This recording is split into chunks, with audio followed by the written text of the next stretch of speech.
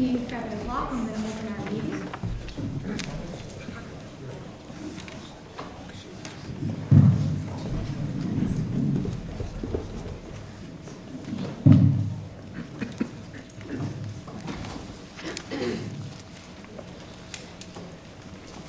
So first I need to make a quick comment. Shut it off again. Katie? Keep talking. Not yet. Where that microphone's coming from. Go ahead, try and talk. How's this? Better? Go on. So recently, I made a public comment about town employees regarding a very controversial project. I would like to apologize, as it was not my intention to hurt feelings, reputations, or make accusations. I should list my reasons and excuses, but that would be hypocritical because I always tell my children what Benjamin Franklin said, never ruin an apology with an excuse. Thank you. Okay, we have a couple of bills.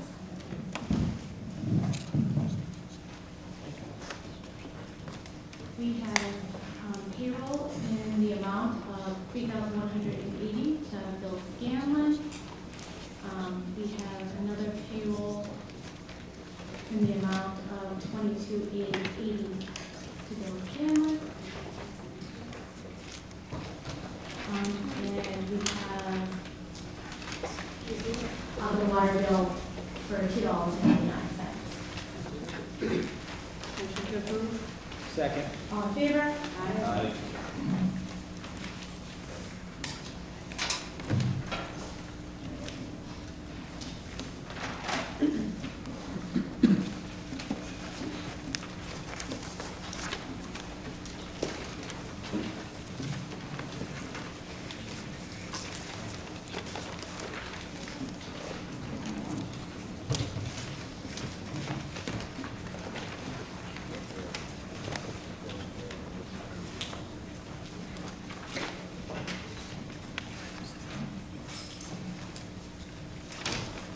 Is there something I need to read?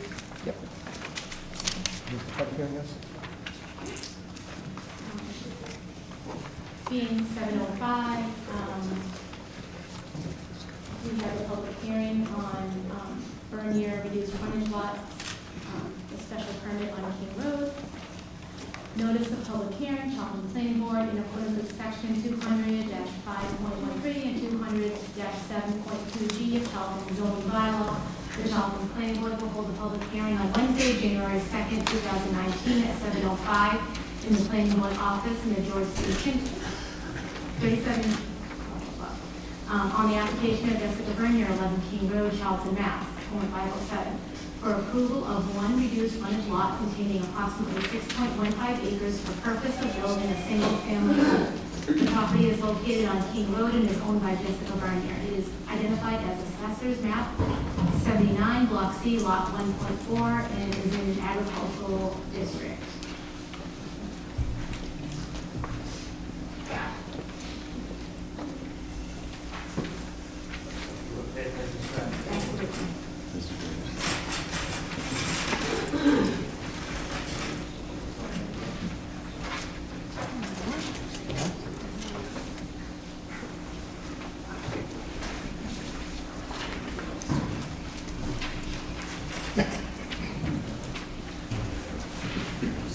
Good evening. My name is Brian Salo. I'm with Salo Construction Company out of Dover, Massachusetts. I'm here to assist with 9 King Road for Ms. Jessica Bernier. We are seeking a special permit. This is an existing lot. It was created back in 2002. As of right now, we meet all the current zoning requirements. We have 50 feet of frontage. We have approximately 268,000 plus square feet of additional acreage and 79,000 square feet of upland on this lot. We're able to ultimately produce everything on this land and ultimately definitely no resistance. We're not asking for any waivers. We're looking to be granted a special permit. And I'm happy to answer any questions if anybody has. Yes, I believe this lot had received a reduced frontage lot special permit previously, around 2004 or 2005 or so, and it lapsed due to the owner not being able to move forward with the development of the house lot at that time. So this is actually a resubmission of that plan, which the planning board had previously approved. And the building commissioner and I reviewed this plan, and it does conform to the reduced frontage lot special permit requirements of the zoning bylaw.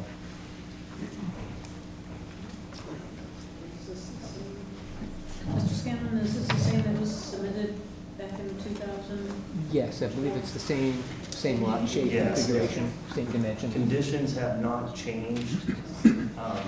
There was a special permit granted at one point in time, and unfortunately, the project never went forward due to a death in the Bernier family, so it had stopped at that point. And then it had expired after 2 years. Okay, thank you. Any other questions? Any audience questions or?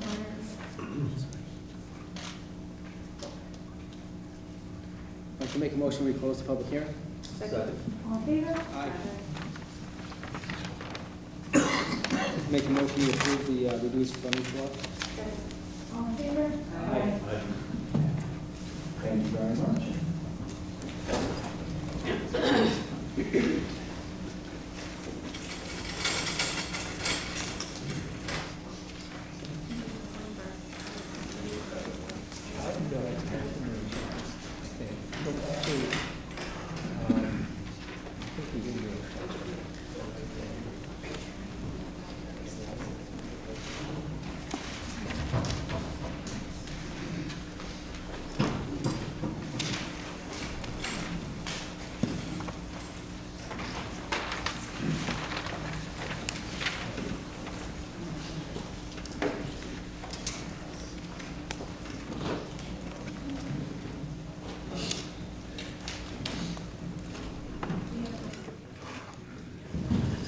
We have to hold off a few minutes for that. Yes, it's 7:15, so it's not long.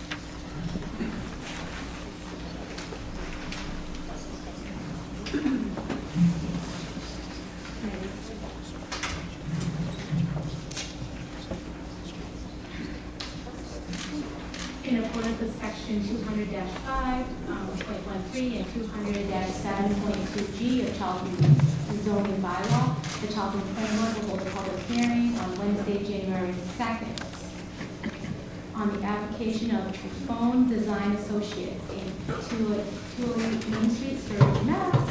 01566 for the approval of one reduced frontage lot containing approximately 8.41 acres for purposes of building a single-family home.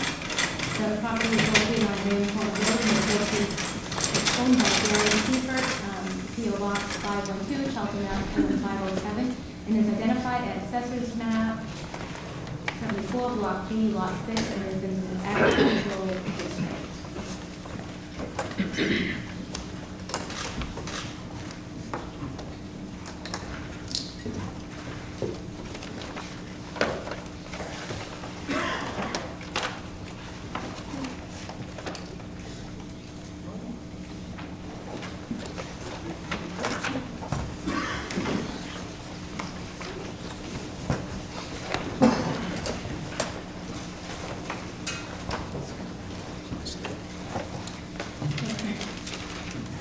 Hi, I'm Alvin Boney.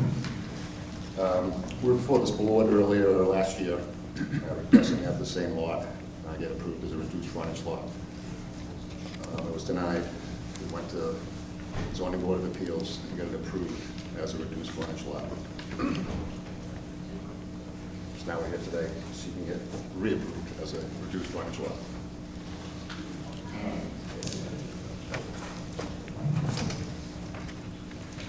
Has anything changed from the?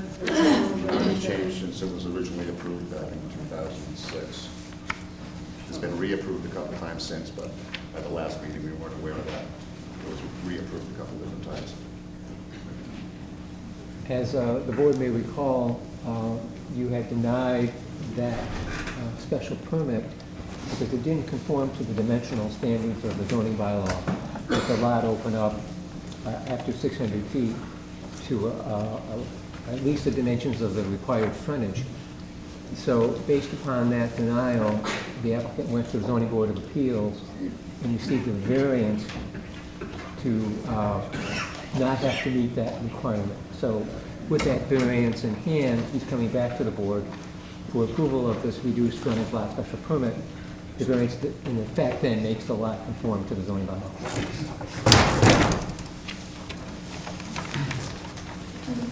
Any comments from that? Any more board questions? Any questions from the audience?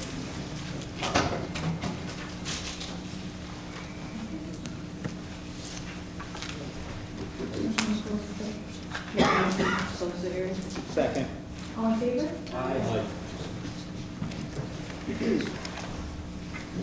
What should the purpose of this ZBA zoning board of appeals approved it? We have that letter.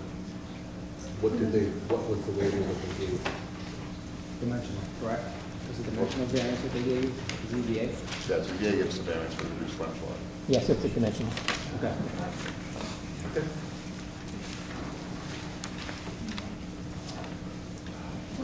We have a motion. I'd like to make a motion to approve the reduced frontage lot. Second. All in favor? Aye. Thank you. That's it, thank you.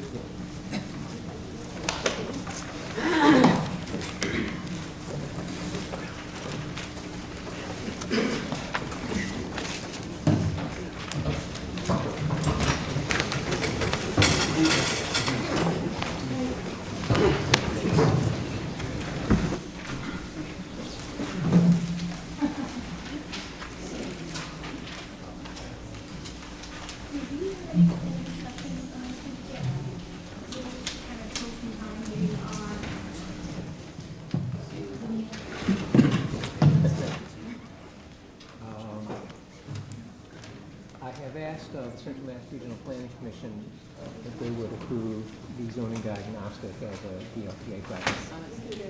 And they have come back and said that they would like to sort of modify that request. Can't hear you there, Bill.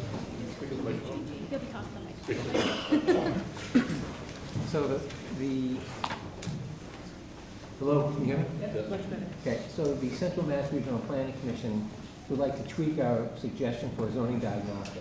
They'd like to treat it more as a regional case study of how communities would go about doing such a study.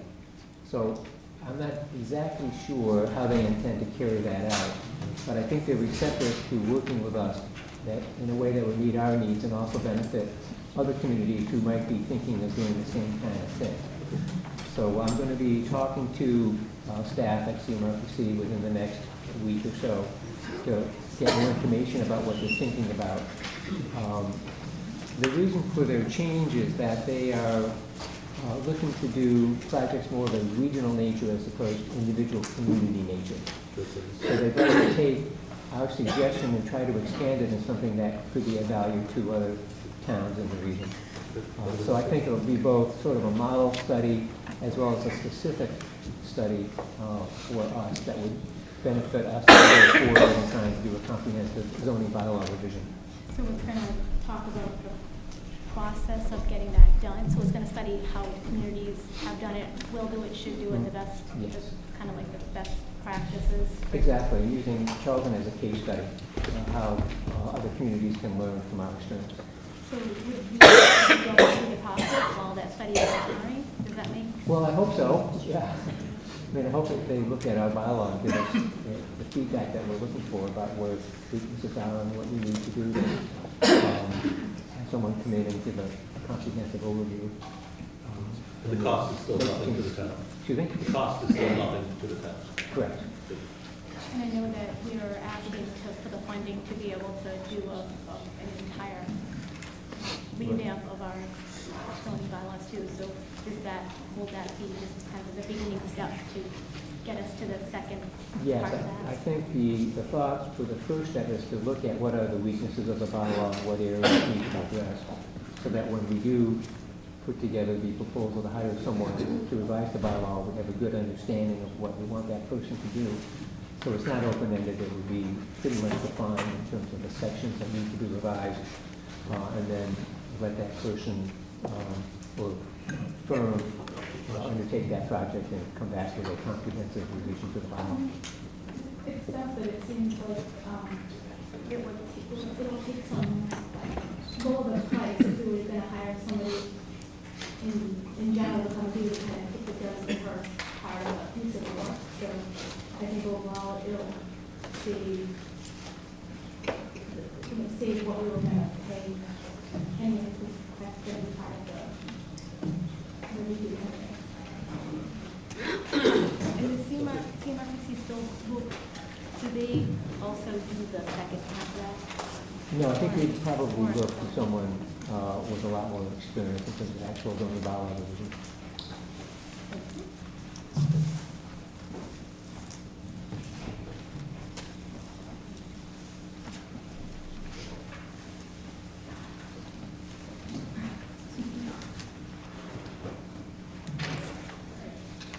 So we are going to open the continued public hearing for Curtis Hill Estates, the reduced frontage lot, with common driveway special permit application. Good evening, George Curtis, I'm an attorney in West Boylston. I represent Curtis Hill Estates. This is a continued public hearing on a application for special permits for reduced frontage lots, for 3 reduced frontage lots.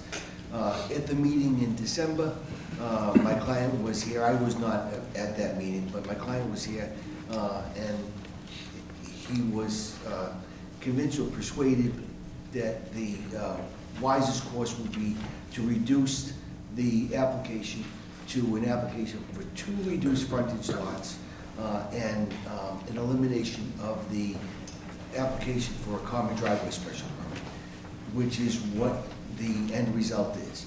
My client has since filed plans. I understand the plans have been reviewed by engineers, have been reviewed by Kurt Miskis. They've reviewed the plans for conformity with the statute, with the bylaw.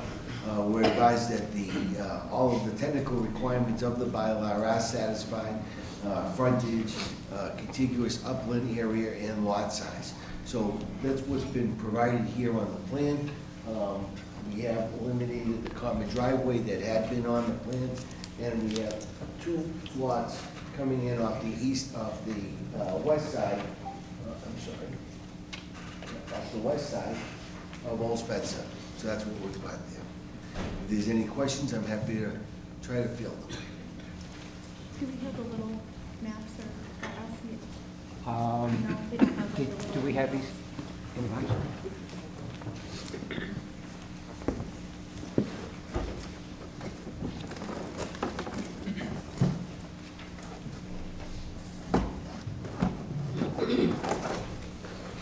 In the meantime, do we have questions from the board? I just asked for the smaller maps so we Yeah, I can don't see think it. take a look at that. Would you want me to approach with it, if I might? I don't see them. We don't have. Want me to just We would love it. test my... So this is the, This is the site, plan. This is the revised site. Me and our plans are on the other side. So, if I can just have the board, this, originally we had three lots planned all over here with a common driveway coming up to service this lot and that lot. There was 2 lots over here, and then there was a lot over here that was serviced by an independent driveway. This common nature has been eliminated.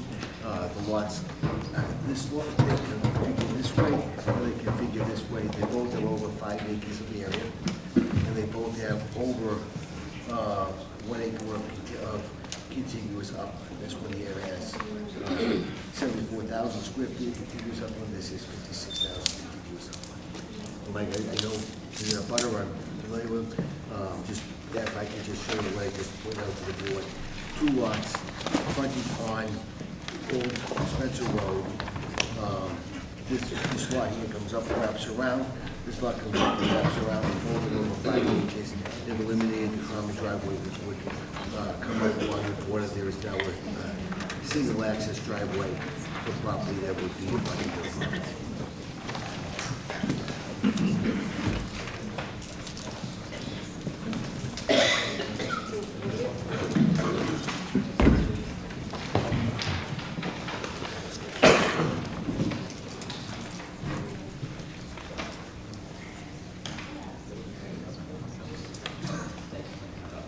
Want me to just return? Thank you.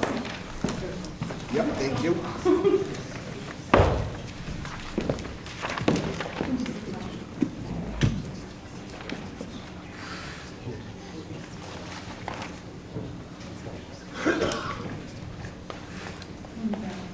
Taking out the common driveway, make it such huge. so what is, the chair, what is the place in the remaining land that's now not part of this one? So that one, if I can show you on the A&R. That still is, there's no plans for the development of that at this time. It's remaining land, all of the lots, there are 2 lots, common lots, B and C, those both would conform with special permit requirement. On the A&R plan, lot A is identified as non-buildable lot. Whether it's ultimately able to be divided will depend upon either subdivision regulation or additional zoning relief for that portion of the property, if that's the way the client decides to go.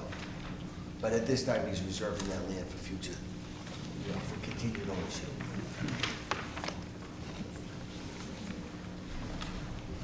Bill, did you hear from Kurt on this, or? Yes, Kurt has no further comments on this plan. It technically conforms to the requirements of the bylaw.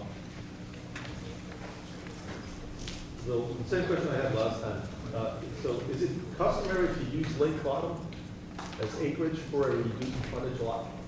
Because looks still, most of this property is pond. Most of the 5 acres that make up this reduced frontage lot are pond. Is that common practice? Land underwater, that is, how does your bylaw read with regard to the computation of area? I don't believe there's a requirement that says it has to be dry land. There is, I understand that there is a requirement for a minimum amount of contiguous upland. So whether it's land underwater or was a wetland, it's it does provide, these lots do provide for sufficient land, contiguous upland which is non-resource there. There is nothing in the bylaw that prohibits use of a lake, provided it's privately owned, to constitute land area for that purposes. A lot of towns would say lot area is such and so quantity, 30% of which has to be contiguous uplands or something like that. Your definition of lot just says an area of land in one ownership with definite boundaries ascertainable by a deed or plan and used or set aside and available for use as the site of one or more buildings. So a pond would constitute that. I think if a pond were on a piece of property in whole or in part, it isn't deleted as a result of that definition from the computation of area. Okay, so that the pond is divided between these two. They share. We should maybe make sure we flag that, to look at that, maybe that's something that the board should think about as we move on. Yeah, a lot of towns use the circle approach so that the lot has to be capable of containing a circle of a certain radius, or a radius within which all the land is upland. There are a lot of different approaches.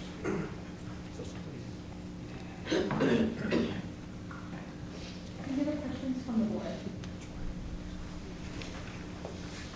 I will open it up. Questions? Yes.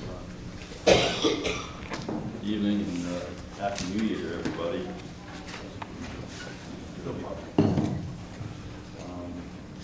I guess I'll just start out. Name and address, please, for the record.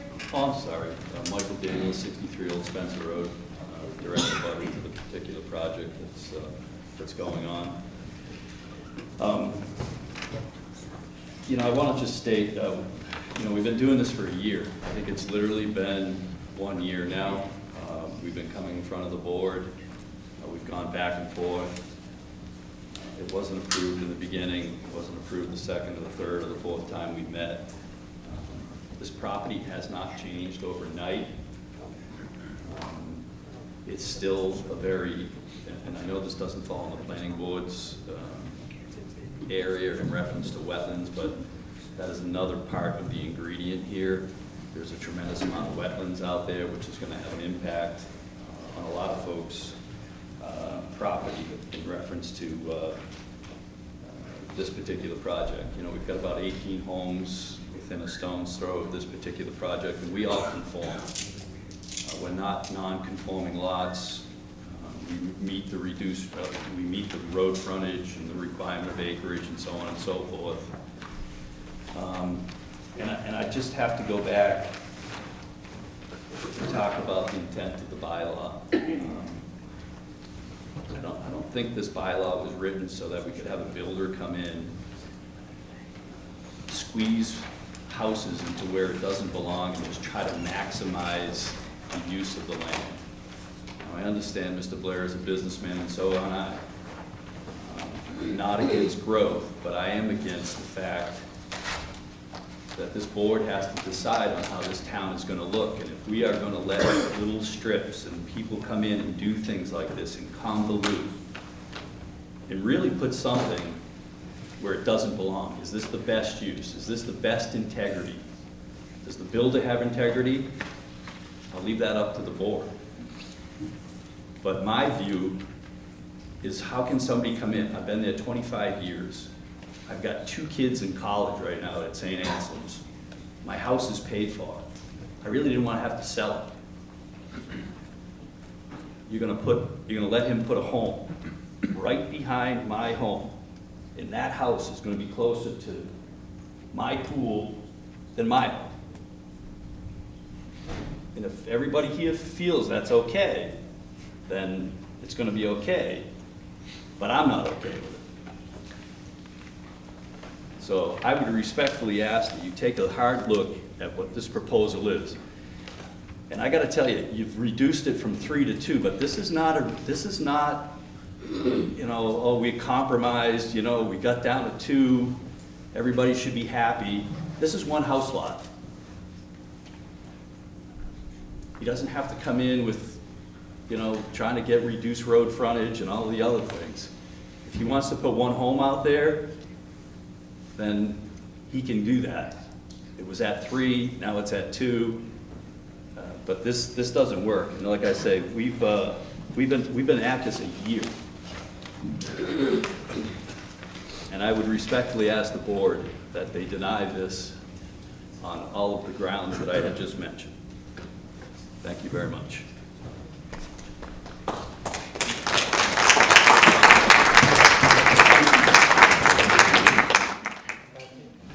Can I make a correction? Further examination 3.3.2.5 is a dimensional requirement, and I have no idea what the dimensions of this lot are or the amount of wetlands on it, but it says 2/3 of the total land area of every building lot must be free from wetlands, as defined in Massachusetts. So that's a requirement that not more than 1/3 of the lot in question is a wetland. I take wetlands to mean the resource areas, land under, banks, bordering vegetated and isolated, but not the buffers. And that's on page 27 of the bylaws on this. According to Kurt in your review, they do meet all of our, Yes, the bylaw says that you must have upland equal to 2/3 of the minimum lot size of the district. So the minimum lot size is 60,000 square feet, so therefore you need 40,000 square feet of upland. And both of these lots have at least that amount of upland. So when we were looking at the 3 lots, they also technically met the requirements. So if we had approved that, we would have been within our own guidelines, but it seemed like they were, trying to do the whole, 20-pound container within a 5-pound bag. It didn't seem right. So we did have a discussion that the compromise would be the fair way to go and make the lots look a little better. I think that this configuration is a much improved. I don't know.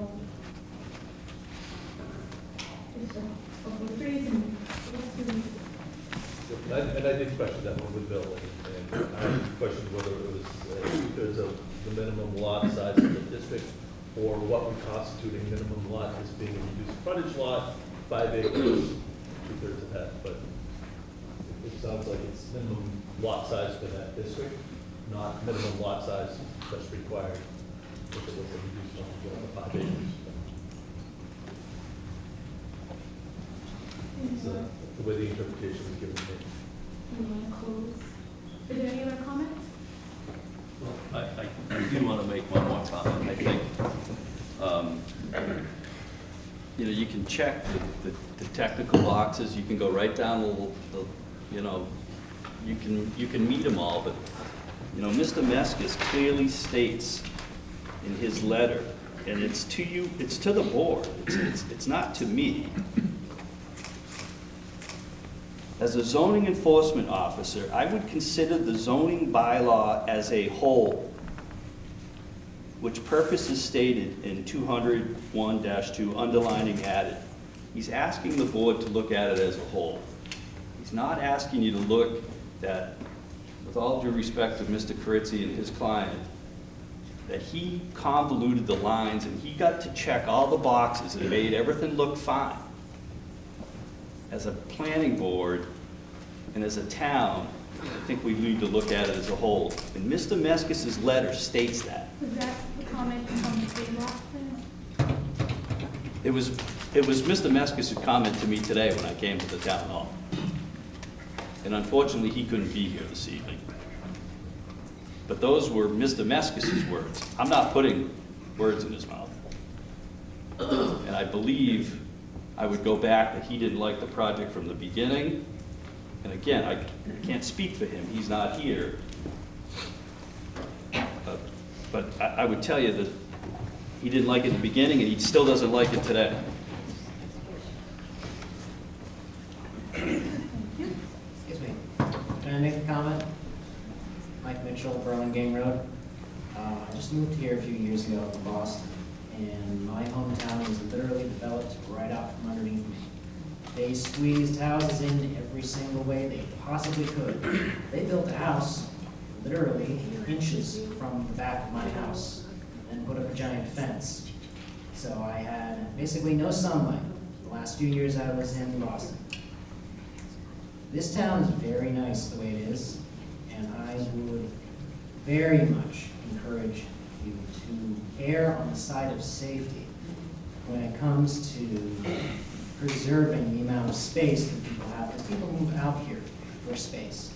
They move out here from the city and even commute to Boston, which is a pain in the butt, just so they don't have to live a stone's throw away from their neighbors. Good space makes good neighbors.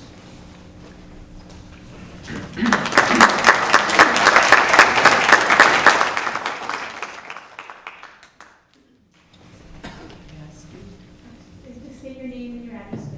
My name is Alita Rohr, and I live on 194 Burlingame.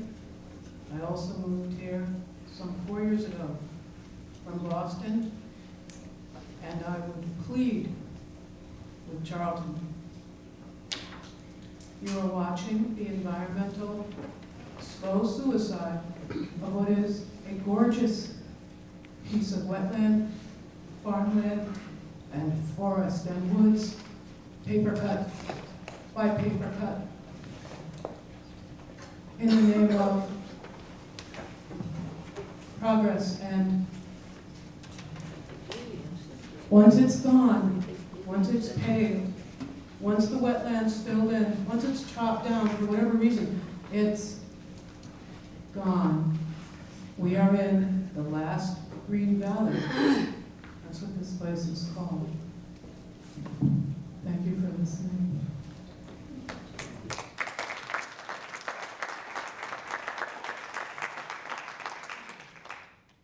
Madam Chair, just a quick synopsis as to, I know we've gone through the whole argument, but would a property owner, like Mr. Blair, purchase property and considers development of the property, they look to the bylaws that are in place for guidance. What alternatives are in place? And Charlton provides an alternative development, alternative to the conventional sites. And one of those alternatives is the reduced frontage, giving larger lots with reduced frontage. And that's what he's applied for here. That's the reason we've done this. And although, you know, it's been suggested you don't just check the box, you do check the box. You do make sure that you comply with all of the criteria of the bylaw. Recognizing that the board still has to make the decision. The bylaw gives this board guidance, gives this board an idea as to what are we looking for here? Are we looking for, in certain circumstances, we're gonna allow reduced frontage, larger lots, if you meet these criteria. So, part of the design plan, they configured the lots to meet that criteria. We respectfully request the special permit for the 2 lots as applied.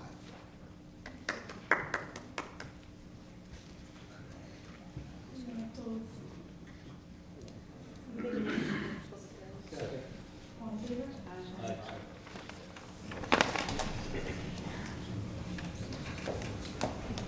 So, can I ask a question? Yeah. So there is a lot of wetland on this lot. What is the recourse to the town should that get disrupted and you get water flowing onto the streets? Because it not being a subdivision, is that?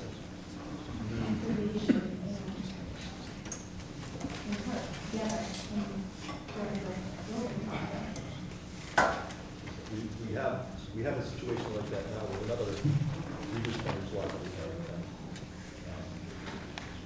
Water flowing onto other lots from that subdivision that's causing problems. What is our recourse? Because there is a lot of wetland on this. And if you've got 2 houses on this and two systems, you're going to disrupt that flow. That's going to happen. What do we look at? How do we prevent that?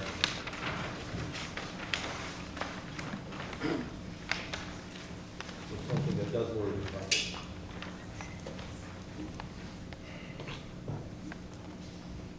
Well, the zoning bylaws are telling us to do something that's dangerous.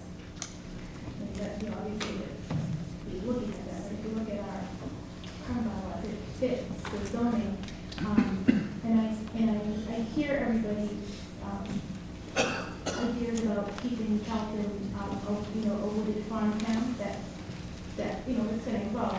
And we have pretty large lot sizes where we're very conservative when it comes to making sure that we don't have houses on top of each other. So We do, but in this case, those houses are a small portion of what these large lots are. And they're basically grouped right together within the reduced frontage area of those lots. The large portion of that lot doesn't equate into that.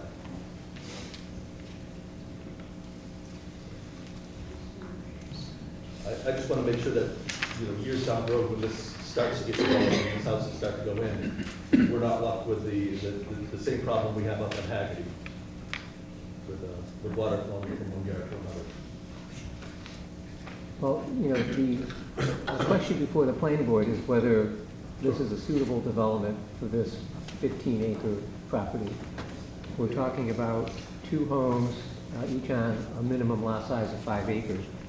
In terms of the environmental impacts, the Conservation Commission would review any impacts on the wetlands and would issue an order of conditions which would require that those wetlands, any impacts to those wetlands would be mitigated, and any loss of wetlands would be replicated adjacent to other wetlands on the property.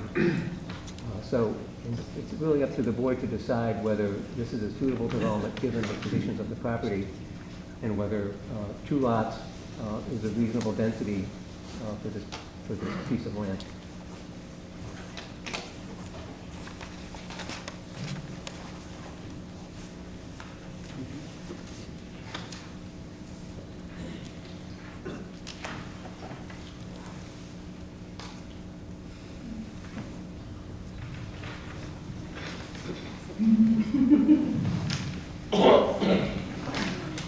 Just wonder, we can't tell anybody where to put a house, correct? This is what is in front of us right now, it meets everything except for the frontage. And these other houses, the other plots are already built? these 2 pages are a little bit different because, Okay, these are already built, right? yeah, So the only impact to this is going to be 2 lots that we are looking at. Exactly, and this lot has a lot of water, but the houses here are already here, so They're I don't think, there already. correct, so I don't think the concern amongst the abutters is so much water impact as it is simply proximity, but they're meeting all the requirements that they've been asked to meet. Okay. I just want to make sure that we were looking at Absolutely. houses that are already built and not future coming in. Okay. and I feel we can't not approve something because a house is going to be close to someone else's house if they meet all the other guidelines.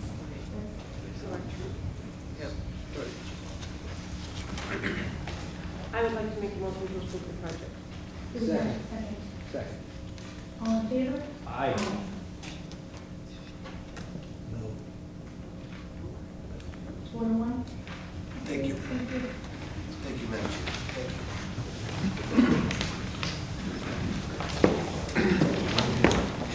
Leave that A and R in here for endorsement, you're gonna do that now. How to do that now? Yeah, let's It's sign it. okay, I'll bring that. And thank you for the input that I've never heard that.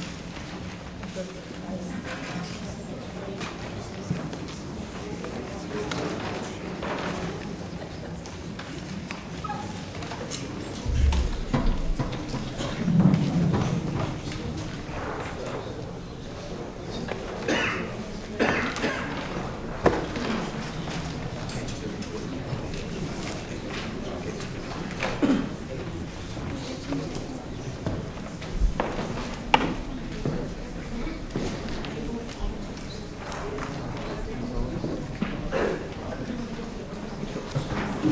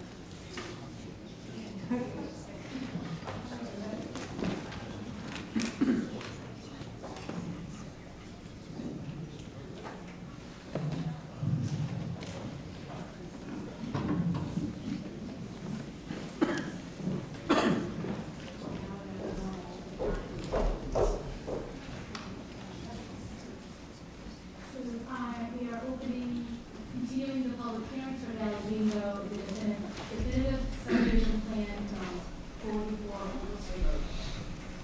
We have a great review.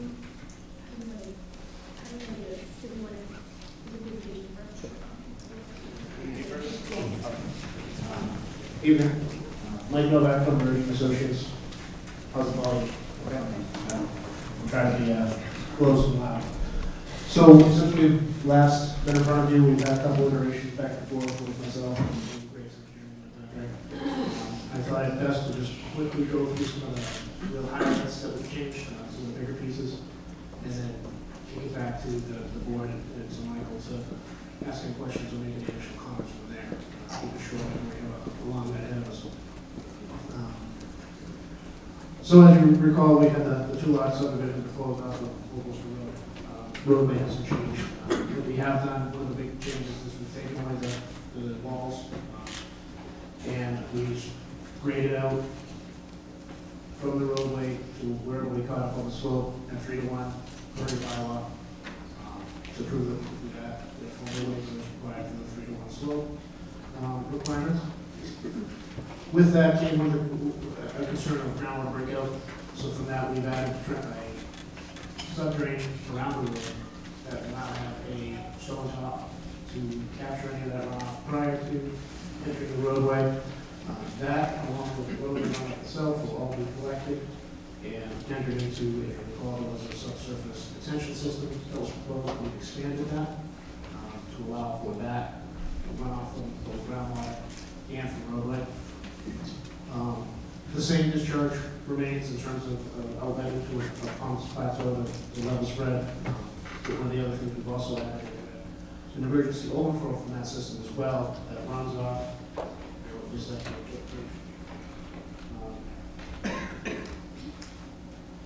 I'll come in a second and show you, but I'll explain first. This runs to the west and hugs the railway and will. Yeah. Do we have small versions of these, so we have a clue what is? No, I have two larger plans sets if you'd like to give those to you while you're looking. Do we want to have this section of table? I just have a hard time envisioning things on. Sure. We kind of wrapped all this up earlier today, so. Yeah, we actually came in to the final comments. We have you yet, so we would like. Yes. So if you could bear with me a second, I'll grab the plan. Okay. Pretty plans up too. So I'll quickly go through this. There's one or two other highlights I just want to mention. Look at it and then answer any questions. So just to finish that statement, there's a pipe, network of pipe manholes that bring us around to the west along the right of way to outlet prior to that culvert that goes on over this road. And then some of the other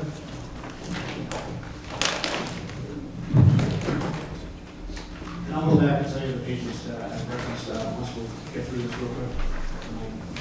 The other concern was the split the slope big one is obviously we're controlling slope stabilization. We had geotechnical and soil study missions along with check dams at incremental stations in order to slow down any runoff and avoid any erosion on that. Those are the highlights. Oh, actually, you can see here, this runs around the element with the head wall and it's flat. Again, for purposes only. So I think with that, it'd be best to just let you either speak with Mike or review the comments and plan quick, and I'll just answer any questions you have from there.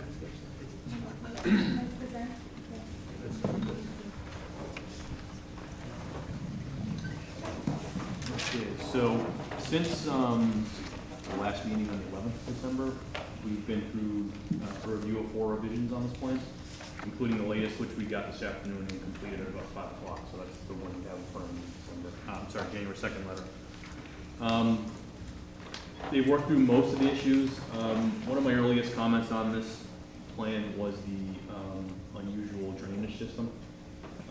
This type of system, an underground chambered system, you would normally see a commercial site plan or something like that, not necessarily a subdivision. And the second element of that is the pump discharge, which makes it doubly unusual. So my earliest concern with that was that's the type of system I have not seen in my career that the town would ever have an interest in taking ownership of if this roadway were to become a public way. And I guess that's still a question. I think the plans have a note that the drainage system is to be maintained by a lot owners association, so the owners of the 2 lots. On the technical aspects of the drainage system, we've worked through some of them. Piece that has not yet been resolved, I guess, is the actual design of the pump system, which takes the discharge from this underground system and pumps it out towards the road. There's a bit of work to do on that. I'm not saying that, I guess my comment was if the board wanted to, I would be comfortable with a condition that design could come prior to construction. The majority of the system, the grading, the layout of the roadway, this new overflow pipe addresses a lot of my earlier concerns. So really the only element that hasn't been addressed is this design of the pump. But for it so wishes a condition that is approval for review at a later time, prior to construction. So that's in my letter. I won't touch on all these unless the board wants me to, but a couple of items on, I guess it's number 10, which has a number of subsections. 10H refers to what I was just mentioning about the design of the pump system and how that could potentially come later. Comment number I, we asked for an O&M plan. Even if this is remain a private system, they should still have an O&M plan, including all the elements of the system and how it will be maintained, including the pump. And the O&M plan that was provided to me today didn't have any information on that. So I would ask that they submit that as well to review as part of the file. So that's an I. I can certainly address any video comments. I doubt the board's had a chance to look at my letter yet, but I can certainly go into anything further or wishes.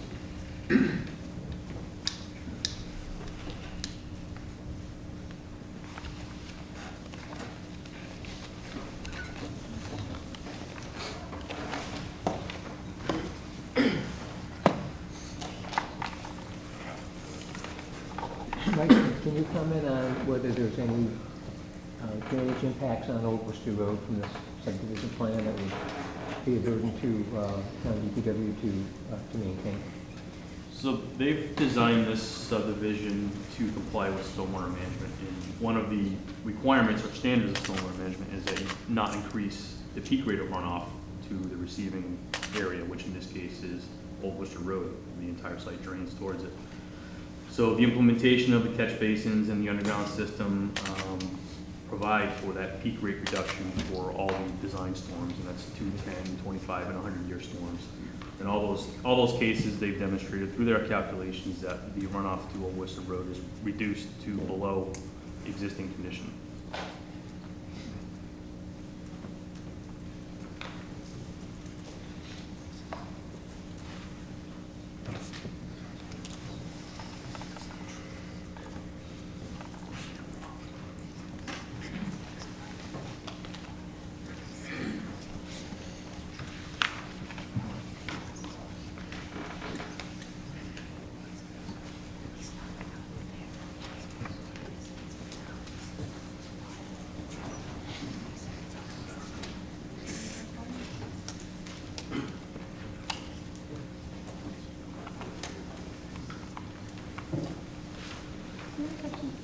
I do. So the only waiver that they would need is for the pump design, is that what you're saying? Or is that waiver that they, or?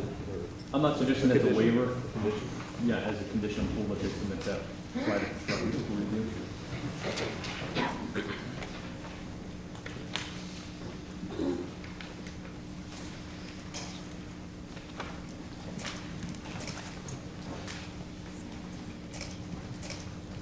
Is that retention area, is that the underground, is it concrete tank, pretty much?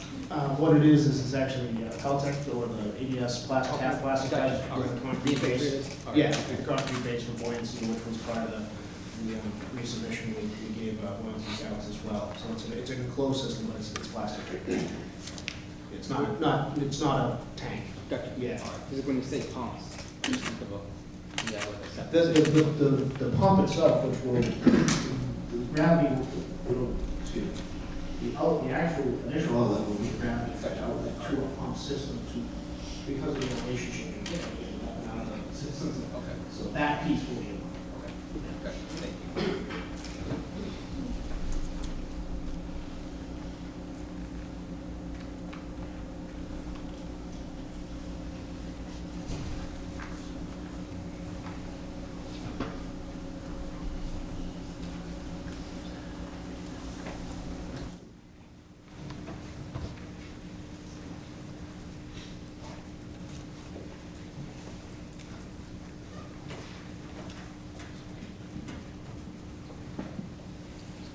So how do we address the maintenance duties that we're talking about? I don't think we're actually sure who currently owns, if it's a public road or not. And we have the town may not want to assume the maintenance responsibilities of such a system. It's still open. I know I said music, just piece of the town. It shows the road acceptance in 1937. Which is that now? I found documentation that the road was accepted in town in 1937. Which one? Well, I think there's two different issues. You're talking about El Turner Road, which is Yeah. separate from this.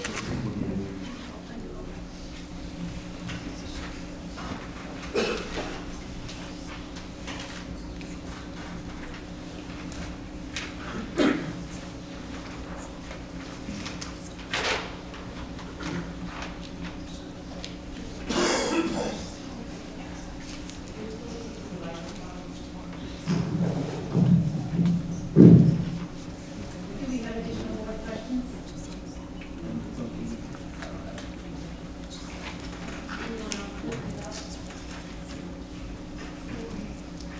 Open it up to the audience.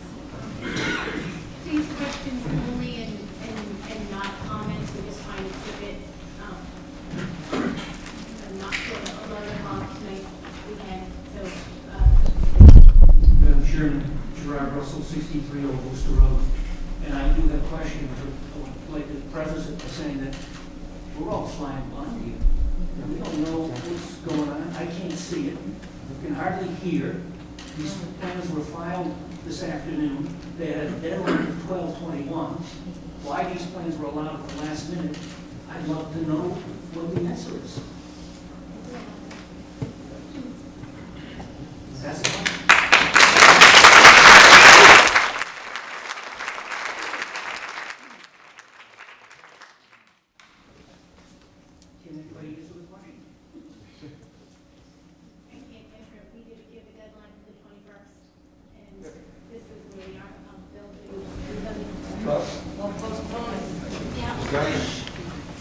Today is the deadline for the decision on the cultivation site plan.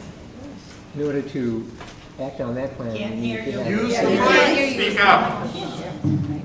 Today is the deadline for the approval of the marijuana cultivation facility. In order to act on that plan, they need to have an approved definitive plan.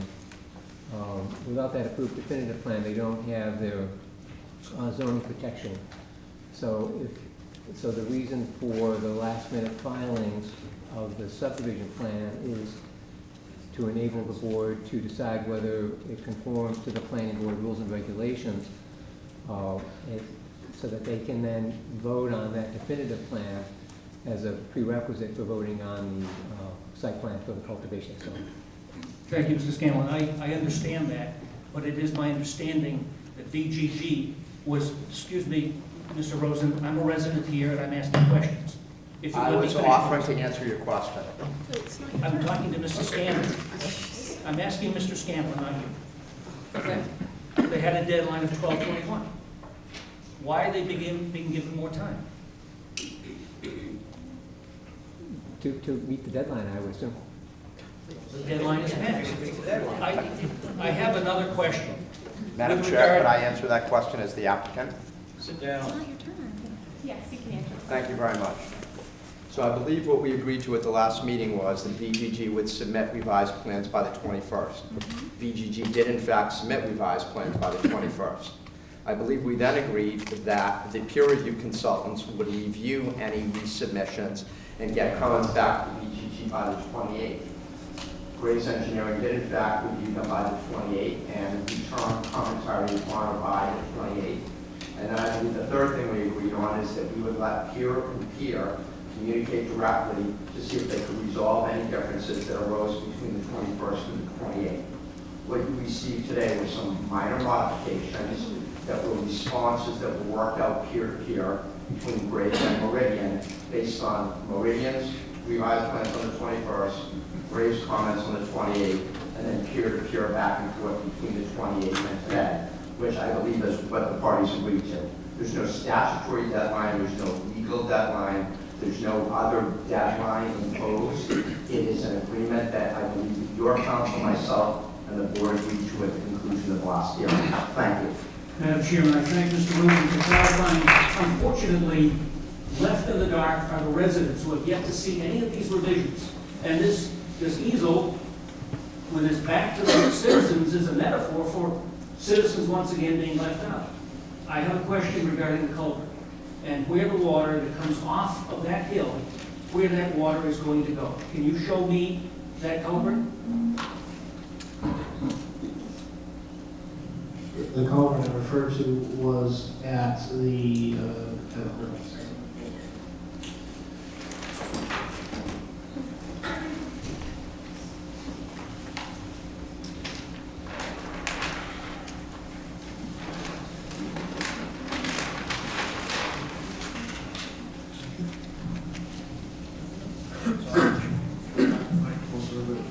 Can I make a suggestion, please?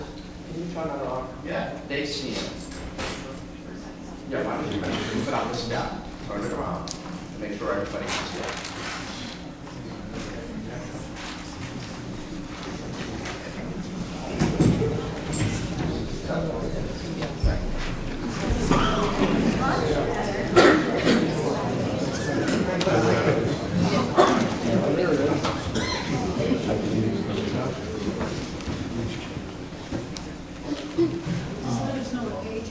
Sure, we were looking at page 3 of 13, the Rapid Conditions Plan. And the culvert that I referred to for the emergency overflow outlet was in the area of the western portion of the site where the last avenue is.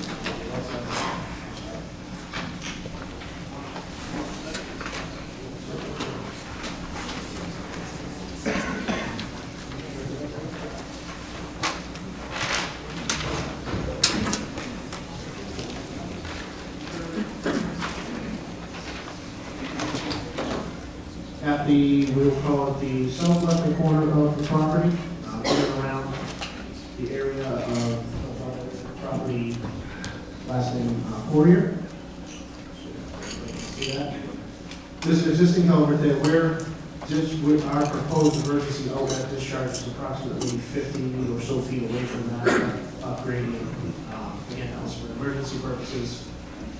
That elevation, that outlets that system is above the 100-year elevation of the system, the detention system. So again, emergency overflow. That was in response to concerns of groundwater and stormwater happening in a relatively the same time frame. So that was put in as a precautionary emergency. I think that was the answer to your question? Well, there's a culvert directly in front of my house, and that is where the definitive subdivision plan has the cul-de-sac. How does that culvert figure into your plans in the definitive subdivision plan? Because the definitive subdivision plan doesn't show that cut out of the hill on the southwest portion of the property. Would it be all right if I asked the gentleman to point to the area? So we're talking about, say? This is Old Worcester Road. This is your house. This is your cul-de-sac. Where is the water from this construction here? Where does that water go after it leaves the property?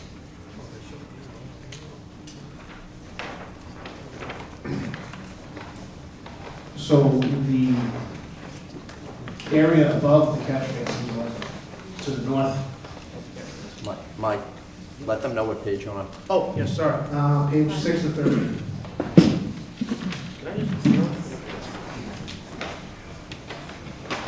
So I'll talk in a point, so for your benefit and make it here for their benefit. Set of catch basins at the throat of the cul-de-sac.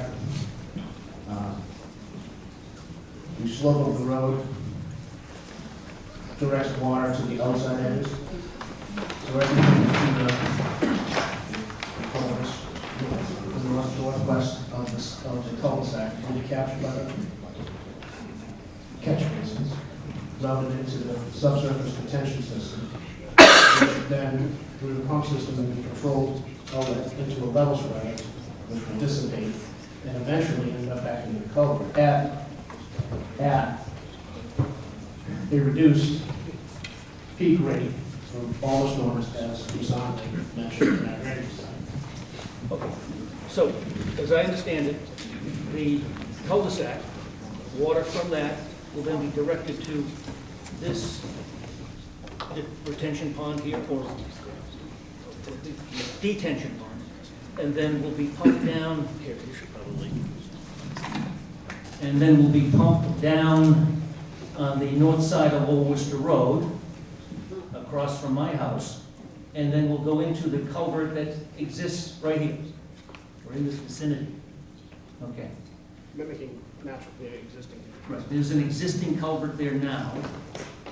That water goes to a manhole which is on my neighbor's property, about 5 feet onto my neighbor's property. That pipe, which is a town pipe, then goes down the property line between 61 and 63 Old Worcester Road. Then it goes onto my property, number 63, and all of the water from that culvert empties onto my property.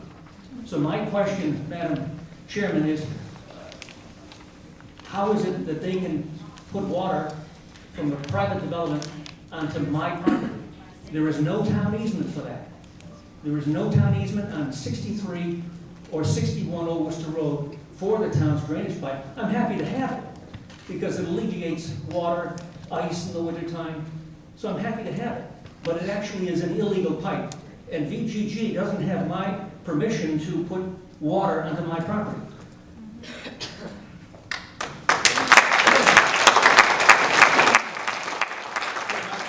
My question, Madam Chairman, is under what authority would they have to put water on my property, and under what authority would the planning board have to approve a definitive subdivision plan that would damage my property?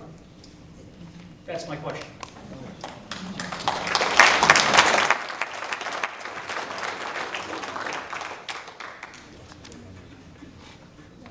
I know that you saw the email about how the video of that water. I'm a layman here. That's gonna I'm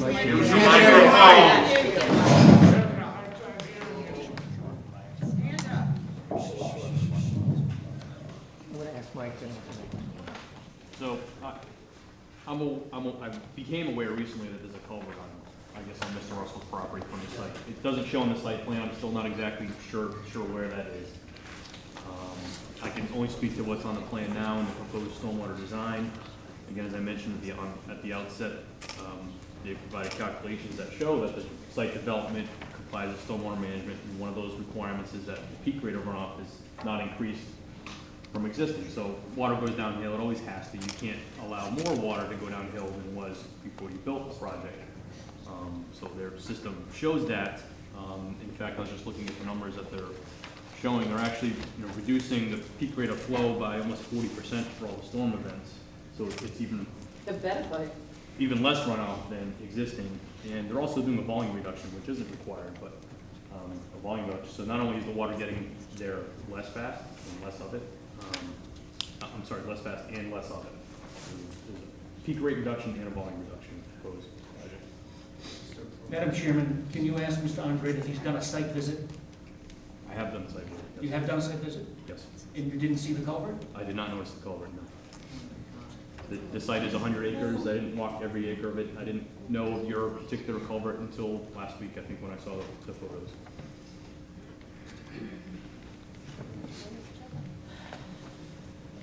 So, I have a question. Is the culvert that their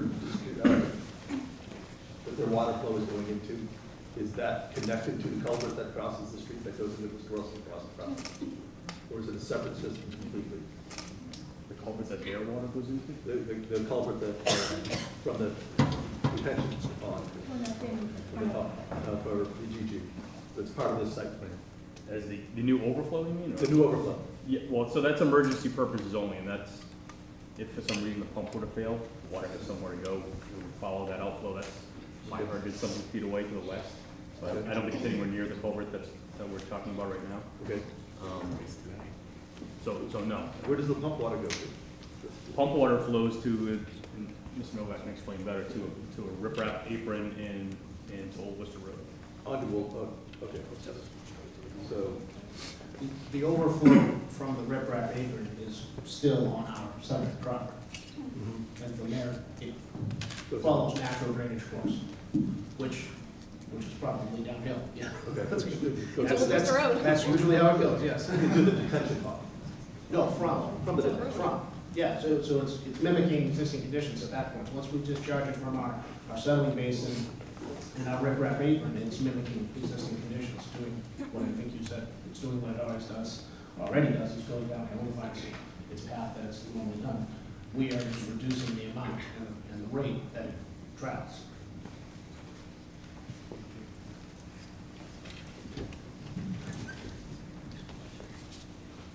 Kristen Costigian, Carroll Hill Road. I have a question.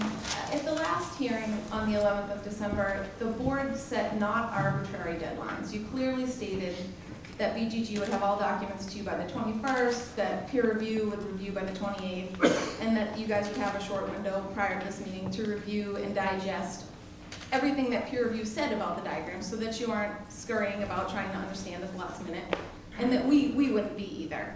I want to point out that the last document posted on the town's website is dated the 17th of December. Nothing new has been posted, and that the date on these documents is they are dated and signed by Meridian January 2nd. So I have a very hard time believing that these documents were sent in by the deadline.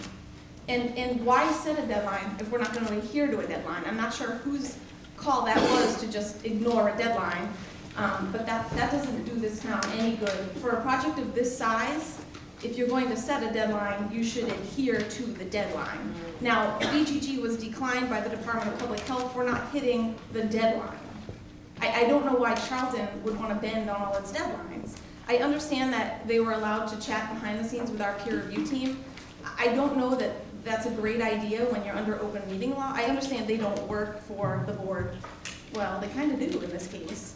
And the board is under the constraints of open meeting law, so why would we allow back and forth behind the scenes and then at the last minute, at the last hearing, the 8th hearing after a month extension, here's the grand plan, we'll unveil it and you can all see it in tiny print from 50 feet away, while we can't even really hear because the acoustics in here are tough and there's only a handful of microphones.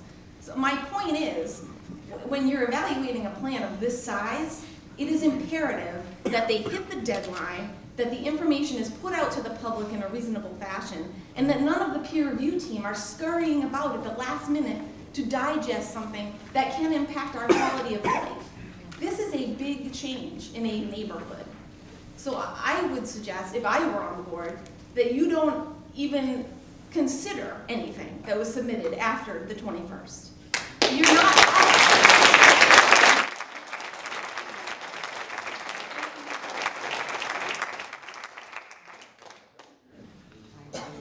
I have an engineering question about the pump system. So I've never heard of a municipality having a catchment basin that is then pumped up for stormwater collection. Are you familiar with any system that's been installed like this, that you're suggesting that they might have that as a condition, but has that condition actually been met in any other circumstance? I mean, I've never heard of a stormwater retention pond being pumped. Right, so through the board, I think I already commented on that. This is a very unusual situation for a subdivision. I haven't seen it in my career for a subdivision site. I've seen it for commercial sites. And to your question on the pump, no, that pump is not designed yet. It needs to be still designed. So it's not been in use for a subdivision, which is being proposed here, and we don't know what the specs on that are to be able to comment on it. So I can only speak in my experience what I've seen. I haven't seen the system. Right, I haven't heard of it either, so thank you very much. And then my second, I would just echo the concerns about deadlines and the lack of respect that this appears to demonstrate toward the town citizens is very concerning.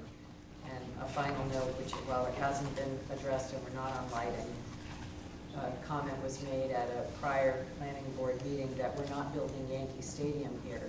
But I actually went and looked up the square footage of Yankee Stadium, and we are building Yankee Stadium here. So we should take every caution to understand that we're building something the size of Yankee Stadium in the neighborhood, and we should be respectful of that as we proceed through this process, which should be closing tonight.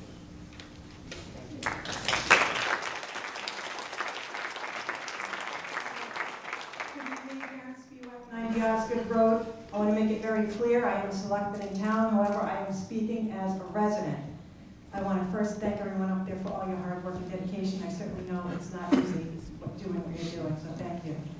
That being said, I do call into question, and I ask maybe through the chair to the attorney here tonight, are we not violating the open meeting law because we are not privy to the information that you are, and this is, in my opinion, is no way to conduct business. And while it may be the letter of the law, it is certainly not the spirit of the law. And given the size of this and what the impact that this will have on our town, I would really like to have a copy of that in my hands so we know what everyone's talking about. So again, I would really like to know, not to put the attorney on the spot tonight, but my understanding was when you're talking about something, it has to be very clear what you're talking about if it's a public meeting and people are watching on cable or in attendance.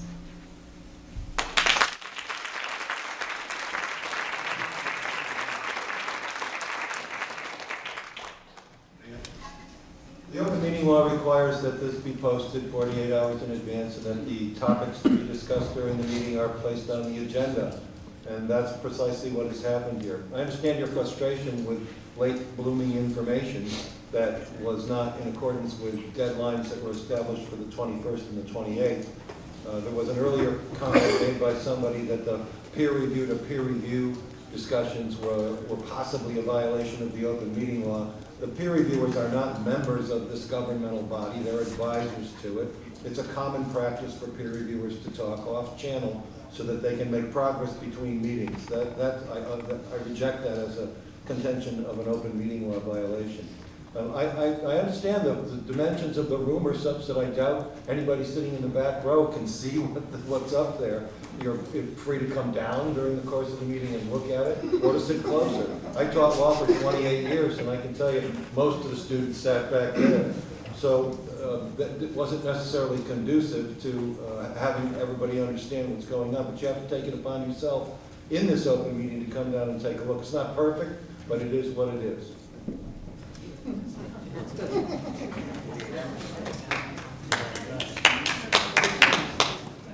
evening, my name is Andrew Watson, I live at 47 Winston Road. First, I'd like to say I apologize for sending an email yesterday on New Year's Day, but as you know, time was short.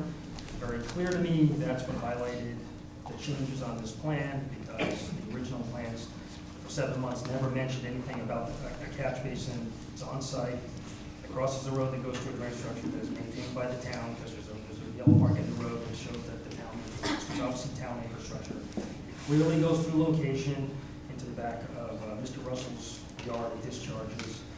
There was clearly no easement for that, so that makes it a legal drainage. If you approve this plan, I don't think you will be able to permit the work, for example, because you cannot permit work that's discharging water on someone else's property illegally. That would mean the town would be liable for permitting something that they shouldn't be doing. So that's number one. Number two, I think that, looking at the last iterations of the plan, and I'm sure this one is no different when you're talking about a pump. I mean, I don't know what's the lift on this pump? The last one was 24 feet. What's the lift on this pump? What's the head on it? I don't know. I mean, is it 10 feet, 20 feet, 30 feet? What are we doing here? I'm not going to comment unless I look. So then you guys draw it? We can't hear you. So anyway, okay, forget it. It's not worth it. Here's the thing.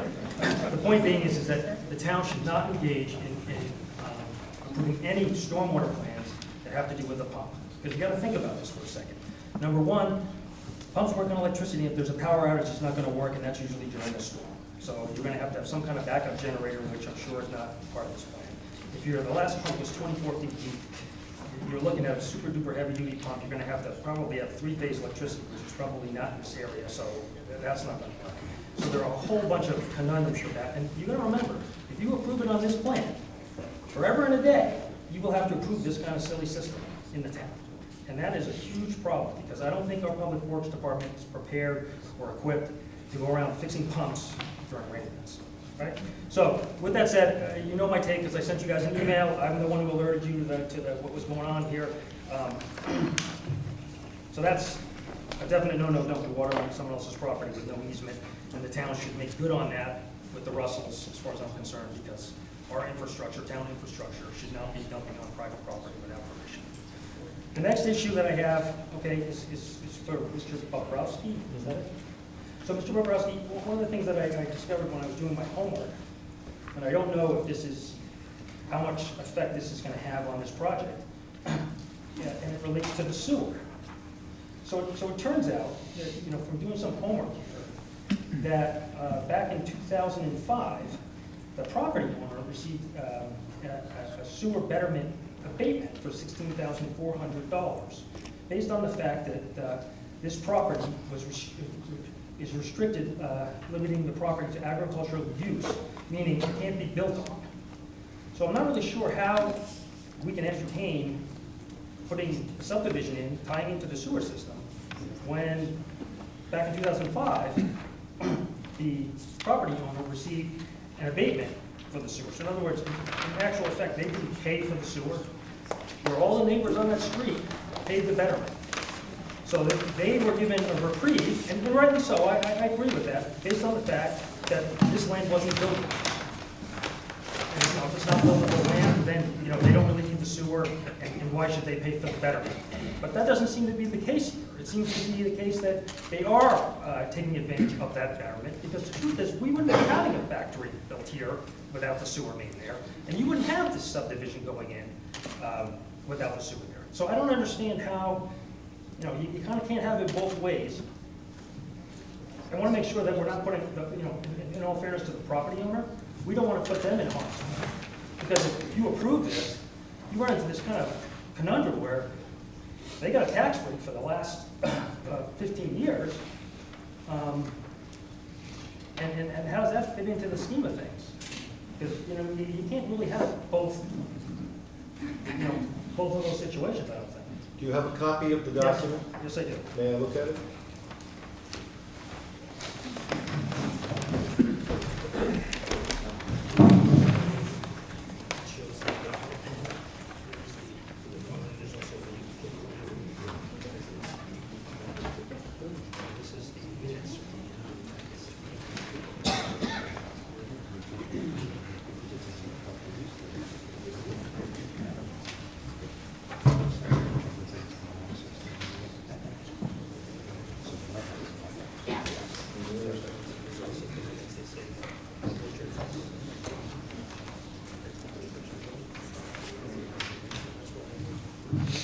Assessed.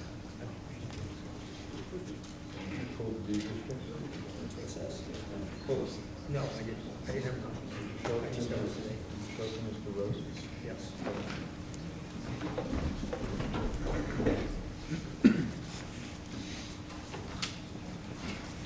This is the ordinance that was applied, and this is the minutes of the meeting once they got that.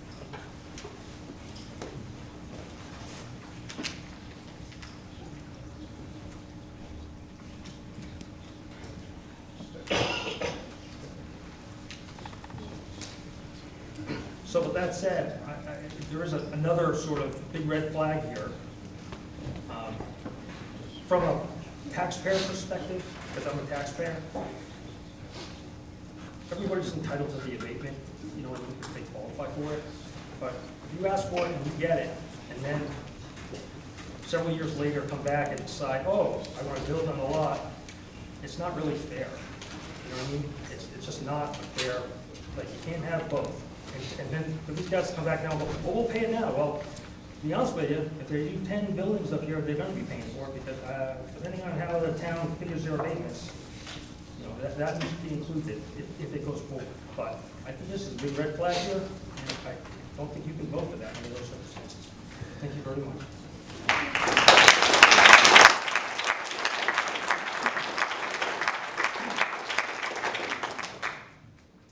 I would ask if Attorney Rosen has any comments, now that we've both seen the document. Both seen some of the document. Based on the limited documentation that we've seen, it does appear that because it is classified as 61A agriculture, that it is not subject to a sewer betterment. I believe we've discussed this previously. 61A is irrelevant to the definitive subdivision plan. Property in 61A can be subdivided. It is in 61A, both lots are in 61A, so you're allowed to subdivide land that's in 61A. If and when we trigger whatever requirements those are under 61A that would cause the property to have to come out of 61A, then at that time we would be subject to all of the rules and regulations inherent with 61A, including if there were a provision that required a sewer betterment to be recaptured, we would be subject and responsible to that. There is also the likelihood that the Mass Department of Revenue would view 61A agriculture to include an indoor greenhouse, in which case the property potentially could stay in 61A. But again, it is not an issue for a definitive subdivision plan, but it is an issue that would have to get addressed prior to pulling a building permit and making a determination as to whether or not future use does or does not qualify for 61A. Thank you. I think it's important to note that the Zoning Act was amended in Chapter 48, Section 3 to eliminate marijuana as an agriculturally protected use thereunder, but 61A was not amended. Go thank your legislature. Maybe they did this intentionally, maybe they just omitted the cross-reference that was necessary here. But as of this time, there's no definitive answer that I know of that says under 61A, indoor horticultural activities of this sort would not continue to be under the ambit of the statute. And just, if I could add to that, the CCC did give a legislative update in July of this year addressing that specific point. And in that update, there was a recommendation from the state legislature that there would be an update issued on that on before December 31st, 2018. They were seeking guidance from the Mass Department of Revenue to make a determination as to how they would view 61A. And I did take a look today to see if a December 31st legislative update had been published, and unfortunately it has not yet. I will continue to check it every couple of days, and if they do publish one, I will send Attorney Bobrowski a copy. Thank you. You were next. I think you were next. I'm just wondering if they're all done. Yeah. Steve Corona, 17 Old Worcester Road. Now, we've sat through eight of these planning board meetings, probably 6, 8, 7, that they all seem to blend together. This seems to be a little bit, this last minute submission today at 3 p.m.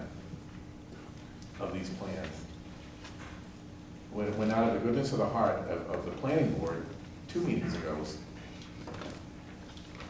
Backing up, 2 meetings ago, a resident actually said, offered VGG the opportunity for an extension.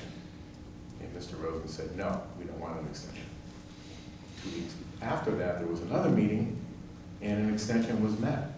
And that extension was clearly identified as the paperwork be filed. The attorneys agreed on it by December 21st. It gives the town until December 28th to look at it.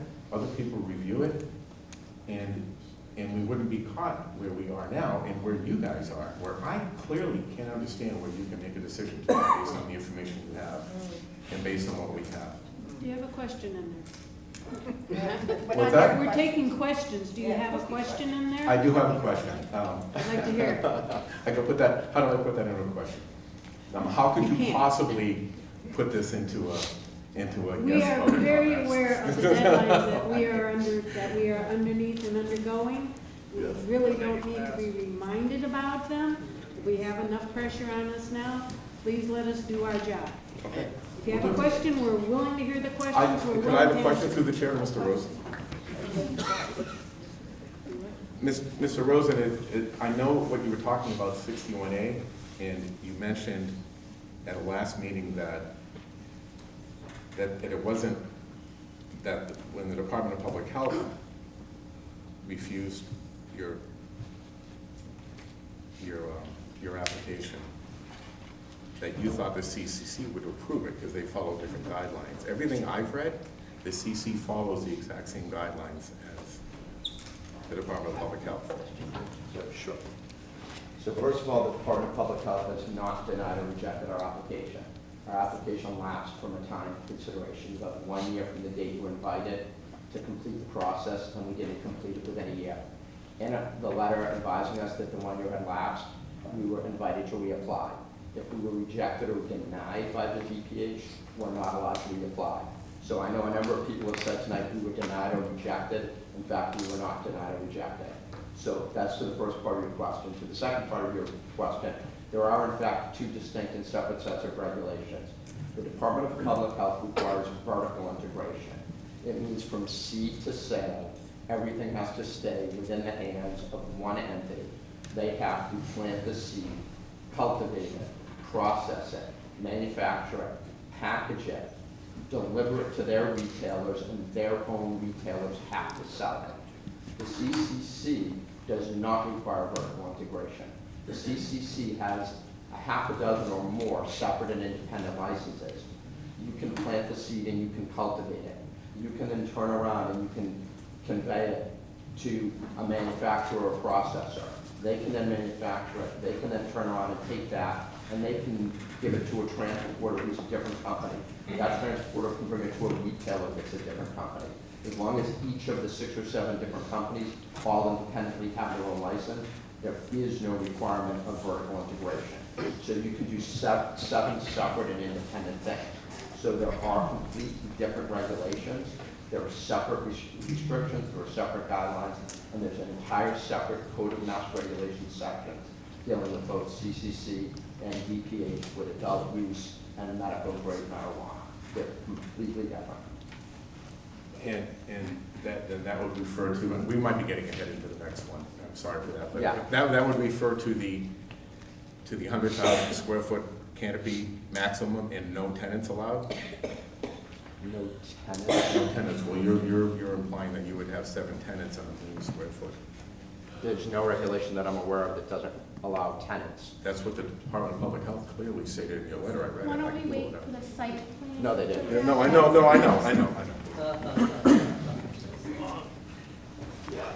Thank you. My name is Adrian Avant, Southbridge Road in Charlton. I'm actually surprised. I didn't know what else to do but come up here and say something. Speak up. I think we've all seen some amazing things in about the past 20 minutes. I know I have. I watched an easel get turned around, a group congregate at the seats, and a group congregate at the table there. I've heard the suggestion of everybody can congregate to read the print. I am astounded at the young lady who could pick up the date. I just had dinner with my wife who couldn't read the menu without her glasses on. I am a little curious, as I'm wearing a black sweatshirt with green letters. I really don't know Karen well enough to address her by first name, but can you read what my sweatshirt says? Thank you. This is advertising. I've done presentations as an engineer to smaller, much smaller audiences using a projector and a laptop so that that does not occur. And I just wanted to express how astounded I am that the man who developed the prints couldn't read his own pump values. I would hope this would be treated as a much more professional project. I guess my question would be, can we be expected to be treated as such? Thank you.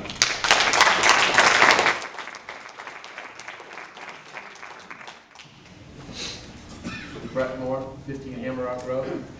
Back to the water issue off of Worcester Road. So from Jerry's property, that water goes to my property. And I talked to LSP two, 3 meetings ago. You directed me to conservation.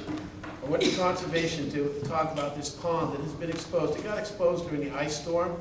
It was under trees before that. It's pretty large. It's definitely from here to the curb. And it was also suggested it might be vernal. It's 20 feet deep, so I don't think it's vernal. The piping to it was built in 1913, so this has been going on for a while, over 100 years. So then after that, conservation said since they didn't have any applications yet, they weren't going to look at my pond and the creek associated with it and all that. They suggested I go meet with DGG, which I did. I think both these guys were. They all remember. I met with them. I sent them my contact information on the 12th. They haven't been able to come down and look at it. They were going to contact Graves and tell them about this new thing that's come up. And like I said, I have the documentation when the piping was put in. It's quite a bit of piping. It was built by the guy that was building the Hammerock Railroad. Yeah, I live on Hammerock Road, yeah. And you can find it in the history books of Charlton. I found it in that book. There's all kinds of documentation in there. You can see the clay pipe that's there. Some of it's had to be replaced. But my pond, if they're going to reduce water flow from Jerry's property by 40%, I'm going to have a 20-foot deep hole in my yard. And that's going to suck. And I don't know what my recourse is. I followed the steps from where you started me. And I've gone to conservation, and Todd says, you got to go here, and I've gone to these guys. Nobody will come to my house. I invite them. I mean, if I have a keg of beer, what do I have to do to get somebody to look at this thing? And it was exposed in the ice storm. So this pond, it's been on Google from the outer space thing for years now. You can see half of this pond. It's not real obvious, but it's big. And I don't want a big hole in my yard. And if they're going to reduce by 40%, I'm going to have a big hole in my yard. That's a lot of water they're going to take away. So I don't know what to do. And I've talked to a bunch of people over the last at least 60 days. And nobody can seem to give me any direction. And it's obviously there. And I don't know exactly if it's 20 feet, like I told the young man here, Michael. You know, I measured it with a string and a nut. Threw it in the water, and then I measured the string, and it was about 20 feet. And it's big. And it doesn't show up on the plans. Nobody's talking about it, but it's going to be empty here pretty soon if they reduce that water flow by 40%. So I just want to know how the town's going to help me out with that.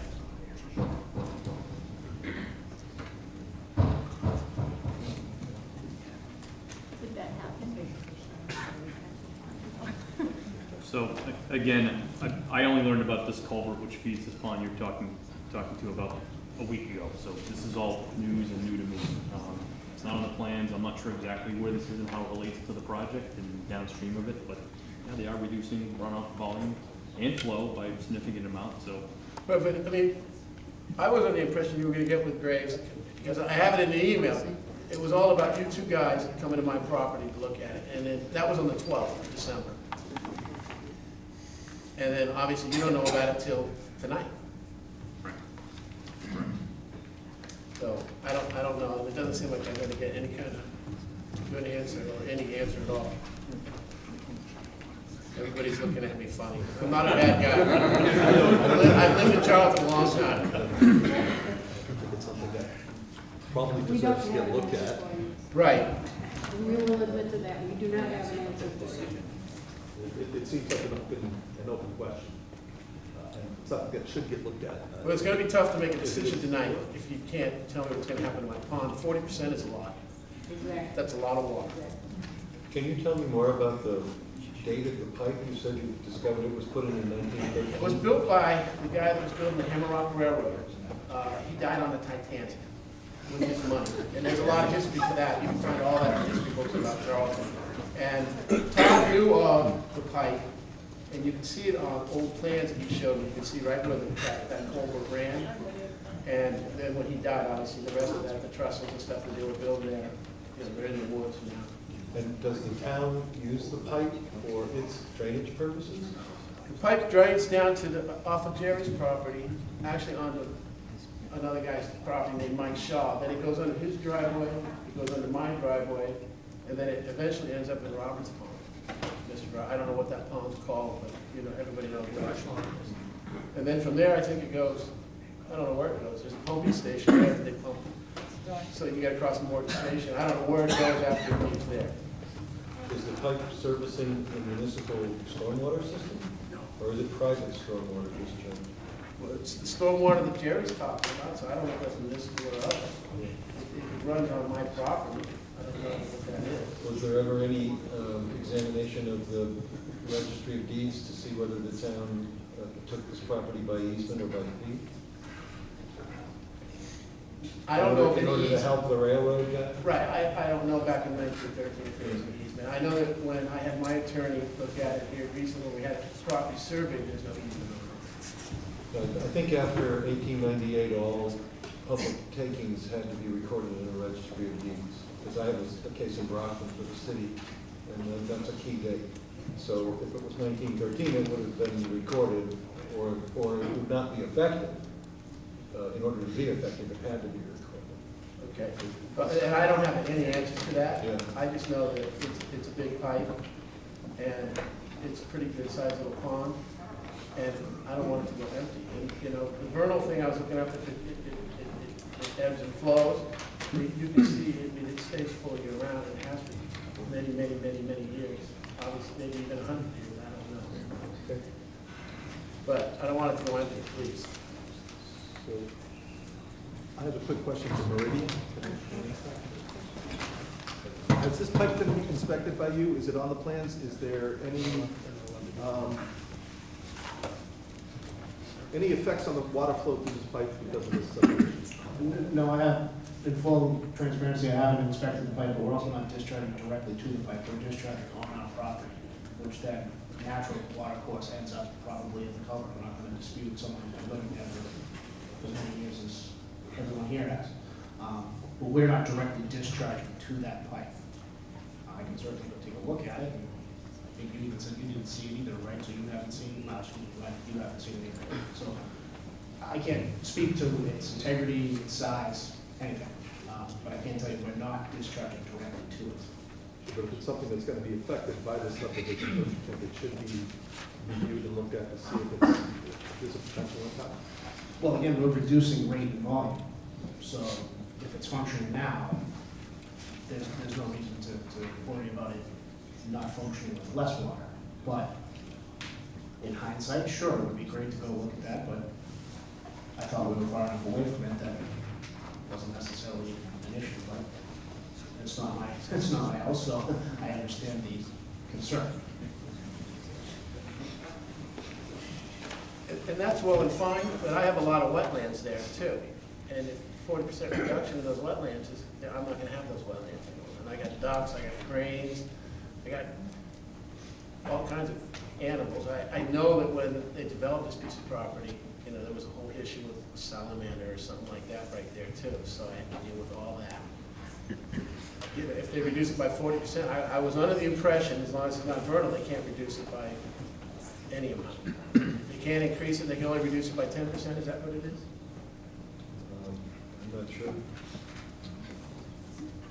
So I mean, any change is gonna screw up everything and empty my pond.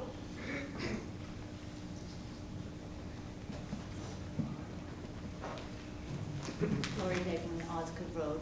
If I could have a point of clarification, I've brought this up in the past, but you didn't have town council with you. Back in May, this was put in as a preliminary subdivision to freeze zoning, and it was for solar. That is clearly not what this project is, so it was merely, was it circumventing what was to happen? Was it legal? The preliminary plan was solar, that's it. So if it was accepted, and now it's changed, what does that do? There's been litigation on that question historically. There was a case in Wayland in which a preliminary plan was submitted for, other than the final product. A preliminary plan is used to freeze zoning. If you submit the preliminary plan prior to the zoning change, which occurs at the town meeting, you can submit the preliminary plan up to that time, close of business 5 o'clock, and if it's accepted by the planning board, and then a definitive plan is submitted within 7 months, it freezes the zoning in effect on the day it was submitted, which is before the vote. The change in purpose in the plan is irrelevant. The statute says that the freeze applies to the land shown on the plan, not to the plan itself. That was litigated in the Brokenstone versus Wayland case. Those of you with Google can look at it right now. The appeals court was reversed. It ruled that the plan, having changed, was not protected. The SJC read the statute more carefully and said that the land shown on the plan is protected, regardless of whether the plan was solar and then became VGG's proposal.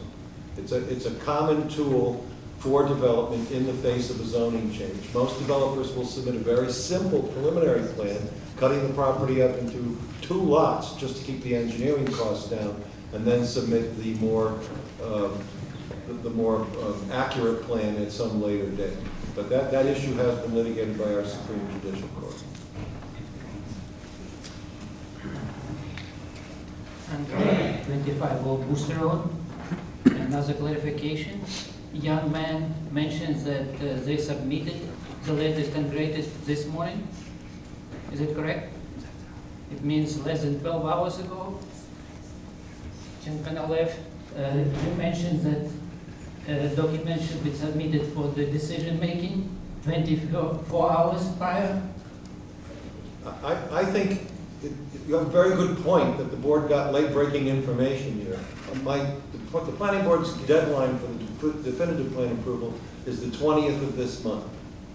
So you're not up against deadline with regard to the definitive plan. If it's going to go another meeting, I'm going to want an extension of time. And frankly, based upon the lateness of the submittals, it would make eminent sense to me that there's probably a need for Graves to take a closer look at this, and Mike can lead take the lead in that regard. But if there are questions about the efficacy of the design and the definitive plan, I don't think it's appropriate for the board to condition it upon narrative approvals. Before endorsement, you'll do X, Y, and Z. I think it's more appropriate that the plan comes in right. And then if there's minor tweaks to it, they can be handled narratively. But from what I'm hearing from Mike and reading his review of today, January 2nd, there's still large open questions. Am I right? I'm looking at Mike.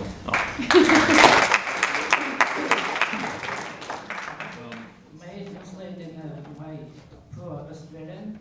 It means that any decision made today will be illegal by board. It would be 12 my hours, advice 24 hours. Let me hear the answer from Mike first. But I have, The largest issue, in my opinion, is the design of the pump station, the pump system. And I've already stated that I'd be comfortable with that as a condition of approval. It's something that just needs to work out. We know where it's going to be, generally what it's going to be. Specifics are not known, the size of the pumps, and how the actual systems will operate. So I'm comfortable with that. Maybe the board's not, that's fine. The issue of the culvert and looking at that, if the board wants me to do that, again, I'm happy to do that and see what impact this project may have upon that. Obviously, I'm assuming I have authority or approval to access these people's properties to take a look at it. I'm happy to do that. That requires time, though. So those are the two major issues that you see still, That's Mike? what I'm hearing so far. Okay. But disregards the meaning of changes. 12 hours and 24 hours mean nothing? Is there a question there? 12 hours ago, this latest document being submitted for the discussion, for the planning board. Sure. And you just mentioned that it need be at least 24 hours. So there's no statutory requirement that it be 24 hours. Oh, you just It's the open saying meeting, so. it's referring to the open meeting. Remember when you said the 24 hours posted for the open meeting? I think that's what he's referring to. Yeah, the agenda has to be posted. Review the definitive plan submitted by VGG. Sorry. But the plan that was intended to be reviewed wasn't available 24 hours in advance. I don't think that the agenda was drafted that fine to cover the latest revision. I think it was just simply an agenda item that the VGG definitive subdivision plan would be issue number 1 on the board's agenda tonight. I hope this isn't one of you calling me. So it would be submitted 5 minutes ago and it will be fine? I think you identified the problem. I don't have no doubt that you have, but there's no statutory requirement. Misunderstood, thank you. Hi, Kristen Costigian again. I just wanted to ask, what was the outcome on the preliminary plan submitted on April 25th? You guys reviewed on February, May It 2nd? doesn't, the short answer is that it doesn't matter. I'm just curious, what was the outcome? We declined it. It was denied. We declined it, It was rejected it. declined? Yes. Okay, it was rejected. And what was the reasoning? Quality? Quality. It was insufficient? It was insufficient. All right, I just wanted, thank you. A preliminary plan for the audience is it's typically a negotiating device. It's a 45-day review period. There's no public hearing required. There's no appeal. It's an opportunity for the developer to come in and get the board's sense as to where this ought to go before they incur large engineering expenses. And an opportunity for the planning board to tell the applicant that they do or they do not like the proposal, but it has no legal effect. The only requirement here, because this is a non-residential subdivision, is that the state law requires a preliminary plan to be submitted, and the definitive plan must be reviewed after that. Residential subdivisions are not required to submit preliminary plans. Madam Chairman, Gerard Russell, 63 Old Worcester Road. I am curious if there is clarity on the ownership of L. Turner Road. I think that's a question for me, and I see nothing in the record to indicate that it is a public road. I know, excuse me, that the highway superintendent, I can hardly hear you, sir. the highway superintendent considers it a public way. Correct. For all practical purposes, he maintains it and plows it. So the town treats it as if it were a public way. It is on a town public record from 1937 as a public road, and in 1980, a Chapter 81 state road list as well.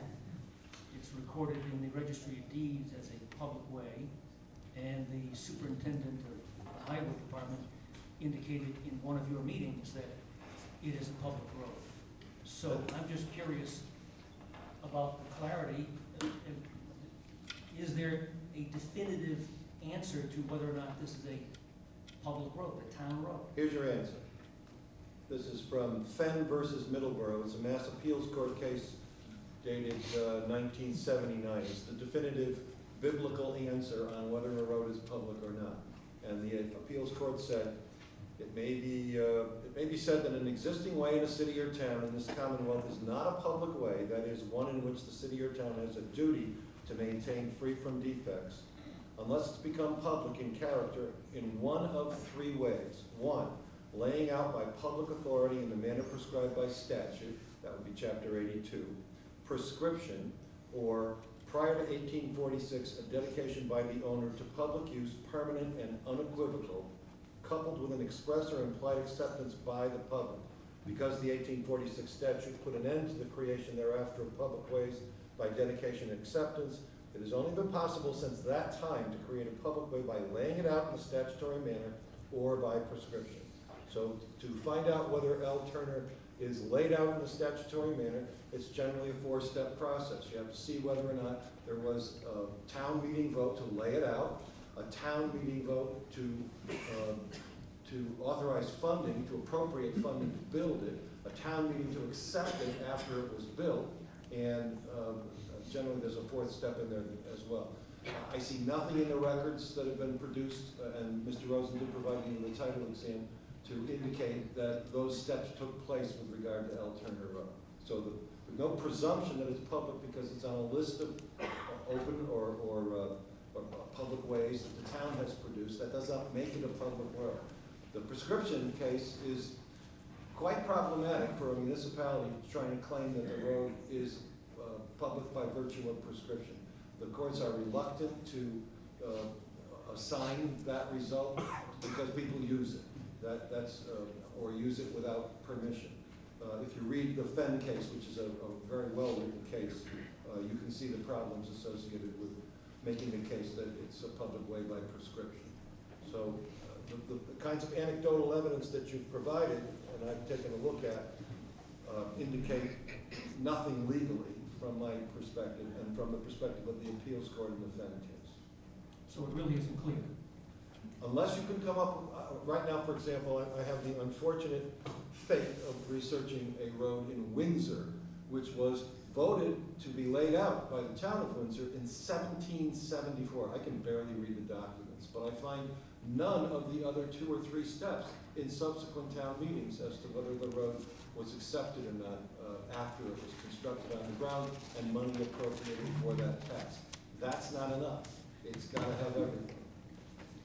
Madam Chairman, I have another question. And this is from the rules and regulations governing the subdivision of land in Charlton. On page 17, section D, it states all drainage areas within the subdivision shall be identified, and the amount of area thereof in acres and the proportion of each as related to the total acreage of the subdivision shall be indicated on the map legend. All natural drainage swales, all drainage streams, and their off-site watershed shall be so identified, together with the maximum area expected to be covered by water resulting from a rainfall of 2, 10, and 100-year storms. Post-development runoff must be less than or equal to pre-development runoff. I don't see anywhere on the plans by the engineer for BGG that this stipulation has been adhered to. The question is why. So all that information that you just stated is not on the plans per se that you see before you tonight. It's in a separate document, a stormwater report that has the calculations, the drainage area maps, everything that's required is in that document. When was that submitted? There's been several. The latest was today. Thank you.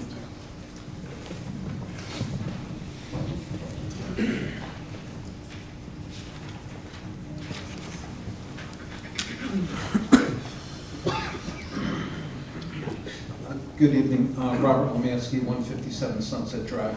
Just a couple of questions for clarity. What's in front of the planning board right now is the approval or disapproval of the subdivision that's been presented by the applicant. Correct. Okay. And also, and thank you for explaining things, Mr. Bobrowski. The next question is that this approval doesn't have to take place for another 15 or 20 days as far as timetable goes without a extension? Yes. Okay, so you don't have to make this decision this evening? Given the vagaries of fate, I would want an extension of time to continue it. Okay, fair enough. According to Mr. Andre, from the engineering point of view, all of the criteria has been met as far as the requirements for a subdivision submittal to the town of Charlton according to the town of Charlton bylaws? Is that correct, Mike? Is that a question to me? Yes, with the exception of what's in my letter today. in minor. Right, which is the design of a pump. Okay, now, the new information is that the street drainage appears through whatever the municipality has done over the years, dumps it on the drainage goes onto the other side of the street and then goes in between two private properties and then ends up on a private property. And what I'm hearing is that the applicant, because of their engineering design, the design is so extensive, less water is going to come off the site than came off before. Is that correct? So would it be possible from an engineering point of view, if in fact that becomes an issue, is can the system that's being constructed, which is those plastic igloos, dog coops, or whatever they call them, if that was less extensive from a point of view of subtracting, could they make it so the amount of water is equal to pre-construction versus post-construction? So then that takes that off the table as being an issue. And I'm just looking at this from a practical point of view. I'm not taking a position on who's right or who's wrong, but what we're talking about here has nothing to do with the development of the property. The purpose that the applicant has done this is they feel that they need to protect the zoning that was in place 7 months ago. And by doing this subdivision, that protects it. Also is that what they're doing here now has really nothing to do with the final project that has been proposed for this property. So when it comes to runoff on the project that they're talking about, especially if they're going to go and take 15 or 20 or 25 acres and create an impervious barrier, the amount of water runoff to deal with is going to be enormous. Is that correct, Mr. Andre? Okay, so that's a whole new subject matter that has to be dealt with as far as site plan goes. Is the site plan going to be discussed this evening? Got your sleeping bags? But, all right, so, okay, so I have an understanding of that. And I guess it has nothing to do with this, but I always thought a town road is, according to the statute, was any way that's in existence. No, you're quoting from the subdivision control law. No, 48 section 6, I believe, describes the three criteria. No, a way in existence is in chapter 41, section 81L, under the definition of subdivision. Is a way in existence having, in the opinion of the planning board, suitable access characteristics. That doesn't make it a public road. There are many private roads that were ways in existence. Okay. And you have to really do the title research to see whether the road was public. In the Windsor case that I mentioned, we didn't become a country until 2 years later. So we're dealing with roads that were laid out when Berkshire was a county, before we were America. And the same rule prevailed back then. Those steps needed to be taken. So you're saying, or at least your interpretation is a subdivision can only come off of a public road and not come off a way in existence? The way in existence language is used to define when you can use the A&R process. Okay. If your piece of land has frontage on one of three types of ways, public, a definitive plan roadway, or a way in existence, having suitable access characteristics, you can form A&R. That's where that language comes from. Okay. Okay. And if in fact the town has put a drainage system into their, whether they're ways in existence or a public road, if the town has put in a system, and the town during or certain areas, because of topography, puts a cross drain in on the road and it ends up on people's private property, the flowage of that water, does that create an easement by prescription? I would need to know more. I had a piece of property in Beverly years ago with an easement owned, the benefit owned by the city of Beverly. It was clearly an easement. It was recorded, it was laid out in the 30s. And some subdivider up the hill said, I'm gonna put my water in the pipe, but I need to make it bigger as it goes through your yard. And I said, are you the city of Beverly? And he said, no. And I said, well, until you are, you're not coming in my yard. And I But that's not what we have here. Right, and I completely believe that, and this is why everything goes through the review of grave engineering, and if in fact the amount of water coming off of the site is not increased, then there's no reason why that water can't continue to come off that site. Well, I think Mr. Russell's making that his point. He doesn't think that the pipe itself is legal, whether it's carrying a drip or a deluge. Okay, okay. And I don't know enough about the pipe to have an opinion whether it's legal or not. Which is why I asked the previous gentleman whether he knew if the documents, and there were any recorded documents from the town taking it back in 1913. Thank you. Thank you, Madam Chair. Ed Fox, 47 Hanson Road. It's fair to say that the rules and regulations that the town has are pretty straightforward regarding stormwater. Typically, you want to make sure that the stormwater is not coming off, obviously, faster and in larger amounts. As well as that, you don't want it to be withheld on the site and slowed down, depending on what's downstream. Now, it's been reported here at the meeting that there are wetlands down below this proposed subdivision. So if you start to starve those wetlands of the water because you're holding it back in a big pit underground, that's an issue. And I believe if you look at your stormwater regs, it specifically says that you're supposed to do that homework to make sure that there are no downstream effects, whether they're being flooded out or being starved by water. And it's very clear that, again, this is a case where you're claiming, hey, look, we're not going to flood downstream because we're containing all the water. But that's not the proper engineering for this, for any subdivision in town. And I think Mike Andre should agree to that statement. But it's very clear they were supposed to do homework on what's downstream from this. I believe the sketch that I sent you shows that actually this feeds a tributary that actually goes to Ducks Pond. That was pretty simple for me to do. That should have been done for this project right now. And again, it's a huge problem because the engineering here is severely flawed. As far as the contention here that you're not going to have an issue with, you're going to actually have less water, I'm not so sure about that. This thing is, again, the engineer can't tell me how deep the pump is, but it's pretty deep. I think the last plan was 27 feet deep. Let's face it, you're going to be in groundwater, and you're going to have a pump that's roaring all the time. So how can you have less water coming off this project when you're pumping groundwater 24/7? I was out at this site on the weekend, on Saturday, and it's very clear that there was no water entering this stormwater inlet or basin from surface flow. And it was flowing pretty hard, which tells me that it's flowing, it's groundwater getting into that basin.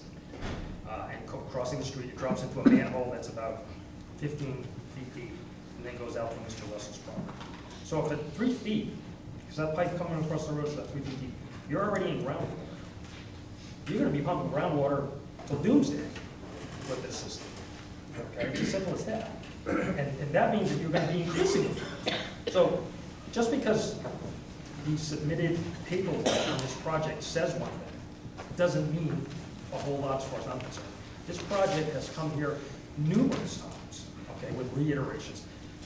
As you know, I sent you an email yesterday with the picture showing that all this stuff is missing from the plan. I mean, how do you miss that catch basin? How do you miss the manhole, the town infrastructure? I can understand not understanding that there's no easement there. There is no easement there. I looked it up on Mass Land Records. I don't know if it was put in at some point, but it's not. There's no legal easement for that. You know, with that said, there's a balance here where you don't want to put too much water because you're going to make a mess, or not enough because it feeds the wetlands down below. It's clearly not on these plans. As far as time frame goes in voting on this, to be quite honest with you, I've had enough. I mean, holy smokes. I mean,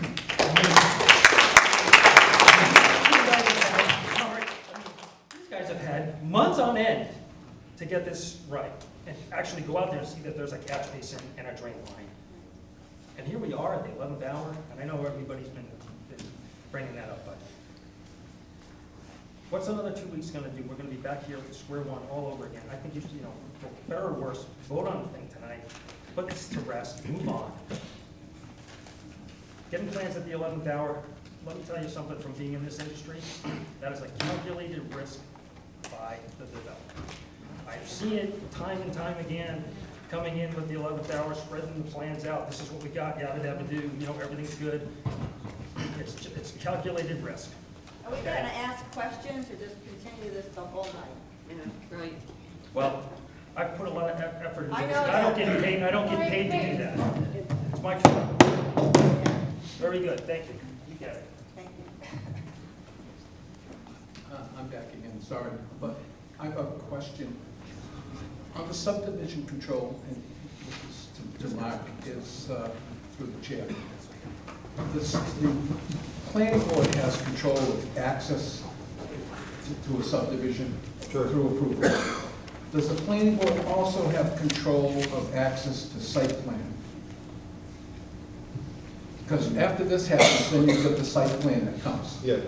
All right, do they also have authority relative to access to the site through site plan? Let me look at the site plan regulations first. And let me just preview where I'm going with this. And Mr. Bobrowski, correct me if I'm mistaken here, but this area, Old Worcester Road, is residential. I believe it's R40, is that correct? Is it R40 or R?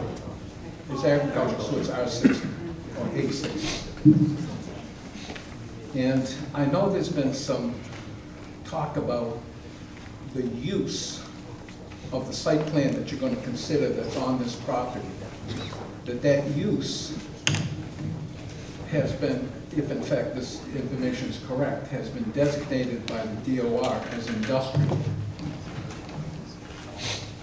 Is that correct? In other words, it's marijuana cultivation on a large scale of multiple acres and acres. Is that a farm use or is that an industrial use? That doesn't have anything to do with the site plan. Okay, but it does have a lot to do with subdivision plan. Because I believe, and this is your expertise, is towns aren't supposed to go and route traffic through a residential area to go to an industrial park or an industrial use. Because what's going to happen here is you've got a residential area that if in fact, the subdivision is pretty basic. It's hard to disapprove something to where they've put all the pegs in place. But once it gets approved, then if the site plan gets approved, and the site plan has this industrial use because of this zoning protection, then there was no consideration to the access by the planning board going through a residential area, which I think is an issue just in basic planning, that you wouldn't go and intentionally put tractor trailers and large amounts of traffic through an area to where there are people and families and children and things like that. Well, the criterion number 4 for the board's decision-making process is there is safe and adequate access and egress to the site. So it is covered, and the board will be considering that when they decide what to do with the site. Okay, so would it be, out of realm for the planning board to say, as long as this new subdivision is going to be consistent with residential use, that we would go forward with the access? They also mentioned that if in fact it's going to be something else, then either that or restrict it to where it has to be residential access. That's not what the applicant has proposed in the site plan, so that wouldn't be really a very meaningful condition. Well, has proposed with the site plan or proposed with the submission of the subdivision plan? That was a site plan criteria, so it would apply with the site plan.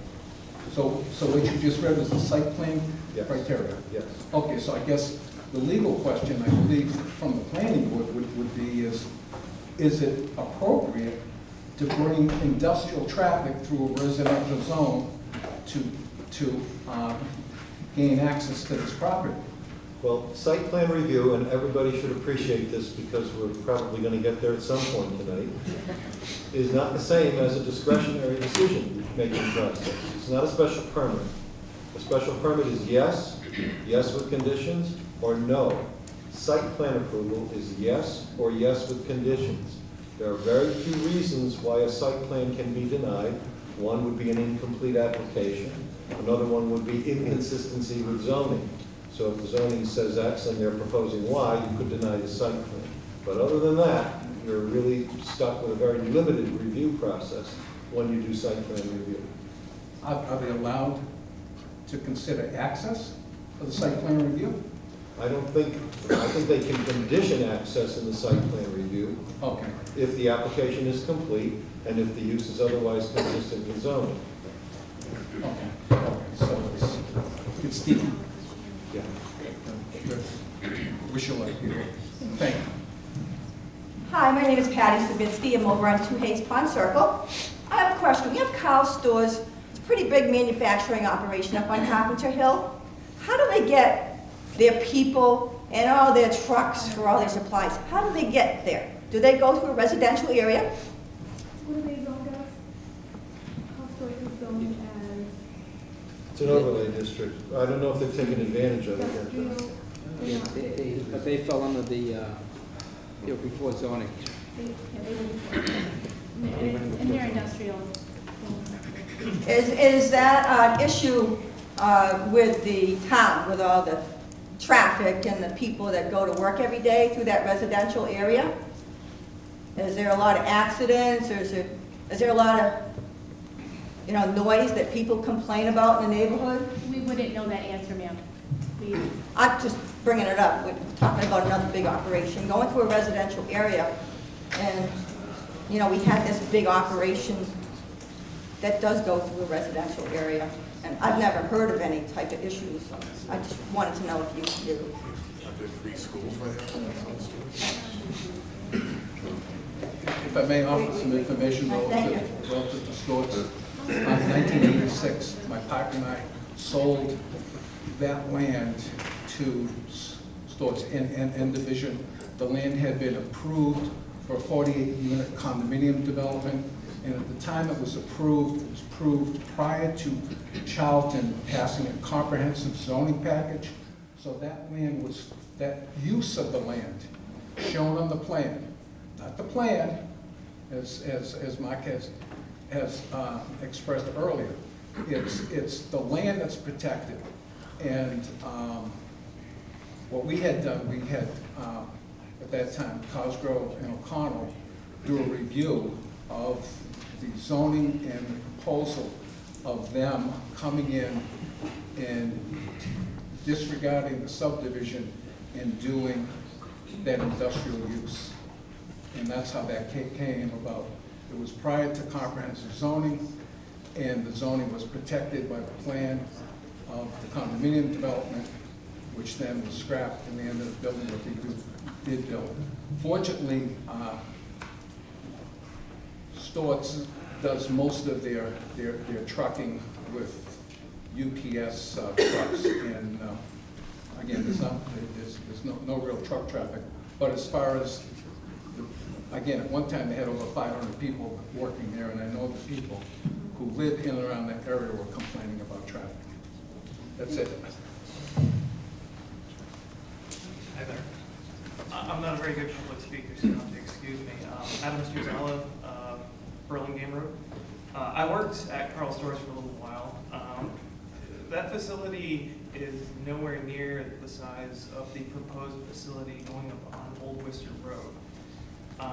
They do indeed use smaller trucks for moving product, mostly servicing through the hospitals in Southbridge. Additionally, I got to remind everyone that when I first worked there, the Environmental Protection Agency didn't even know they were there for quite a few years, until about, I want to say about six or so years before then. So yeah, it is a little bit of a different facility also in that regard. Just wanted to clarify a couple of things about that. Madam Chair, Because of time, can we, I'd like to, last question? Just the last comment, that we're not here to talk about Carl Stores, Yeah. which is an 83,000 square foot facility, not a million square Yeah, foot thank you. thing. I'd like to make a motion to close the public hearing. Can you do that? Or should we leave it open? Can we close it? Well, have a chat here. Can we table this? What are our options? Well, if you're gonna close the public hearing, I think Mike's got more to come. So you can't close the public hearing there, it won't be in the record.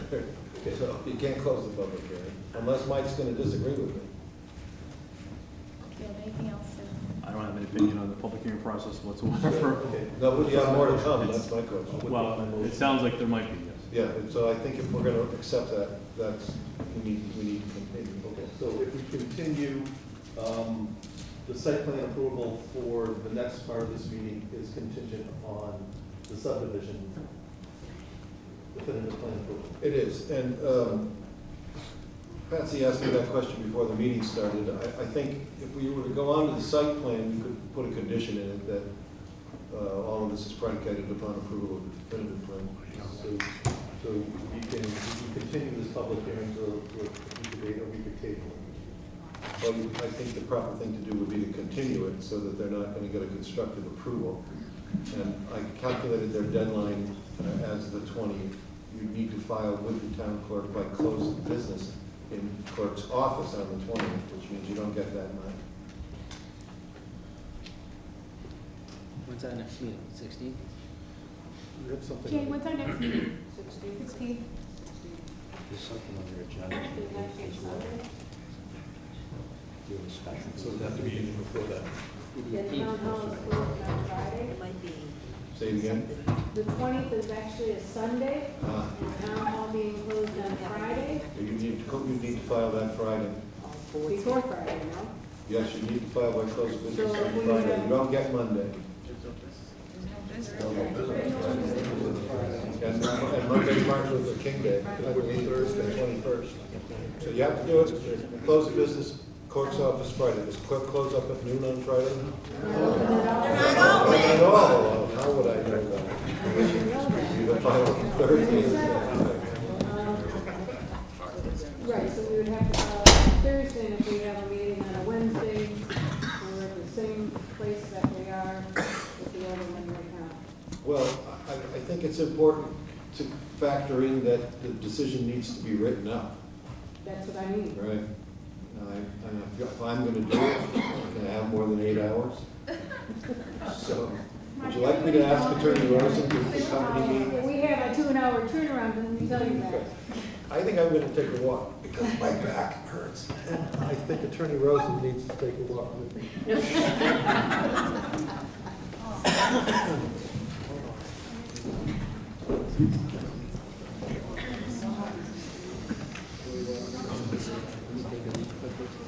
We'll take a quick recess.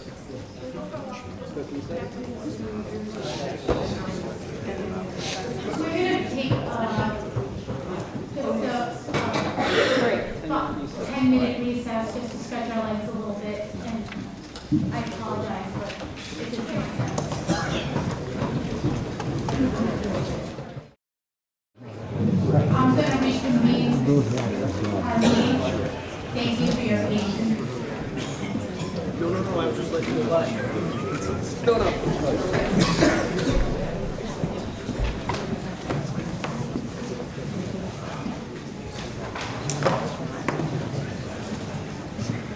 So what we decided to do is table this subdivision plan until a little bit later and move on to the site plan. We need a motion? Yes. I think the motion to table this. All in favor? So, we'll open the continued public hearing for, Valley Green Road site plan application for 44 Old East Road.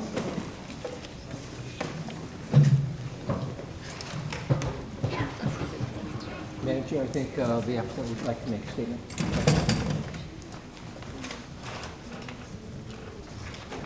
My name is Dan Leary, consultant with Valley Green Grove. Good evening, Madam Chair, members of the Planning Board.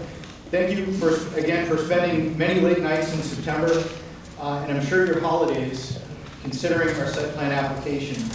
We've listened and responded to all of your questions and those of the community. Tonight, we brought our team of engineers and subject matter experts here to help answer any final questions. But first, with your permission, I'd like to take a few minutes to provide a high-level overview of what's transpired over the last few months. And I wrote this down so I can be as concise as possible, and I thank you for affording me about 5 or 6 minutes to get through these. VGG proposes to construct an 860,000 square foot cannabis cultivation greenhouse and 140,000 square foot head house. This includes executive offices, employee locker room, cafeteria, product processing, product manufacturing, which, by the way, comprises less than 10,000 square feet of the facility, and cogeneration equipment at 44 Old Worcester Road. The task at hand has been to present sufficient evidence to support site plan review criteria. This includes safe access, circulation, and egress, including alternatives analysis in consultation with MDOT, Mass Department of Transportation, for Route 20 access, stormwater and surface water per Massachusetts Stormwater Handbook, sufficient utilities, water, and wastewater disposal, including the presentation by Liberty Utilities team about the Tennessee gas pipeline interconnection, adequate lighting while minimizing glare and light intrusion to abutting properties, preserving the natural landscape where possible while allowing the construction of the facility, providing substantial vegetation to screen the facility, and providing construction and soils management plans to protect abutting properties during construction. Additional criteria that, if applied to our project, would appear to meet or exceed the special permit bylaw supported by the town this past fall, which, although not applicable to the project, comports with the best management practices that we fully intend to follow. We presented a security plan to ensure the safety of the community and our employees, an energy and water management plan that demonstrates the highest levels of energy efficiency, a comprehensive odor mitigation plan, including design criteria for the design and testing of the proposed system, modeling by world experts in odor mitigation that prove that abutting properties won't be bothered by odors from the facility,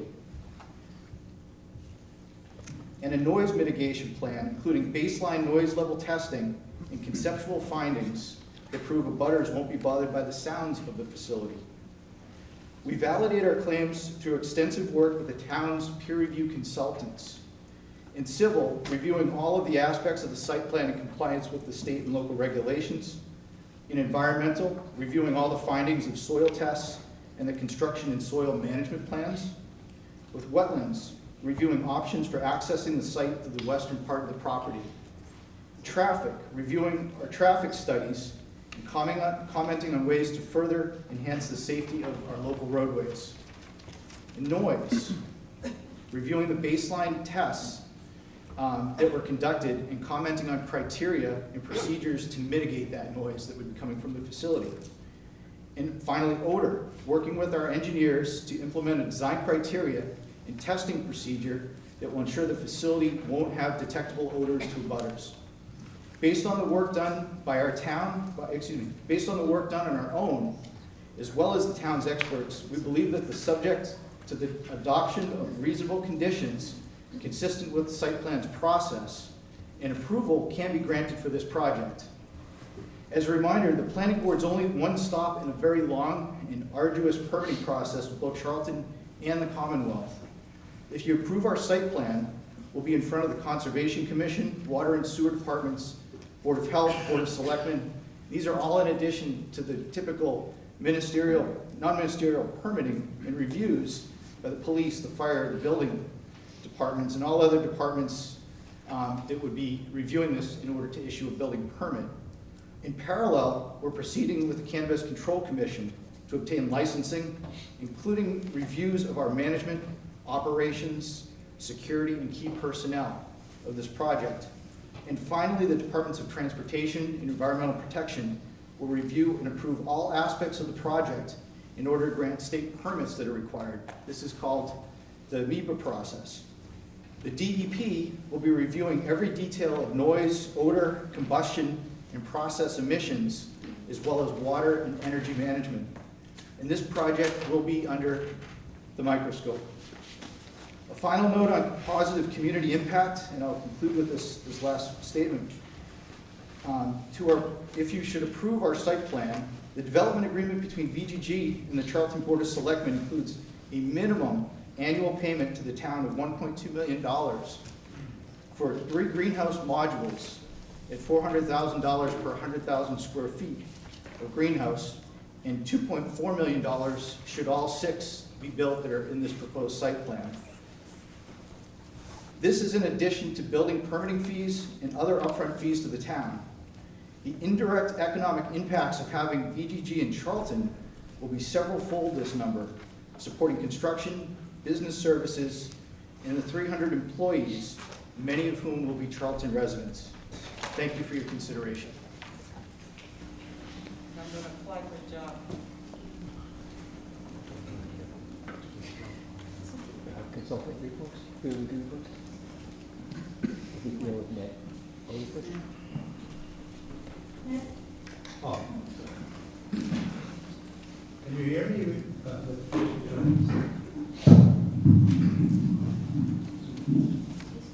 My name is Ned Ostajic. I am the Director of Engineering of Water Science and Engineering in Bloomfield, Connecticut.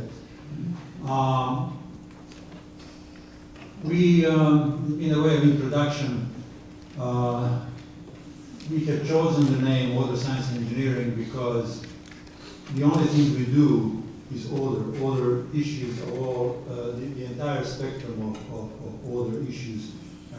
We address from the diagnostic part to the development of odor mitigation strategies and anything that goes in between. We have done so for way over 30 years, and for clientele that includes many of the Fortune 500 companies internationally and nationwide here. The reason I'm mentioning this is that through all that experience, we have learned several things that I would like to share with you. And with respect to this project, to put it in perspective. Just about all of those, hundreds, thousands actually, we number our projects sequentially, and the number of this particular project is 2,117. So it's been way over 2,000, including several phase projects. Most of those projects have to do with other issues. Once those issues have flared up into multiple other complaints, into extensive regulatory actions, and in many cases they became legal cases. And so we were called in down the road when all of that was pretty well into a hot stage of a problem.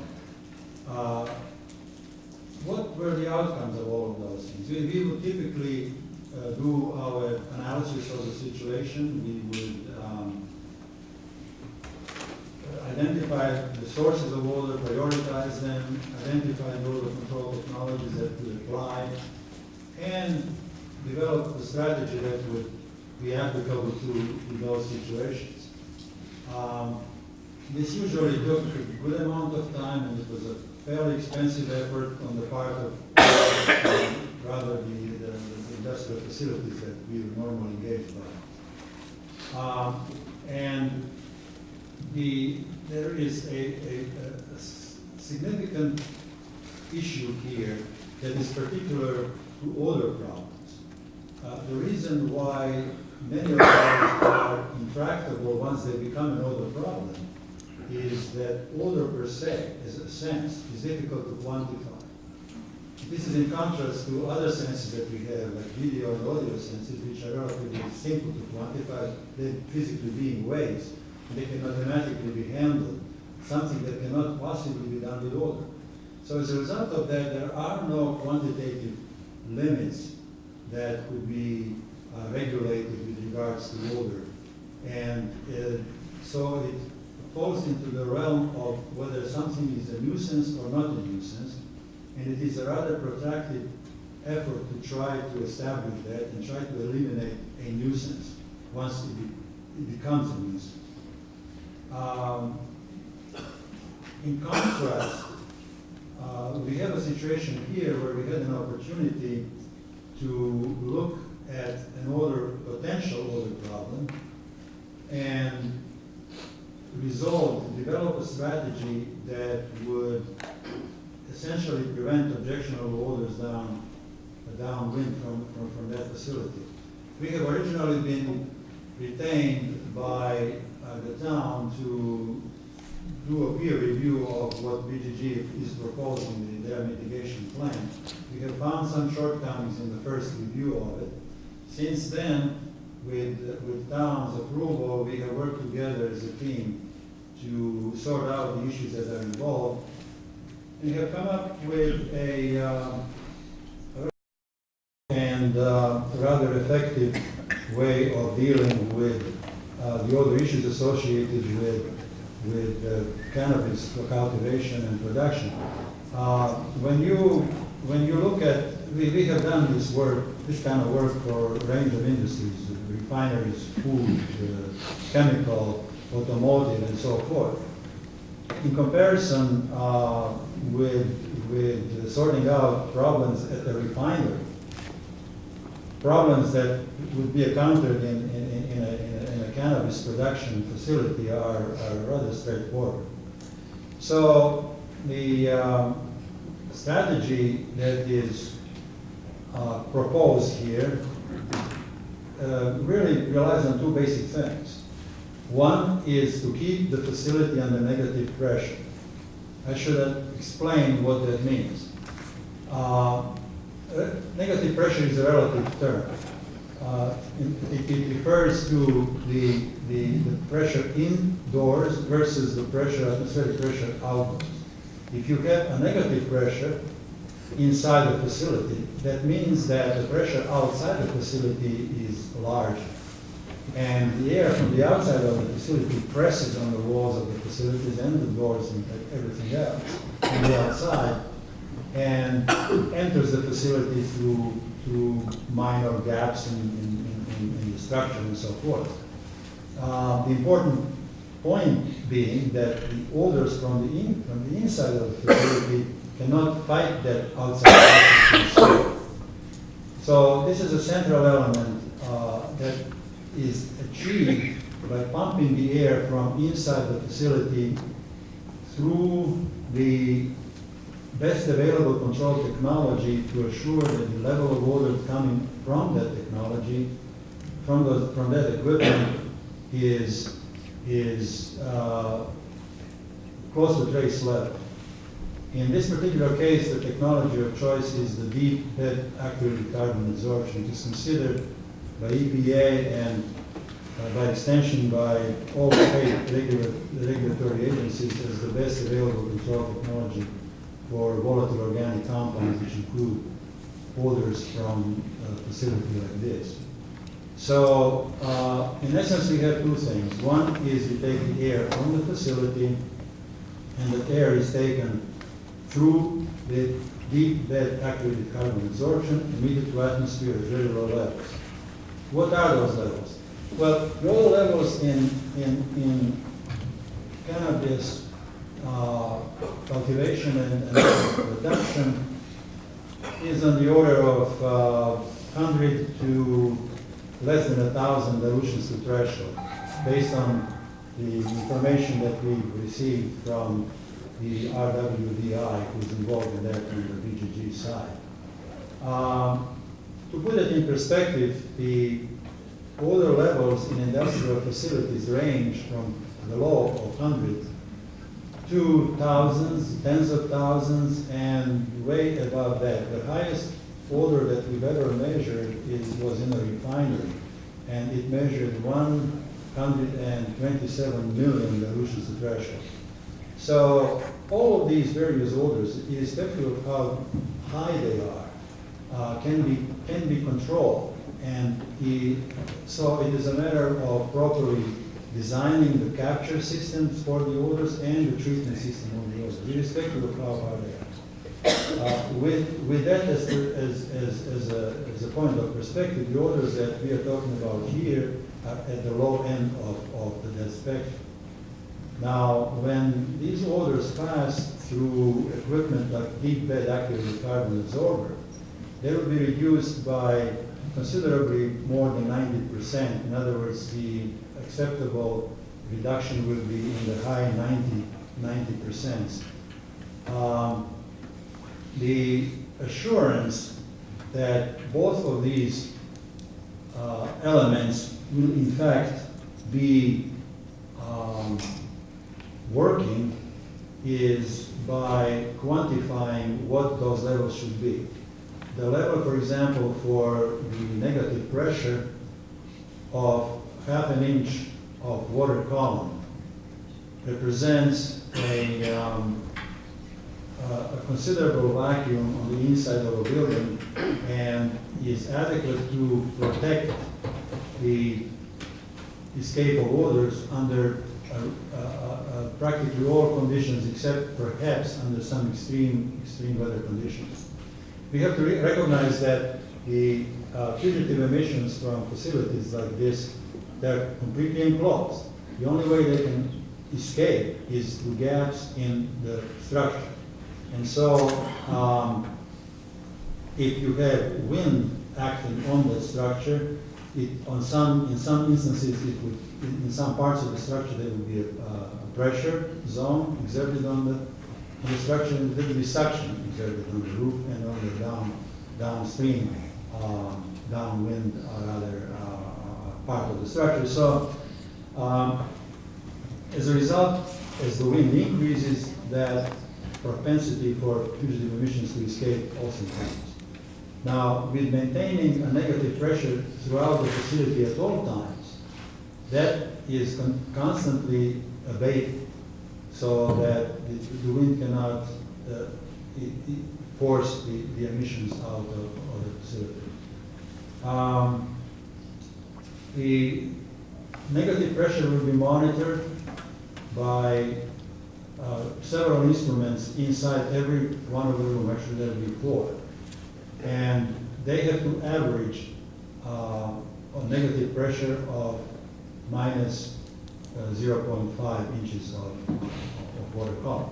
Now that may not sound like much, but negative pressure of ½ an inch exerts a considerable force on the outside of the building. If you have a negative pressure inside, for example, in this building here, take those doors like there. If they were closed and there were ½ an inch negative pressure in here, the force acting from the outside air on those doors would be on the order of double door like that, probably about 100 pounds. So it's a considerable force acting inwards, preventing the fugitive emissions from escaping. Once the air is collected and goes through the activated carbon absorbers, it is not just an issue. What happens there is that the absorption of water occurs on the inlet portion of the absorber. And with time, that zone gets saturated with water. As that zone gets saturated with water, it migrates towards the outlet of the equipment. That is known as absorption zone. Moves through the equipment with those feet of activated carbon. Now, the point that to assure performance of the equipment is not to measure the odor. Eventually, if that would continue for a long time, the odor would move through the equipment and break through at the outlet ends. To prevent that, what needs to happen is that the level of odors throughout that equipment is continuously monitored, not continuously but periodically. And so the plan currently calls for sampling ports throughout the deep bed absorber that would measure the odor progression through the bed. And when the odor reaches 75% of the bed, not the end of it, but 75%, at that point, the odor level should be either 50 dilutions to threshold, which is rather low, or 20% of the inlet of concentration of odor, whichever one of those is lower. With that in place, it is a definite safeguard because the 75% of the bed still leaves a whole part of the bed unused, so to speak. So the this provides an assurance that a breakthrough would not occur. So I think with that, it is rather easy to establish both of those points. It is rather straightforward to monitor a negative pressure of ½ inch, as it is easy to monitor the performance of active carbon absorbers. So with that, it is much simpler to address any deficiency in a system should it ever occur, which is very unlikely. This can be done much more readily than if you were to have a situation where you have to establish that there is a nuisance or that there is no nuisance and how to go about it and do a corrective action afterwards. So with that, the current odor mitigation plan should assure that there should be no objectionable odors around the facility at all.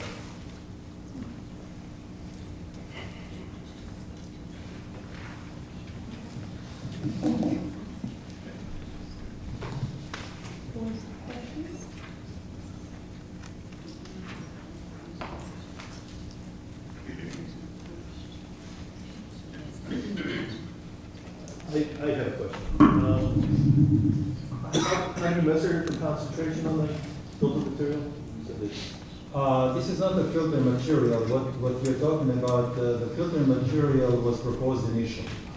And that is, when I refer to shortcomings, that was the shortcoming of the initial proposal. the activated carbon. It is, the filter material is activated carbon. Activated carbon equipment comes in many forms, of which those filters is one form. Typically those filters are, they come in a variety of shapes. Sometimes they are zigzag shapes, but in essence they're relatively thin bed, maximum typically 2 inches or so of carbon. Now, if you have only about 2 inches of carbon, that will get saturated relatively quickly, and you would have continuously change. You have to change those things, and so you will not really know how fast it will change that, because the odor will break through, and then you will be too late to change. Deep bed activated carbon that is anywhere between 3 and it's proposed actually to be 6 feet in the current plan. The odor will travel through a deep bed as a matter of months. So if you originally it should be sampled every 2 weeks or a week to establish the dynamic of that propagation. It's manually sampled. It is manual sample. It is manual sample, and the samples are sent to a factory lab that will measure the actual odor in there. And there is another possibility of actually finding analytical instrumentation that will be a surrogate for that. That was my question. Was it for somebody's job to go? Yeah, well, it is, and it is required to do so on a initially very frequently, like for 2 weeks. It is very likely, based on experience from other locations, that it would be several months at least before that point of odor appearing that 70%, 75% of the carbon would be noticed.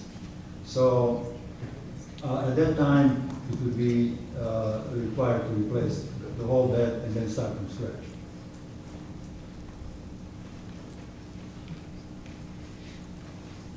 Do we want to just have all the engineers go through their presentations and what makes sense?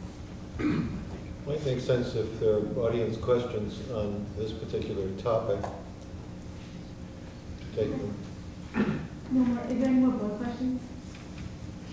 Do you want to reference the correspondence we got from the Board of Health as far as what they're?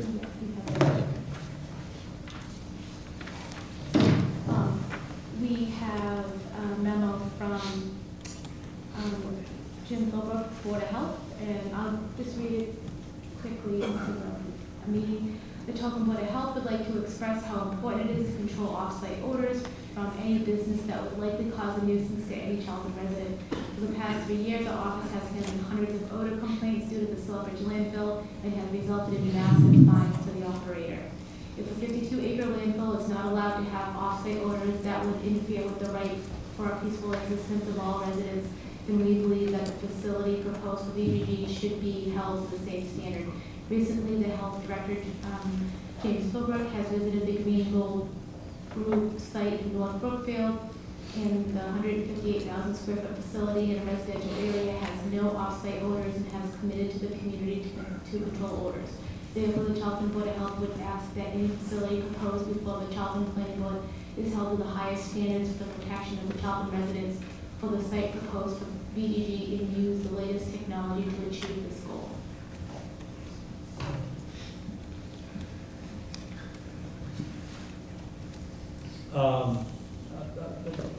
Didn't quite follow the whole letter, but is that a question? No, it's just a comment on our Board of Health director made the comment that we should accept no order. Okay, yes, I think I've heard him actually say so once we had a discussion along those lines. And my answer during that discussion is that there is unfortunately no, there's no zero odor emissions. I think I have to clarify that. I think what can be accomplished is zero fugitive odor emissions. Zero odor emissions would mean that it is just technically not feasible to have. So as a scientist, I could not sign off on zero odor emissions. But I am comfortable saying that there shall be no fugitive odor emissions, meaning that the odors will just escape uncontrolled, inadvertently from the facility. The precautions were included now to prevent that. The way this will be prevented is by the odors going through the best available control technology that will reduce the odor level to close to trace level, not quite trace level, but very low. And so those odors, once emitted, will be dispersed in the atmosphere quite readily, so that it is, as shown by the modeling, they will not be reaching any impact points in the surrounding area. So yes, I cannot say no to zero odor emissions, but you could say no to zero fugitive odor emissions. And I think precautions were put in place here to prevent those. Do we have questions from the audience? Hi. Kristen Slagan, Carroll Hill Road. Does this plan still include the 28 exhaust stacks? Yes. Okay. And then I just wanted to point out Dr. Ostojek. Yes. In his description of the best-in-class odor emissions referred to refineries and other industrial sites, right? Yes. Thank you.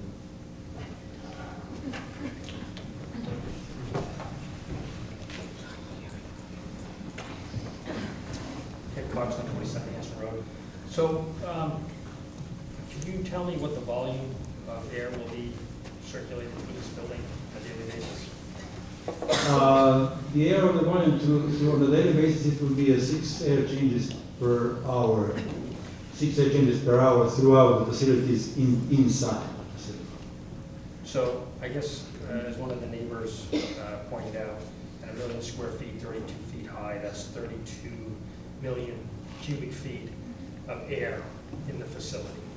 And if it's being changed 6 times an hour, did you say? Right. I see. Okay, so that's 6 times an hour. This place is running 24 hours. Somebody help me with the math here. So that would be 24 times 6 times 32 million. And that would be the air volume in cubic feet exiting this facility. And No, that air will not exit the facility. That is happening all inside. This is a closed loop system. The air goes around and around. So I understand that, but here's the thing. What I'm asking is what is being expelled from the building? How much? What's the volume of air that's leaving the building? Because there's what, 28 smokestacks, and there's going to be compressors, and there's going to be all these air handlers and all those things. So how much? I mean, I realize what you're saying is that inside the air is getting supposedly circulated 6 times through filters. Yes. Okay. So everybody here has filters, and we all know that they, in a much less rigid capacity, you have to change them quite often. So it seems to me that this is going to be super labor intensive to do that. But with that said, how much air is coming out of this building? Because you have 28 smokestacks. Yes. At the last meeting, they weren't able to tell us the height, size, anything really bad. Maybe they said they were 17 inches in diameter or something like that. So I guess you're going to have quite a myriad of smokestacks here. Obviously, there's got to be some sort of volume that's leaving the building. Yes. Okay. And so you are telling the residents, or I'm to believe that you're going to be able to control all that and keep it at a 0 odor. I find that hard to believe. Also, what turns out is in the odor. Okay, odor is something that you smell, but what is the component of that air leaving the facility? It's going to have terpenes in it, correct? Isn't that what the main component is of marijuana? Yes. I see.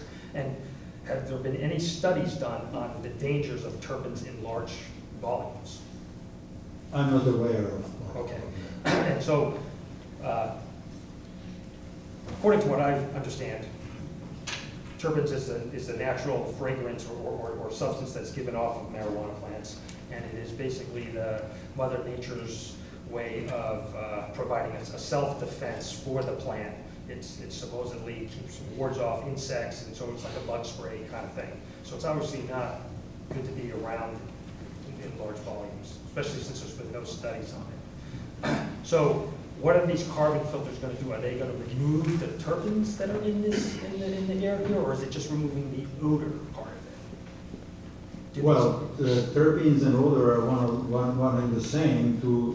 It's not entirely one and the same, but because the odor is more than terpenes, there may be other components to it. But to the extent that the terpenes are removed, the odor will be removed as well. And so, activated carbon absorption is an effective way of removing the terpenes. Now, in terms of your question, for the total exhaust, it's on the order of, it's just under 100,000 cubic feet per minute, 100,000 CFR. I see. So it's 100,000 cubic feet per minute. Right. So then you multiply that times 60 for 60 minutes for an hour times 24. No. This is 100,000 cubic feet per minute leaving the facility through the activated deep bed activated carbon absorption. Okay, right. So in other words, what's coming out of the building, you're saying, is 100,000 cubic feet per minute. Right. Okay. So again, so if you were to do that over a 24-hour day, you would multiply times 60, right? It would take minutes to get to an hour, and then you would multiply that times 24 hours, and that would tell you the total volume of how much air is coming out. And it's all going to be clean. So I just think that, we've heard a lot of stuff about, the gentleman got up and gave us the speech about all the good things about VGG and the project.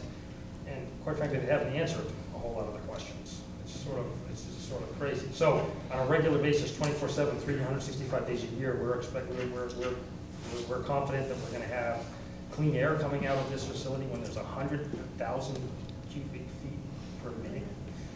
Yes. That's going to be a major feat to do that. And I personally don't think that they'll be able to do it. That's a large volume. In industrial sense, not necessarily, no. It is not uncommon to have exhausts much larger than that. Well, I know, but again, we're small. small community, we're gonna go right next to it, so obviously that's gonna be impacted. So the other question I would have is that have you done any testing? So now they're talking about this power plant that they're putting here.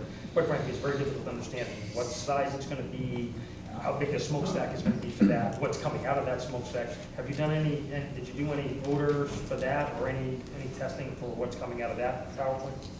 Well, in terms of odors from power plants, the size of this power plant is such that the odors associated with it would not be much different than what you would normally encounter in the, how should I say it? The odors really are not coming out of combustion equipment like this. It is, to a large extent, odor-free. It's not a concern odor. It is the same type of concern that you would have, for example, about any internal combustion engine of any kind. So traffic would be the same category. It is not an odor concern. Normally, a power plant would not qualify. I see. Okay, very good. Thank you very much. Appreciate it. Hi, Paul Degnan, 106 Osgood. Doctor, thanks for being here tonight. Just a couple of quick questions. So, kind of to that gentleman's point, how big does this filter need to be? You say it's going to be 6 feet deep, going to handle 100,000 cubic feet per minute. Mm-hmm. So how big does the filter need to be? Well, it's about 5 feet in diameter. I'm sorry? 5 feet in diameter. 5 feet in diameter, 6 feet deep? Yeah. Okay. So that the air through it would go at the rate of about 60-some feet per minute. Okay, and so the air just passing through that activated carbon just scrubs the air and eliminates the odor? Yes. Okay, and VGG has committed to this process? Yes. Thanks.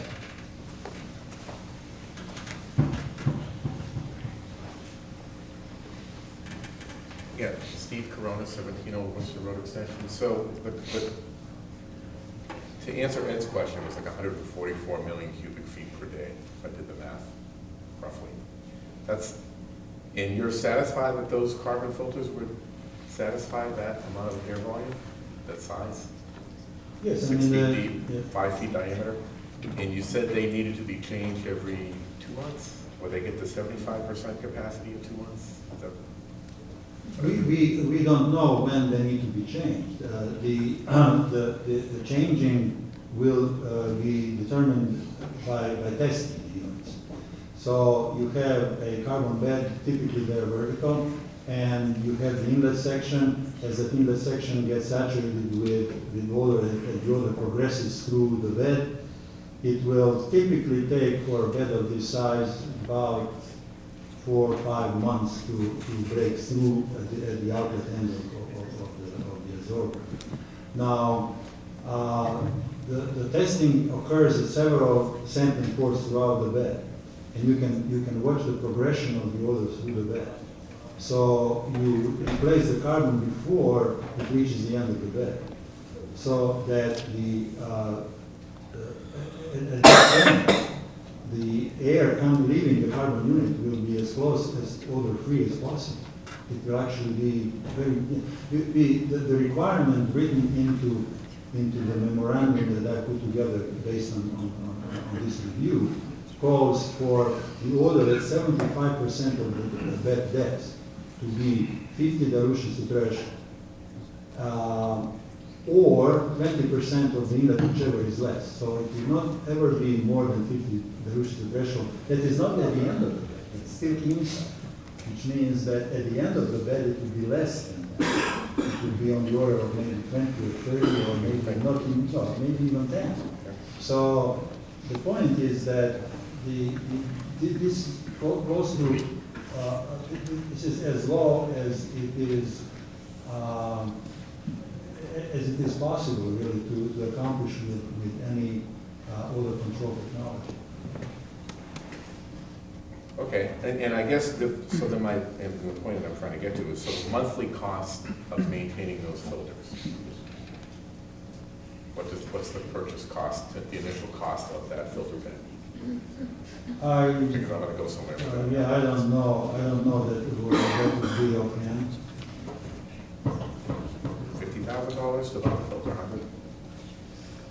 Well, there is an initial investment. Sometimes you go by dollars per CFM. If it's 100,000 CFM, even if you go with something like $10 per CFM, that would be $1 million right there. So probably, I don't know, I'm just guessing here, probably more than that in terms of the equipment. On $10 per CFM on that? $10 per CFM for the cost of the equipment. Yeah, not operating. And the operating cost, well, that will depend on how long the equipment, the actual carbon performs.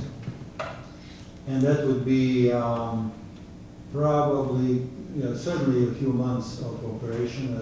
I would think about, at the minimum of 2, but very likely about 5 or maybe more even. With that sort of that. So $10, so that's $1 million filter. 100,000 CFM? 100,000 CFM, yeah, that's not just one filter, there are, That's $1 million. there are all those filters put together. And if for some reason that wasn't maintained, we learned in one of the planning board meetings that our town bylaws have a stipulation of a $50 a day per penalty for any type of mitigation. Well, what is stipulated here now in the memorandum that I put together, with a thought towards attaching that to your final permit document, that what you would have in here is monitoring the performance of the bed, not at the breakthrough point, as I mentioned before, but prior to. And the bed would need to be replaced at that earlier point in time, and the breakthrough occurs at that level, which still gives you good protection to the very end. So that's I think. If it's all properly maintained. I'm sorry? If it's all properly maintained. No, it's not a matter of properly maintaining. It has to be tested. It has to be tested on a 2-week intervals through 3 ports. In fact, there are 5 sampling ports. And those results have to be made available to town to look at. And the point is that when the odor reaches the 4th port, not 5th, the odor should not be more than 50 dilution threshold. Or 20% of inlet odor. If it's less than that, it could be even less. Which means that at the end of the day, it will be less than 50. Probably on the order of something as low as 10 or something. We are talking 10 dilution to threshold, which is 10 times more than the threshold itself. And in atmosphere, you have dilutions from stack to the property line on the orders of hundreds of times, which means that the odor, if it were to reach the plant boundary, would have to be hundreds of dilutions to threshold. And in reality, it would be close to 10 times less than that. Okay. Good, thank you. Sure. That was my note. Last question, please make it a Quick question. Quick. Ken Howard, Old Worcester Road. Just a couple quick things. You sound like you know your stuff. I appreciate you being here. You said you and your company have worked on over 2,100 projects. Roughly what percentage of those have been marijuana projects? And if you Percentage I ever- wouldn't tell you, but I think this is number one. And so you've never worked on anything this big, even if you had worked on marijuana projects? As a few years ago, you would, your liberty would be in jeopardy if you had been involved in marijuana production. And I know you're, I guess, the odor guy, but the amount of air you were talking about is gonna be expelled from this every day. Are we gonna hear that? I'm sorry? Are we gonna hear that, people that live near it? Are they gonna hear that much air leaving those smokestacks? That's a noise question, I don't. Yeah, I didn't know. Yeah, I don't. Obviously, you dealt with it. Yeah, I don't know the answer to that. Yeah. That's, you know. Okay. I can't tell you that, that's probably the next topic. Okay. Yeah. Thanks. Sure. Thank you. And perfect segue to Sorry? staff? We're going to talk about the noise. Okay.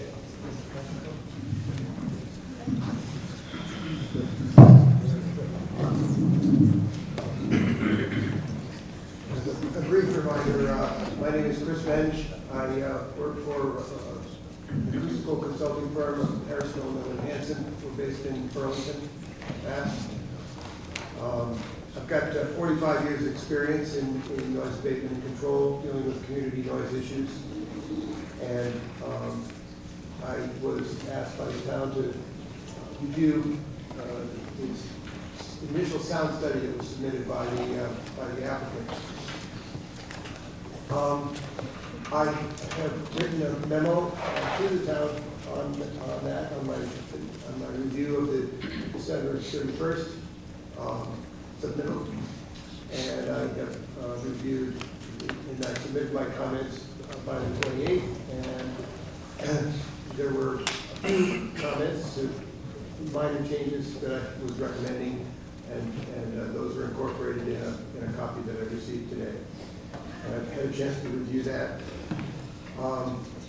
Basically, what I'm going to do is cover the comments on the December 21st memo, because that was our December 21st submittal, because that was what was that was what my memo was about, and that covers pretty much everything. I concluded that the study was conducted professionally and conservatively. They are, VGG are intending to comply with the Massachusetts State Department of Environmental Protection noise guidelines. And Town of Charlton adopts those guidelines as its noise control in law. In addition, a recommendation that I had made to more than comply with the law, but instead to have an even lower threshold for noise impact in the community, which was to not increase the existing ambient background sound in your community in any residential locations by more than 5 decibels during any time of the day or night. And it's a strict criterion, but it would ensure that the peace and quiet of your neighborhood would be preserved. They have adopted that. They have pledged to accomplish that. And their goal, their noise goal, is to do that. One of the important aspects of that is that the background sound level changes a lot during the day and night. And at night, in the wee hours of the morning, between 2 and 3, between 1 and 4, it gets very quiet around here. And so the sound level increases would be kept to no more than 5 decibels, which is a noticeable but not major increase in sound during those times. During other times of the day, when the background sound levels due to traffic on Route 20 and other things, Mass Turnpike, are higher, the sound from the plant is not expected to be even noticeable at most locations. So that's what's been, that's the objective and that's the plan. I had an opportunity to meet with the consultant who did the analysis for VGG, James Barnes of the Centec. Jim and I know each other. We've been in this business about the same number of years. And he's got a lot of experience with these kinds of industrial facilities and power facilities. And I have confidence that, he is providing good guidance to VGG on how to accomplish these goals. They offered to, Jim offered to have me come and visit with him and his colleagues who had conducted an ambient sound monitoring program, and also to view the computerized model that they had developed for predicting the sound from the community, predicting the sound from facilities, which happened it was on the 19th of December. And they showed me the data that they had acquired in the field and noise measurements, a number of different locations. We had actually conferred on which locations measurements should be conducted and tried to get some community members who had volunteered their homes for noise monitoring, get some monitoring done at a couple of those as well. And I concluded, based on looking at the noise measurement program and the background sound level data collected, that enough locations were, data was collected at enough locations to get a representative sample of the overall community, to the west, to the south, to the east, and that enough duration had been, data had been collected for a long enough duration, many, many days. The report that they put together shows the locations, the layout of all the noise sources that they modeled on the facility, all the roof fans, the cooling towers for the heating and cooling of the facility, the power plant, a couple of, and there's some significant noise control measures employed, as I knew there would be, given the nature of the facility and the size of it, and the nature of the power plant. A lot of noise abatement is required in order to get these sound levels down to this really low threshold. They're putting the cogen plant inside a building and with noise attenuating walls. The cogen plant is reciprocating engines that will be powered by natural gas. And as many of you know, your automobiles, reciprocating engines, a good muffler can do a great job at reducing noise. You've heard cars without mufflers, and cars with mufflers can be very quiet. And so these engines will have good silencers on them. Cooling towers in the northeastern corner of the site. And they've committed to using reduced noise fans for the cooling towers. They're going to use larger fans that turn at slower speeds and therefore make less noise. It's a very tried and true method. There are also noise attenuating walls that will be incorporated into that as well. All of this is really necessary to meet a very low sound increase threshold. I looked at the model predictions that they had come up with, predicted sound levels, and it's shown in their report.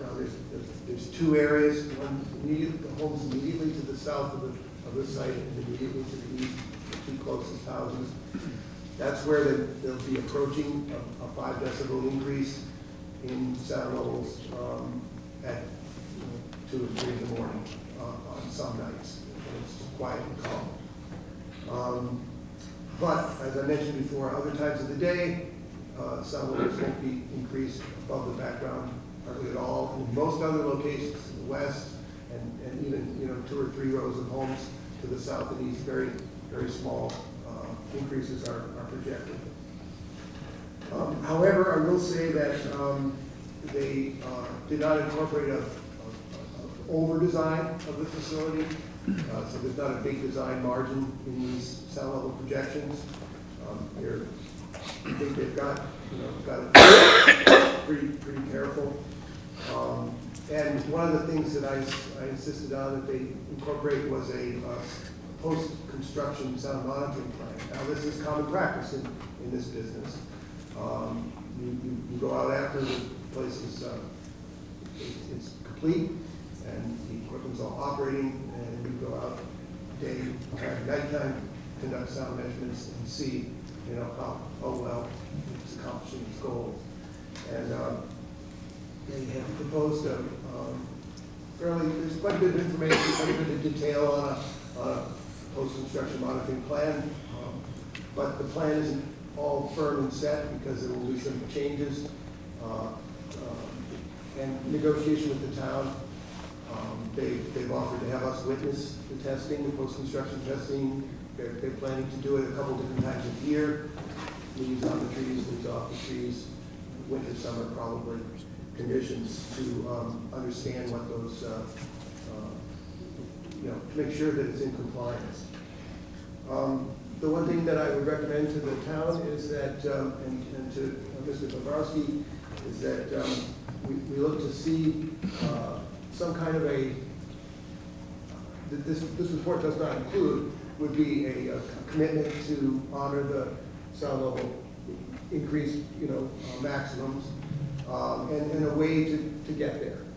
If for some reason the initial measurements, post-construction monitoring show that there's some exceedances, I would like to see some kind of commitment to getting there over some period of time.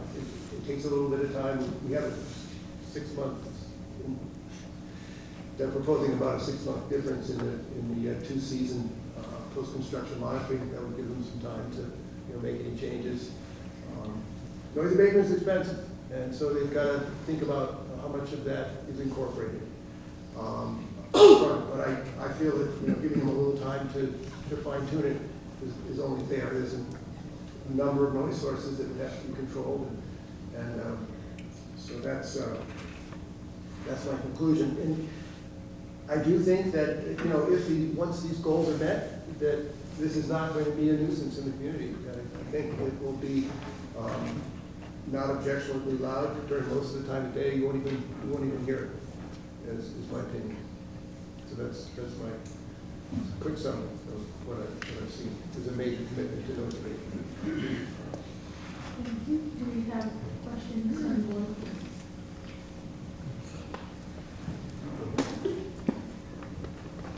Do we have questions from the audience? Questions?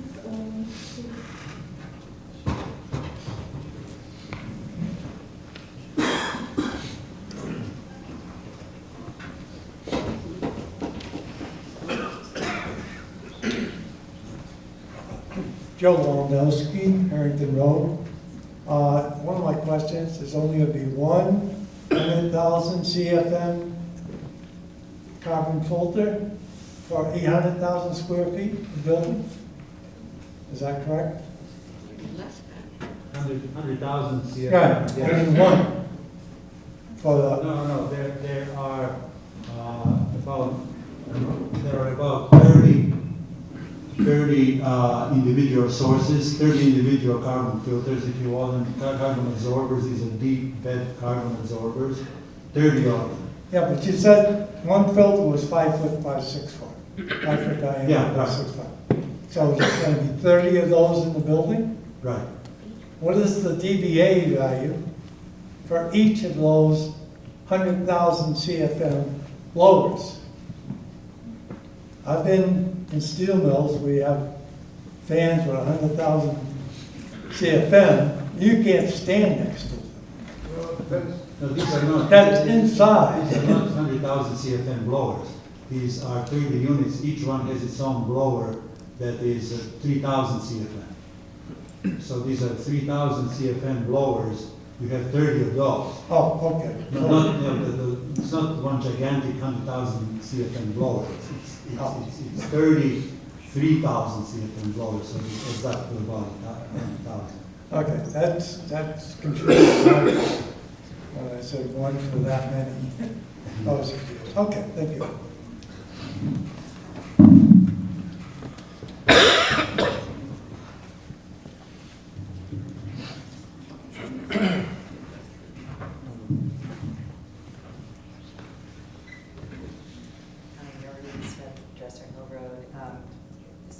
2,000 projects that you've worked on for odor control, how many have been of this size in terms of having this system with 30, 550 filter systems? How many have been similar? Very many, in fact. One of the things that should be added to a clarification that I thought I would make is that this is one of the rare opportunities when we had an opportunity to influence the other remediation strategy before it became a problem. In answer to your question, another opportunity of that nature was for the biggest wastewater treatment plant in New York City, the Newtown Creek wastewater treatment plant. Now that one has active carbon absorption for most of the odors that come from that facility.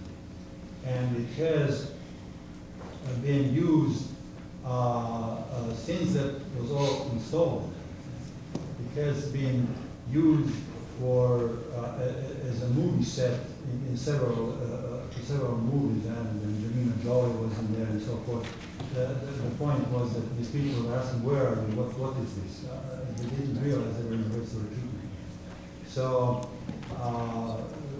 the volume of air treated in that plant is considerably larger than this. Industrial exhausts could easily go into hundreds of thousands. There are automotive exhausts that have individual stacks of 10, 20, 30 or so thousand CFM. There is one over in Ford, over in Flat Rock, I think, Michigan, which is 200, I think they call it the moon cannon. So in other words, the answer to your question, there are huge in comparison to what we have here. Using the same system? The same principle, yes. No, not all of those do, no, not all of them, no. The ones in, for example, New York City example, yes, they do use actually carbon equipment supplied with the same sampling course that I'm describing here. So in other words, they're also measuring, and we have helped them out over the years in measuring those progression of the absorption zone through the bed, so that you would know before the breakthrough to change the bed. Yeah. So I was just curious if that same system is in use Oh, on absolutely. projects you've worked on before with the same capacity demands on the system. Larger. Okay. I mean, the biggest, you can go to Newtown, you can look, next time you go to New York City, maybe look at video. It's the largest wastewater treatment plant in the city. Thanks. Mark Russell from Old Worcester Road. We've been talking tonight about noise and odor, and both of these gentlemen have made reference to industrial noise abatement, industrial odor abatement. Are we talking about industrial here or agriculture? Apples don't stink. Apples don't make noise. And apples don't twinkle at night. My question again, are we talking about an industrial plant on an agricultural piece of land, or is this agriculture?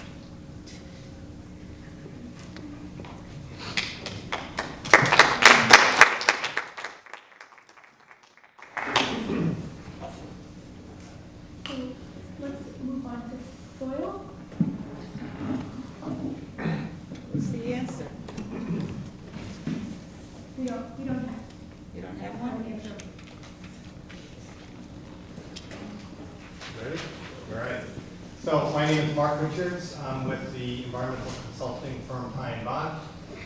We were retained to comment and review on the applicant's soil management plan related to dealing with soils that will be moved as part of the proposed development project. So as part of our initial involvement, we were working with Golder Associates, help them look at issues related to soil sampling. They did additional sampling. They responded to many of our requests related to getting a larger data set. We talked about that at the last meeting. We went over some of the data. The outcome of that meeting was having the applicant prepare a soil management plan that would detail how soils would be excavated, handled, and reused on site.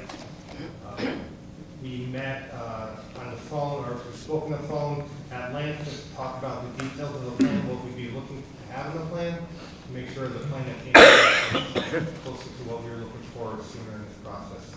We reviewed the draft plan last week, had some very minor comments, all of which were addressed, and right now we have a plan that Pine Bond is very comfortable with. The plan as a whole outlines a phasing program to excavate and reuse soils on the site and remove topsoil materials. Topsoil is the probably the top 1 foot or less of material that would have the residual pesticides in the soil. That material would be stockpiled, sampled, and then based on the analytical results from those stockpiles reused on the site. The majority of the material that is stripped as topsoil will be screened mechanically to remove rocks and boulders and roots and other vegetative matter.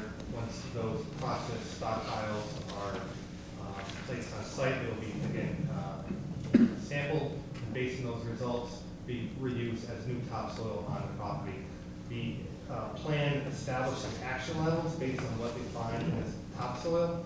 And the majority of the topsoil will either be reused within the fence, within the controlled area of the property, or outside the fence.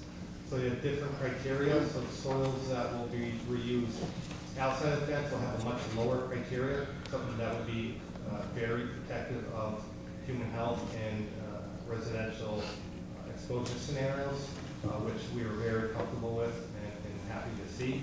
Soils that would be either beneath, that would stay beneath the building, or within the fencing area would have a higher criteria, but still protective of human health and the environment. In addition to the sampling of the soil, when soils are removed, are excavated and moved on property, there'll be full-time dust monitoring that's will be performed by the applicant, both upwind and downwind, to show that dust would not be migrating off-site. They've established action levels. If action levels are approached, various mitigating measures will be implemented, including probably wetting soils, covering stockpiles, or ceasing activities if those measures can't control dust. The plan also addresses worker health and safety in terms of making sure anyone involved with managing soils on site is well informed of potential risk. One significant comment we added to the plan was having a clear indication of their environmental LSD oversight and how things will be documented and reported out to us routinely. There will be monthly status reports so we can see as construction is occurring what the soil results are related to stockpile sampling. So the town will have an opportunity to comment on the results and address potential changes to the soil management plan. They will be moving a large volume of soil, so the duration of the project we expect will occur over many months depending on the final phasing. So it will give the town ample opportunity on soils management throughout the project. I'll leave it at that, and we can jump into questions that anyone may have. Do you have one question?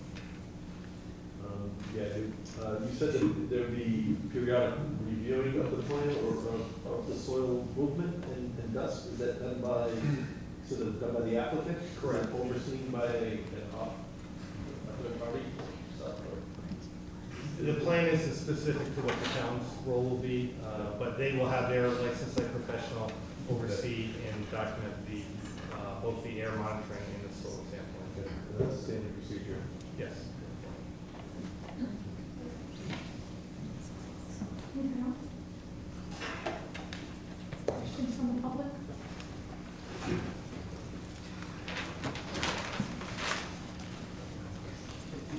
Ed Gosling, 47 Hanson Road. So, hey, I have a question for you. Are you familiar with the stormwater management on this site? Other than the plan referencing that they will have to comply with the stormwater pollution prevention plan requirements of NITIs. So disturbances over greater than an acre will require a written stormwater plan. So it's referenced in the document. Yeah, I understand that. I'm very familiar with the SWIP plan. So it's obviously required because you're over an acre. That's really not my question. My question is that looking at the plans, okay, the developer or the engineer has proposed a bunch of these, what they call proposed temporary slope drains, typically. If you want to look at my plan, it's a little bigger. You have it there? Okay. And this is kind of a question for Mike Andrade as well. So you're basically going to be moving all this material on site. You're going to be moving it here or there. If it's not suitable, you're going to try to use it someplace. All that stuff. But quite frankly, I've been on these sites, as you know, and there is quite a bit of material, when it rains, it gets pretty ugly. This material, as far as the soil's characteristics that were in the report, initially claimed that most of the soils on the site were not suitable to build on because they're like a clay-type material, and once they become wet, they are sticky gooey. They're also very, very different. Once they become wet and you sort of energize the stormwater, soils are basically chocolate soils. Okay. The way this is designed, just so the board knows, the way this is designed, I mean, it's kind of ridiculous, to be honest. You have these downshoots, and here's a good example. This one's going to land right in front of Mr. Russell's house, matter of fact. Okay, it's going to come down.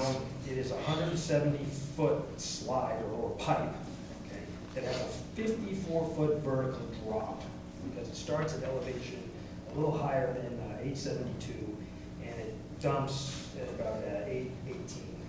So we have contaminated soils on this site, and what's going to be done about keeping, basically you're going to have a lot of chocolate water roaring off this site. It's all going to be contaminated.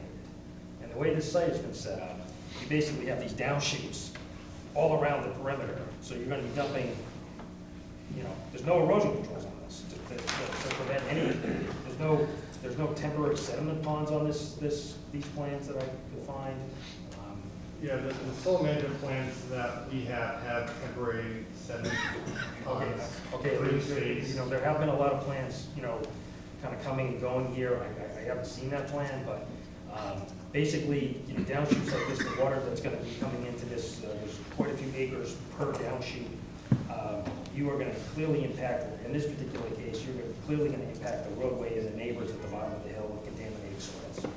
There's no, I don't see anything on these plans that are going to protect, the road of the neighborhood from that happening. I can't imagine, I don't know, Mr. Andre, if you could tell us possibly how fast the water's going to be going at the bottom of this. It's a 54-foot vertical drop over 170 feet. My guess is it's going to be coming out of there. I mean, it's just going to be like a hydro, source that's going to literally, they have a very, very small riprap dissipation pad. I'm pretty sure there is a calculation for the size of those in stormwater management, but my professional opinion is that they're basically useless when you're coming down a slope like that. There needs to be ponds at the bottom of these, these areas, at the top as well before the water goes in, so it can be controlled. You should be testing for the contaminants at those points, because obviously we don't want contaminants leaving the site. In your plans? So some of the things you're talking about or asking about are in this soil management plan document in front of me. The way the outlets are designed is you'll have a contaminant berm over the inlet pipe, so you're not having, so it acts essentially as a filter, it appears, so you're not having muddy water go straight to a pipe. But clearly the amount of soil excavation that's occurring will require some very strict adherence to stormwater controls. This is not going to be an easy site to excavate and manage. And the plan they outlined is a 5-phase excavation plan, starting from the north and working to the south, and not stripping the entire property at once. it remains to be seen how they're gonna do that. This plan is more from a contamination standpoint, what I'm looking at. Once the topsoil is removed, the soils underneath are essentially clean, so that's where the mass excavation is gonna be occurring. They'll be excavating on the order of 600,000 cubic yards of soil. Of that volume, about 60,000 or so is topsoil. And again, that would be happening in phases. The phasing program will be the most challenging part of this project. I mean, that's a lot of soil. I'm very familiar with it. I realize that it's super challenging, but it still doesn't change the fact that we have down chutes that are going 170 feet in length, that are 54-foot vertical drop, and they're all over this site. There's no, it's going to be an absolute disaster. We're going to lose the road over here at this point. I'm concerned that we're going to, not to mention, it's just the contamination is another level of problem versus chocolate water. So, and that's all going to end up down in the wetlands, because everything that roars down in there goes to the natural swale that's along the side of the road, that goes to the, the inlets that we discovered that were along there that actually go through residents' properties and actually feed a stream. So they have proposed a perimeter location control measure around the entire property. Yep. Is that on the plan? Yep. So I do this for a living, and I gotta tell you, to have a double silt sock at the bottom of a 170-foot, 54-foot vertical drop, it's just darn right silly. So one of our review comments was to add additional siltation controls at the bottom. So siltation controls, no siltation controls will stop any water coming out at that speed, let alone what's coming down the hill. Right. The only thing that's gonna work is, as you would know from like a landfill projects, is literally having swales at the bottom that are all riprap so that you can contain the water and you can control it. And there's none of that on these plans. These plans did not provide detail on water management. Right. No, I guess my point that I'm getting at with you is that, I'm glad that you're on board here. I'm glad that you were able to push a phasing plan, because I brought that up at the very start months and months ago. I mean, for them to come here without one was silly, but okay. Now here we are at the 11th hour again, and again, these plans don't work. This does not work. This is not going to work. For anybody to sign off on this would be absolutely crazy. The water coming down out of this is going to be, unbelievable. It's just going to blast through the road. And people are going to be standing out here on the road going, how do we let this happen? Hopefully we don't. Thank you. And one final comment, we were looking for additional slope, siltation controls halfway down the slope to help address velocities coming down. So typically, this is the size of a landfill. The Greenwood Street landfill that I was the manager of for 10 years had a plateau of 27 acres. This plateau they're building is about 26, roughly. Okay, had 3-to-1 slopes going down the side, and every 50 feet there was a mandatory swale going along, because as water hits this top of this the area here, whether it's snow or whatever, by the time it makes its way down here, it's going to be going so fast that it's just going to blow everything out and erode it. Having two little silt sock things at the bottom is just, again, it's just not appropriate. Okay, there needs to be a number of swales built onto these slopes to protect the area. It's disappointing. But can someone from the applicant talk about the discharge of those pipes? Is there anything there that you want to address? I can tell you this, there's no way the DEP is going to allow this to go on. I can't imagine, and that's one of the problems here, is that these plants have not gone to DEP yet, they haven't gone to DEP yet. There's no way they're going to look at it and they're going to say, what are you doing? It's very, thank you.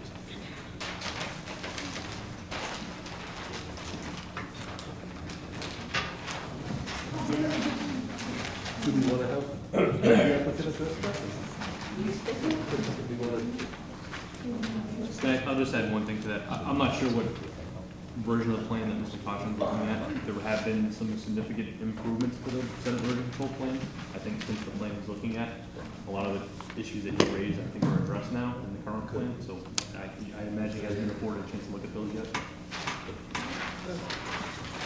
So this plan was revised, it's been revised 1, 2, 3, 4 times, The latest revision here is 12/12/18, so that's not that long ago. I think there's been 2 submittals since then. Okay, so, that kind of comes back to the point where it becomes this daunting task to keep up with all the reiterations, but I mean, this shouldn't be shown on a plate.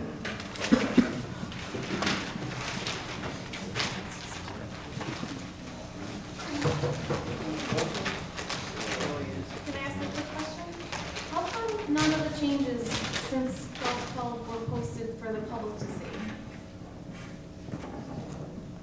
Just curious. We just were getting so many plans in at once, it was hard to keep up with all the sales that came in.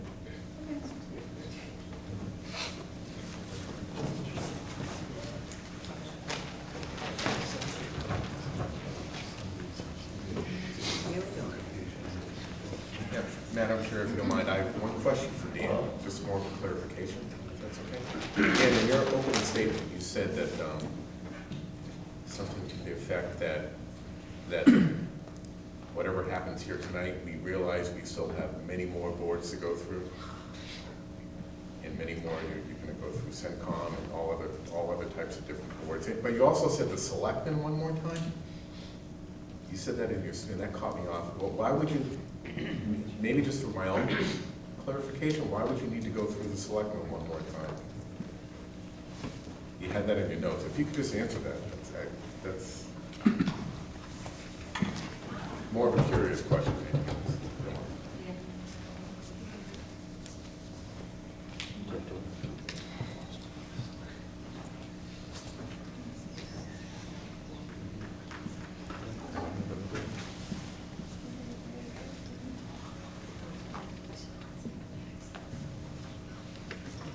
Let me get back to you. I don't have an answer. Oh, and you know why I brought that up? Because we've heard this once before. It resonated in my head that we were like, there's going to be so many other boards that we have to go through. So can I? The buck's got to stop somewhere. No, I got this one. Mr. Scanlon, can you just check and see? I know there was a list of additional permits that we were going to be applying for, and we laid that out and presented it at one of the prior meetings and submitted it to you in advance of the meeting. If you can see if that list is posted on the webpage, that'd be great. There is a list, we did submit it, it identifies the permits. If he said selectmen and selectmen on the list, he was just went, talking and probably nervously included the term selectmen. But we actually have submitted a printed published list, and I believe Mr. Scanlon put that list on the website 2 meetings ago. Yes, I believe it's on the website. Oh, 2 meetings ago. This is the list of the additional permits, and there are a significant number of additional permits we're applying for. Okay.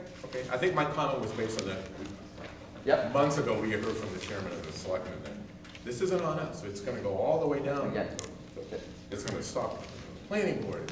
Now it's going to circle back around. All of this, and this is what we're following, and this is published. Mr. Scanlon posted it. Okay, I just wondering where the buck's Yep. at. That's all. Thank you. Take a look at that list.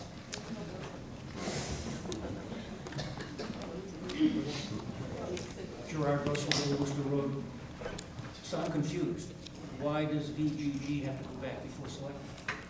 I might have missed something, but why do they have to go back before selectmen?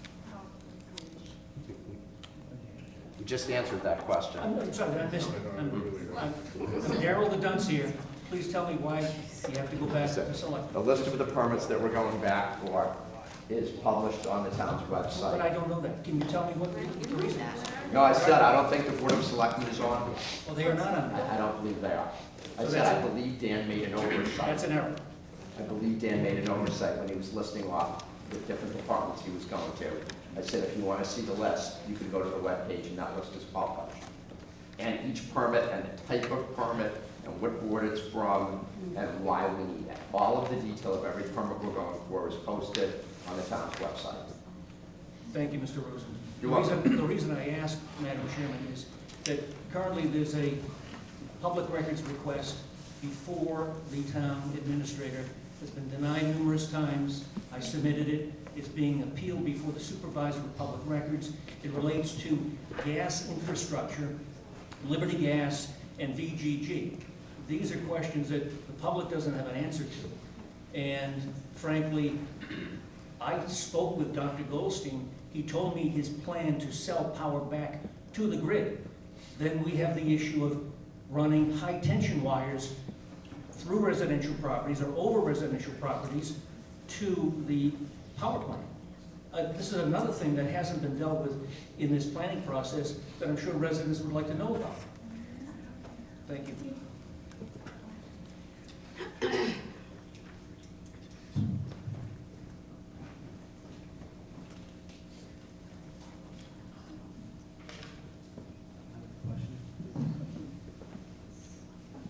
If you're at the point where you're going to consider closing the public portion of the hearing, then I think it would be appropriate to ask the applicant if they have any last words. It's their application, they should have that Chair, I'd like to courtesy. hear from Mike if he would have review of the second. That's fine. I realize it's late, I'll try and be as concise but thorough as I can.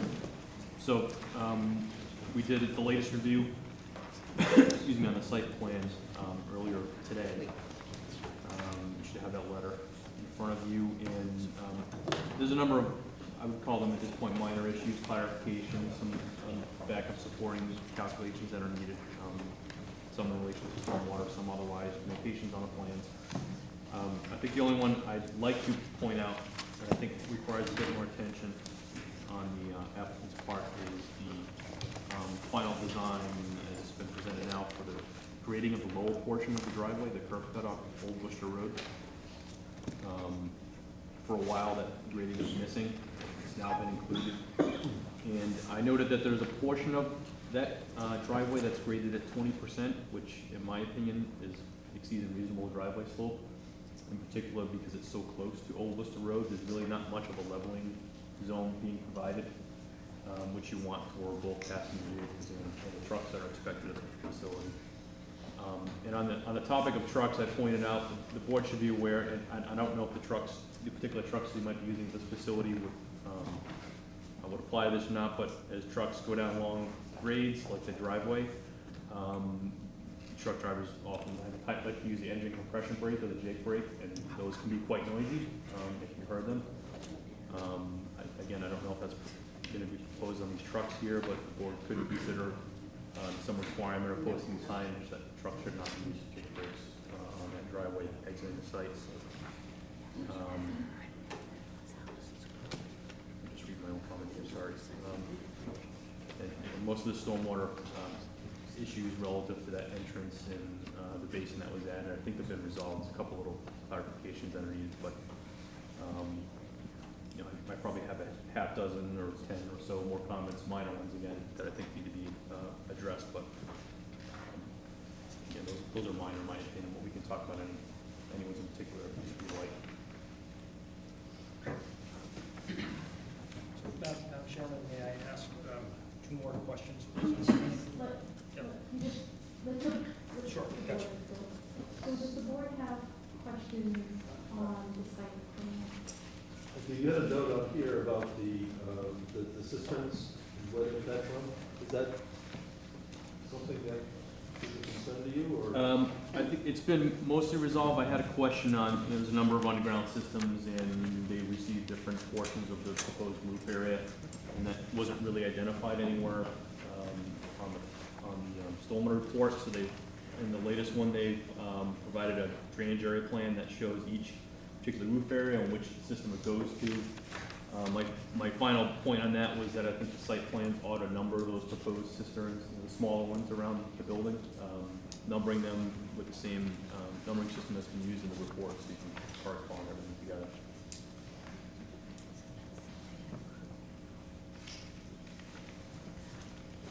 Any additional questions? Madam Chairman. So I have a question. As far as site plan review is concerned, I'm pretty sure the regulations call for you showing, or the applicant showing all existing drainage infrastructure that abuts the property. And I haven't been able to see, maybe I haven't, maybe they're on the latest set of plans, but are any of the catch basins or water quality, or the drainage inlets along Old Worcester Road, are they shown on any of the plans? The applicant speak to that, but I'm not sure, I don't believe there's any drainage on Old Worcester Road. So here's the thing, I mean, the regulations call for showing existing infrastructure that the town has that abuts this project so that we can determine if it's going to impact other things downstream. It's very clear that they have forgotten to do that again. So just like they did in front of Mr. Russell's house when they forgot about the catch basin and the manhole, there are similar ones if you actually go down the road all along Old Worcester Road that they have not put on their plans. And I would like to point out that I believe they all do just like Mr. Russell's. They all cross the road and go into private people's properties. When I checked Mr. Russell's property, and there was no easement for that drainage line. And I don't believe there are any easements for the other drainage lines. So this project is not conforming to the town's ordinance here, or the rules and regulations for subdivisions, because that's all supposed to be shown. It's also, you're supposed to show the watershed and how it's going to impact that. And the fact that it's dumping into neighbors' backyards, again, it comes back to that point I made earlier, that you can't permit something that's going to impact on people's properties without having that information. It's clearly not shown on any of these plans. So that's one thing. Number two, I'd like to speak about the access from Route 20. So it's my understanding, and again, there's a lot of things, maybe I missed something, but it's my understanding that the applicant approached Mass DOT with two scenarios. One east of the jug handle and another west of the jug handle. And it was determined by Mass DOT, correct me if I'm wrong, that the one that was east of the jug handle was not appropriate because it didn't meet the standards because of the curvature of the road. And the one down on the west side was not appropriate because we have wetland issues, and our wetlands expert said that the chances of getting through Army Corps and everything else was going to be slim to none. But I would submit that they haven't done their due diligence on Route 20 access, because it seems to me there's a perfectly logical location to enter the site, which is right at the jug handle. There's already there is a opening in the barriers. It's very clear that the sight line is all there 100%. It seems to me that it just means it would be a little bit of work for the applicant, because they would probably have to put, go through the ledge that's there, and they probably might have to put a light in. But again, it's very, very doable. To my point here, they have not done their due diligence on a lot of things, and that's particularly one of them. And to me, that's a real sore spot here, because they're just playing the game. And the game is, as they go in, they pitch a few things, they have a powwow, they pitch things they know aren't going to work, and then walk away. Everybody in this room goes on Route 20. And you all have been visited that area, and it's very clear to me that if you can turn trucks around in that turnaround, and that's what it's designed for, it's designed for that other industrial park. Why wouldn't it be fine for this industrial park? So those are my 2 points. Thank you very much.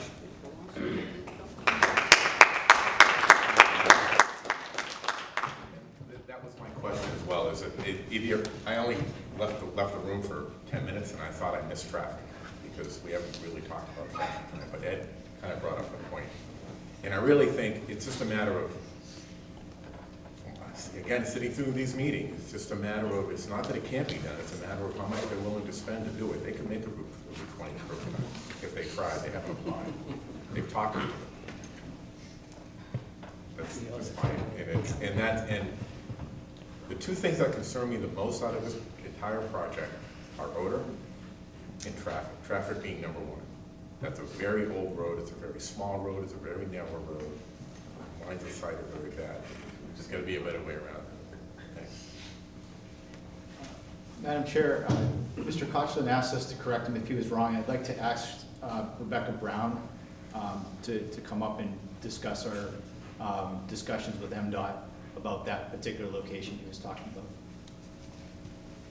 So our discussions with MDOT included looking at two different sections of site frontage where we could have access out onto Route 20, one being the easterly portion of the site and one being the westerly portion of the site. So when we talk about that we were told we couldn't have access from the easterly portion, that includes pretty much that entire section from where the storage facility is up through to Old Worcester Road, where we have frontage along the site. the site distance along that curve was not the only reason for why we were not allowed to have access out onto Route 20 at that location. They were also concerned with the number of trucks that would be turning at an unsignalized location. The level of traffic that we would generate wouldn't meet the warrants for installation of a traffic signal, and DOT was not in favor of putting another traffic signal along Route 20 in that area. So the idea of putting in a traffic signal at the existing jug handle was a non-starter with DOT. So, if I may, so if I heard you correctly, Mass DOT didn't want you to be able to open up that Route 20 curb cut because of the mass amount of trucks over there that are going to be taking a left-hand turn. And somehow Old Worcester Road sounds like a much better idea. It's getting late, I'm So, trying to go. yeah, so the issue was the number of trucks that would be turning there at an unsignalized location. So, just sliding right over here. So what they would prefer to have is those trucks turning off of Route 20 at a signal at the Old Worcester Road intersection because of the number of lanes that they're actually crossing. So then on an 18-foot wide road, when you're going down Old Worcester Road, and the school buses in the morning are trying to take a left to go to school, and the tractor trailers are trying to take a right to go up that 20-degree grade, are you going to put a light there? Absolutely not, no, and at that location, the trucks That's safer? they're not Because the roads- crossing any traffic. The issue was the number of lanes of traffic that. If you're a taking a truck left would out, have to like the cross. Citrus Road, Get out. So, Madam Chairman, I would make one more point in this matter. It's very obvious that there's an enormous amount of vehicles and trucks that have to go in and out of this facility. And it's very clear that, according to these guys over here, there's no possibility of access for Route 20. They conveniently forgot in their first traffic report to point the accident rates that are right there at Morton Station Road, which were, I think, one was 64% higher than the district average, and 45% higher than the statewide average. Those were conveniently missed. So it's very clear that it's very dangerous over there, and it's, come on, everybody in the room knows it's not a suitable place for that amount of traffic. And if Route 20 isn't a viable option and they can't work with Mass DOT to get that done, that to me would signal that it's a deal breaker on this whole project.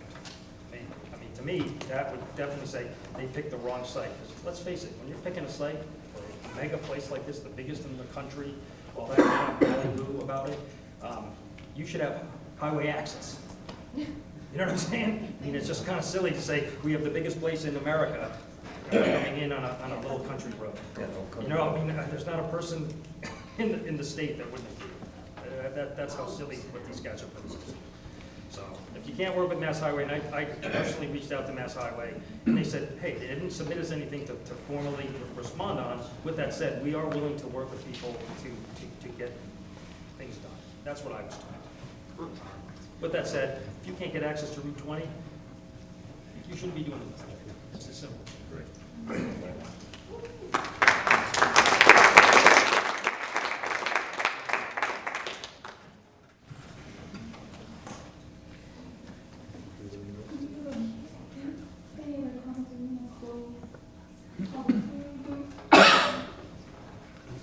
I didn't see the plans for the new entrance. For the new entrance, or the clearing that they did to leave the roadway. You did say that you don't think it's adequate, 20% grade? There's a section that's at 20%. Okay. I would like to see a bit more of a leveling going there and that grading work a bit. Possible to get them to improve that? I would believe so. Like, how about the turning radius for trucks coming in off of Worcester Road? Is that sufficient, or I should say, coming in and leaving that site? It's a pretty tight turn. The entrance curb cut, Yes. which is On turning Old right Worcester into the Road. site off Old Worcester Road is much larger, the radius is much larger than the other sides for that truck traffic turning, for that truck turning traffic. Okay.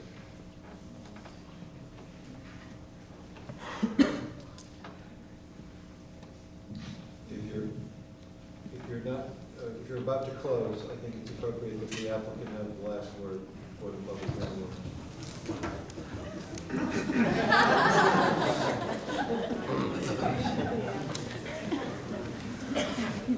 Hi, Rick Rowe, 11 Premier Road. I've got a question for the older gentleman. You had said that they take samples, and in the beginning it'll be every couple of weeks to see the level in the carbon. How are we going to ensure that's done? The tests need to be done as you said, every 2 weeks. They have to be shared with the town. The town has the right to request, and privilege to request all the results of all the samples ever taken. And so, and the town can independently monitor it either directly or through somebody, some consultant to do that report.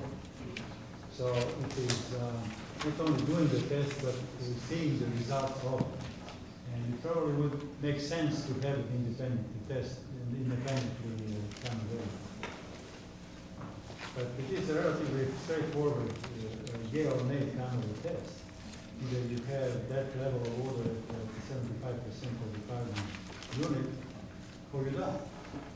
Okay, so how is the town going to follow that to make sure it's happening? Is that going to be part of the stipulation that we have an independent lab that's going to be checking to make sure it's properly done? I think it could be a condition of the site plan to have at least the results reviewed by the Board of Health. Okay. I think that's definitely something that should be shown. And the Board of Health's qualified to do Well, that? Board of Health is qualified to read the results of a sheet. It's either a yes or a no. Okay. And they can see the testing has been done and what those levels are. So they have to say. Oh, okay, and currently, we only have a $50 fine if they have an odor complaint. How do we make it so it's conditioned that'll be a substantially larger fine? You have to go to town meeting with an article to amend the zoning to up the fine to the current statutory maximum, which is $300 per day, every day a continuing offense. Should be a really short and sweet article, stampede. So the maximum is $300. $300 a day. So That's they can pollute all our residents' quality of life for $300 a day? Well, I can't change the statutory maximum of the Okay. legislature. This belongs in an industrial site.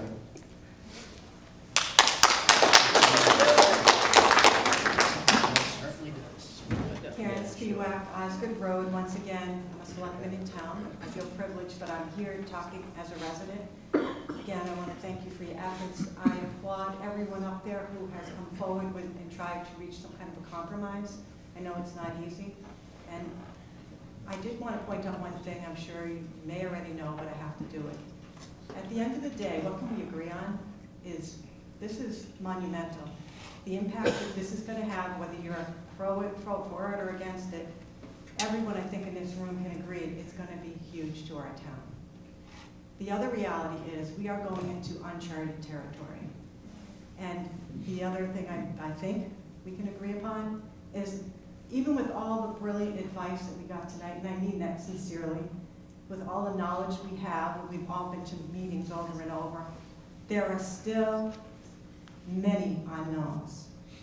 And one of the things I ask you to reflect upon when you're making your decisions is, at what cost or what are we gambling? In my opinion, and I said this open meeting way back months ago, maybe August, we don't know. We are gambling.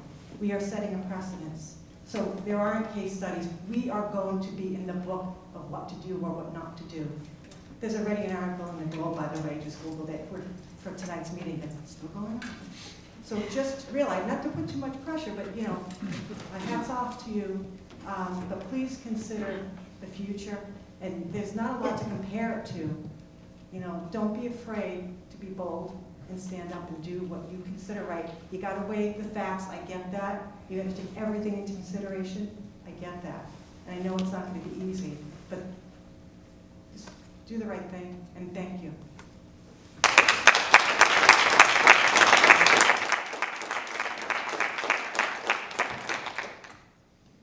With that, do we have a closing statement? Certainly.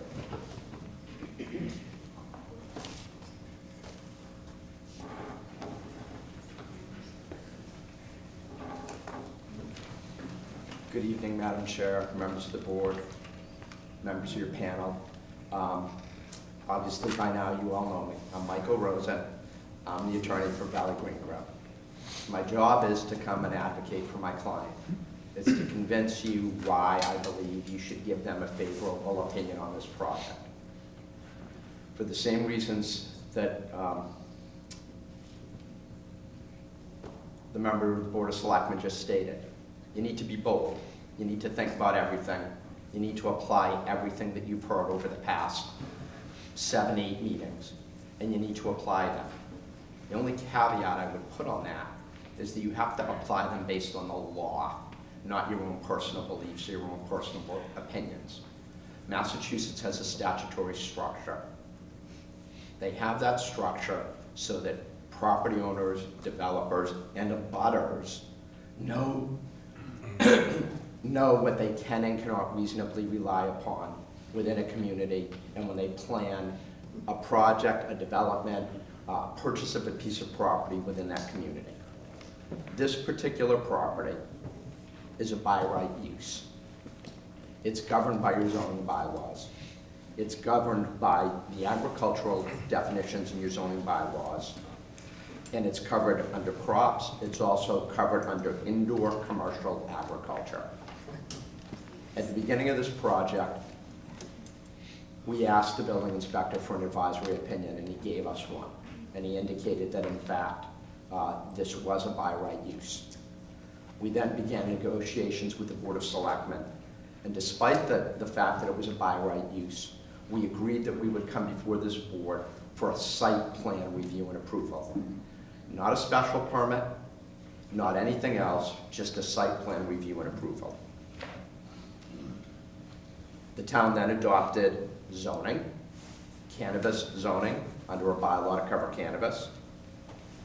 And the building inspector, who is your zoning enforcement officer, and under your bylaws is responsible for making determinations with respect to zoning, issued a June 13th, 2018 letter regarding the applicability of the by right use of this property, discussing the by right use as it existed prior to the adoption of the May zoning bylaw, the cannabis bylaw, Article 27, and the applicability afterwards.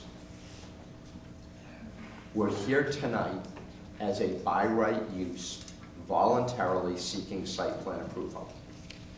So what is site plan approval? Well, site plan approval is a matter of case law that's evolved over the years. It technically does not fall under 40A. It is governed by case law instead. The primary cases are Prudential, YG Dugout, Gutierrez versus Framingham. There are a number of different cases that lay out what you can and can't do with respect to the review and approval of a site plan application. And the cases are pretty clear. It's regulation of a use, not the prohibition of a use. Site plan review is only used to shape a project, not deny it.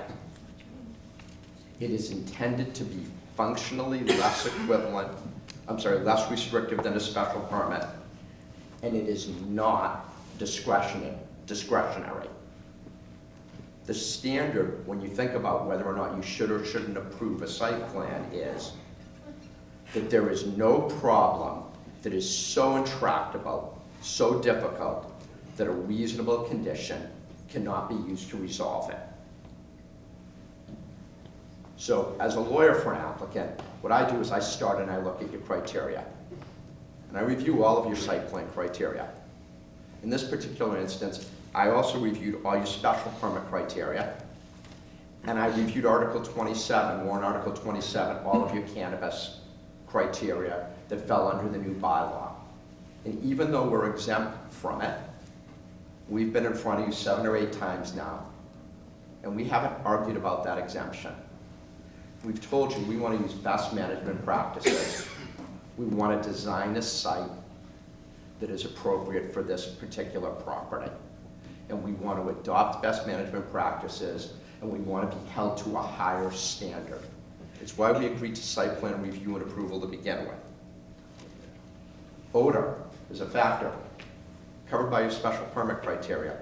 by your cannabis bylaw. It is not covered by your site plan criteria. Doesn't matter to us. We told you we would do it, and we did. We brought in a consultant. You brought in a consultant. We spent a lot of time, energy, and effort meeting his criteria. And I have to tell you, the first night I met him, I didn't think we were going to be able to do it. But we did. We listened to everything this board laid out. We listened to your expert. And we actually listened to the citizens and the abutters at the meetings. And we are meeting criteria that goes above and beyond the site plan criteria that we should be held to. We look at the standards that are laid out in your bylaws. Standards, in order to be applicable to a site plan, have to be discernible standards. They have to be reasonably relied upon. They can't just be based on generic terms. The Gutierrez Framingham case lays this out specifically, where they dismiss criteria in the town of Framingham on the basis that the majority of those criteria are vague, ambiguous, they revolve around the words minimize, mitigate, but they don't lay out discernible standards. Very similar to the design standards, the site plan standards that the town of Charlton has. The term minimize appears in virtually every single standard that you have. It doesn't say eliminate. It doesn't set out a measurable standard. It says minimize. We haven't stood here for the last 8 meetings and argued about that. Because again, we told you we're going to come in and we're going to adopt best management practices and we're going to do everything we can to make everybody happy.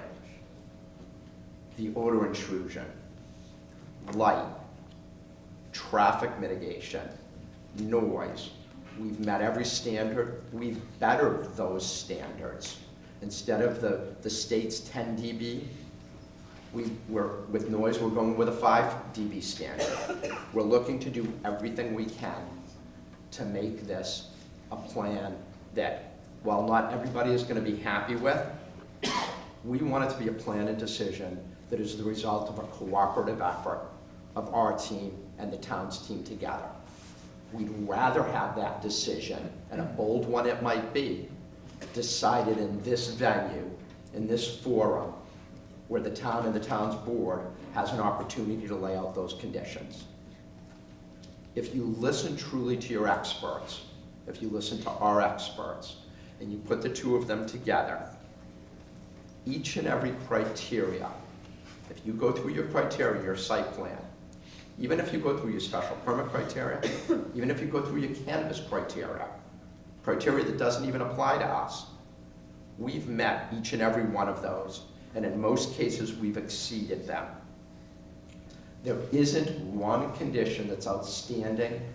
There's not one concern outstanding with regard to our application that can't reasonably conditioned such that that concern can be addressed.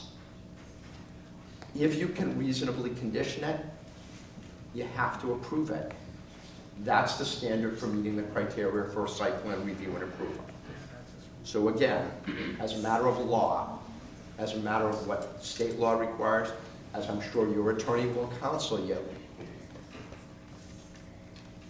as long as you can address any concern with a reasonable condition, and I think we've done that, certainly as to every criteria laid out in your bylaw, then a site plan approval is not discretionary. It's a regulation of use, it's not a prohibition of use, and you can use the conditions to shape the project, but you can't use them to deny a project. Thank you very much, I appreciate your time.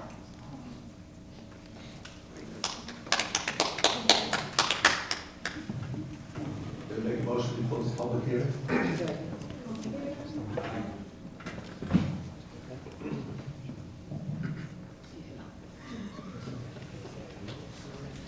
A question for Mark. We still have the definitive plan hearing open. Can we act on the site plan now, or do we have to close that? I'm sorry, we were discussing something. Go ahead. We still have the hearing open for the definitive plan. Can we act on the site plan project first, or do we have to? Let's come back to that. Okay. So we could always make that a condition, I assume. Yeah, but in terms of taking it up again, I think the appropriate thing to do at this point would be to get a motion to close the public hearing. And then let's see where we end up. I've got some comments, or I'm sure you'll have questions. So why don't we accomplish that? Do we have the zoning enforcement officer's letter, his original letter, his opinion? The building inspector? Building inspector's opinion. I have got I guess, is it an opinion, or is it a fact that is allowed use for that way? It's an advisory opinion. An advisory It opinion. is not, he did not frame it as an appealable decision. It is, and I think I have an email in which he communicates the fact that it is an advisory opinion. And it was done prior to most of the plans that we have in front of us today. I think it was dated July, but I've got it right here.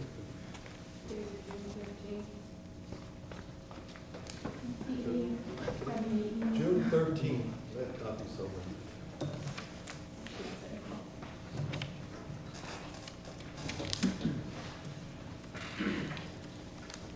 And I've got an email from Mr. Meskis dated,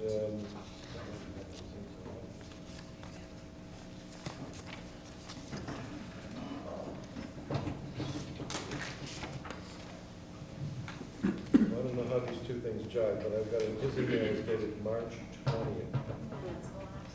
So I don't know how they relate to each other.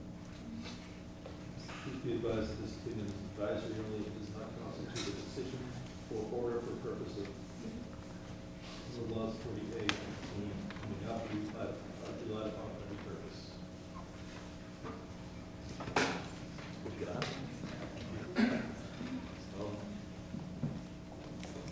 Did we close the public hearing? We did. Yes. Good.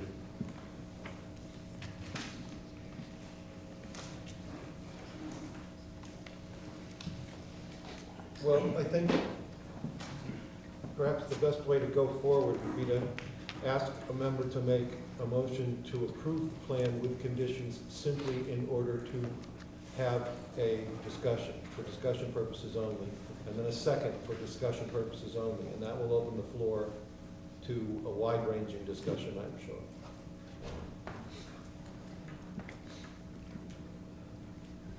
Somebody has to make a motion, we have to make a motion to approve just to. For discussion purposes only. So- For discussion So we purposes. could also make a motion to not approve. I think if there's an application in front of you, see if it has the votes to approve it, but it's just for discussion purposes only. We're not, So we need no a one's, first, we need a first, but we need a second just to discuss. I'm sorry, I'm gonna move a Do little I have a closer. second? Too far. Second. For discussion. So we have a motion and a second for approval. Questions, concerns? So my biggest concern is whether this really meets the zoning for agricultural zone. And everything, we've been sitting here for 8-9 weeks, we've been looking at the plans over and over again.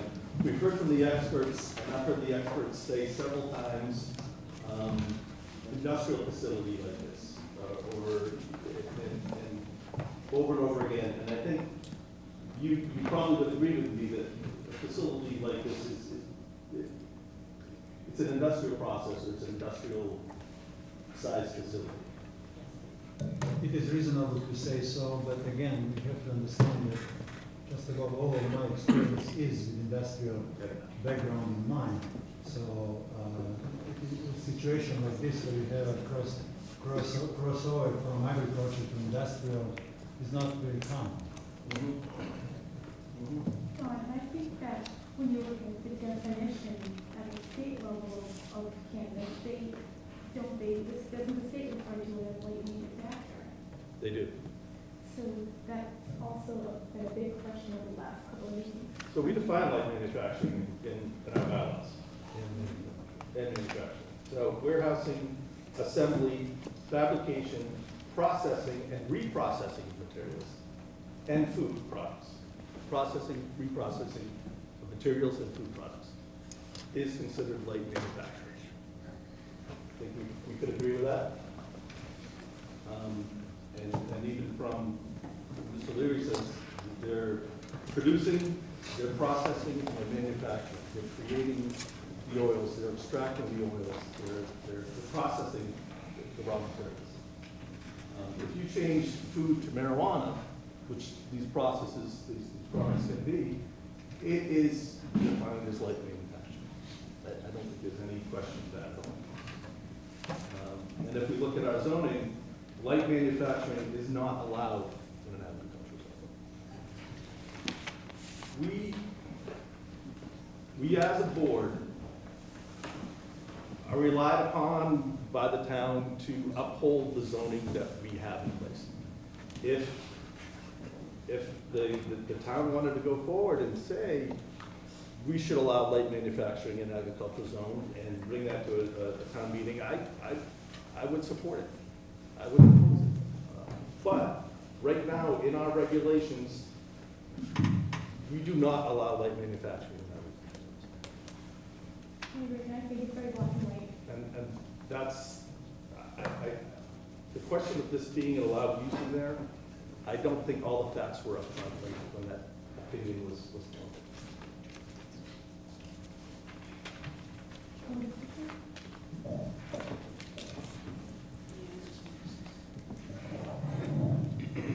I would just like to thank all the people who attended all these meetings and have given us so much information, sometimes way more than we needed. But you people have done your homework, have brought to us massive amounts of information for us to consider. And for that, I thank you. I truly do. You picked up on things other people haven't picked up on. And I wish all of you were on the board. That's really all I want to say. I just truly wanted to thank everybody.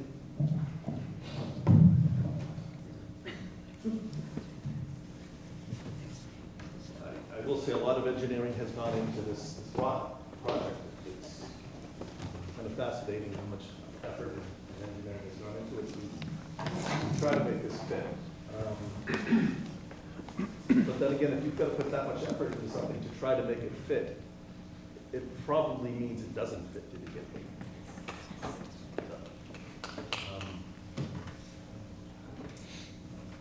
Any comments from council or? Yes. Okay. I think you have to operate within the limited guidance that your zoning bylaw gives you here. So if you're determined to decide, first of all, if you look at the scope and scale of the facility, I don't know that I have the numbers exactly right, but it's 1 million square feet, and at least, I think it's 870,000 square feet of it is horticulture. It's growing. There's nothing being manufactured in there. There's plants being grown. There's no doubt that some component of the facility involves processing. The marijuana regulations define processing specifically in 925 CMR 500 as, I have this, but I can't find it.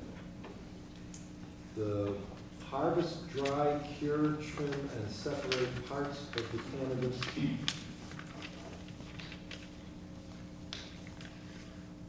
or marijuana plant by manual or mechanical means, except it shall not include manufacture as defined next. And manufacture, in the context of recreational marijuana, means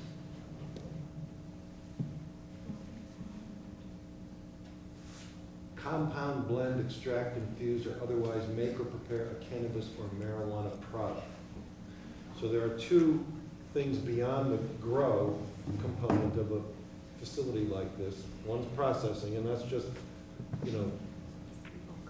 nothing to do with manufacture. And then there's manufacture, which is the more complicated step of extracting the oil, things of that sort. Your zoning bylaw defines light manufacture as warehousing, assembly, fabrication, processing. So that seems to me roughly equivalent to processing in the marijuana definition. And then there is a definition for manufacturer in your zoning bylaw, which is a use engaged in basic processing and manufacturing of materials, finished products, that sort of thing.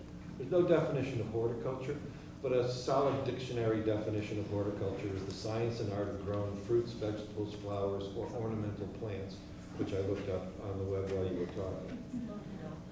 So that's sort of the mix that you have to deal with here, that you have to resolve. You've got a couple of options. You could say that it's manufacture or light manufacture, and that's not allowed. That's one option. You could say that it's horticulture with a processing and a manufacturing component, and we don't think either of those are appropriate, in which case they're just growing. That probably creates more problems than it creates solutions, but it's a possibility. Or you could say that it's a horticultural operation with processing and or manufacture as allowable accessory uses. I don't know the extent to which the Cannabis Commission's definition of manufacturing is going to occur in this facility. Perhaps the applicant can give us that if it's an important bit of information. But of 1 million square feet, is it 130,000 square feet? Is it 10,000 square feet? How much actually is going to occur in the facility? What I do think, most importantly, is that just because it's big doesn't mean it's industrial. You could think of this as an agricultural operation not involving marijuana. I mean, I don't know how big facilities are in Maine that are growing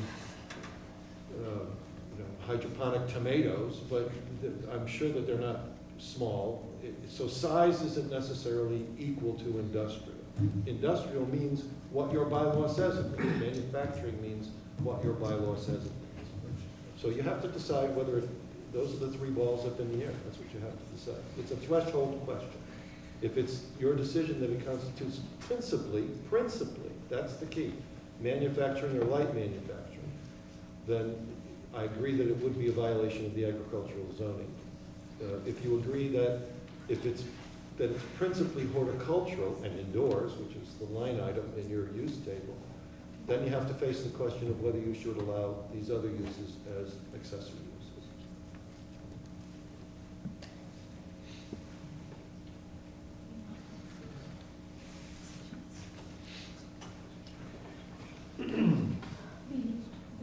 The power club has been attached, and I know it's defined as an accessory and that part.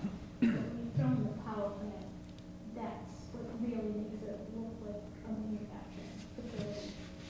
I think that's kind of what pushes, tips the scale of what's going on. You need that much power. Well, there is actually an agricultural case, I believe it's from the Vineyard, where a horticultural, floricultural operation has a 5,000 gallon methane tank that is used to heat the facility. And the court rules that that's a allowable accessory use. Now, again, it's a question of scale. Obviously, accessory uses are supposed to be incidental. If this were a power plant that was going to sell a lot of excess power to the grid, that would not, in my definition, meet accessory, the term accessory.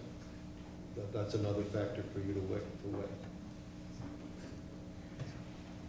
The code justice of the is running the facility. So, and like Mark just said, they were selling it back, makes it a different ballgame.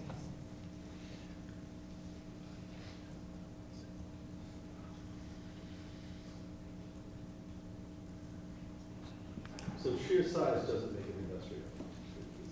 No, I mean, the operating definition of what would constitute manufacture or light manufacture is your zoning bylaw.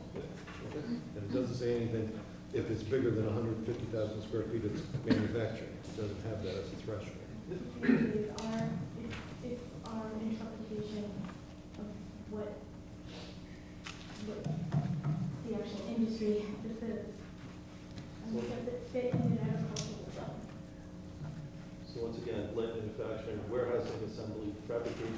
processing, reprocessing materials, and food products. And that has to be, these are definitions of principal uses, meaning that that is the dominant use in the facility.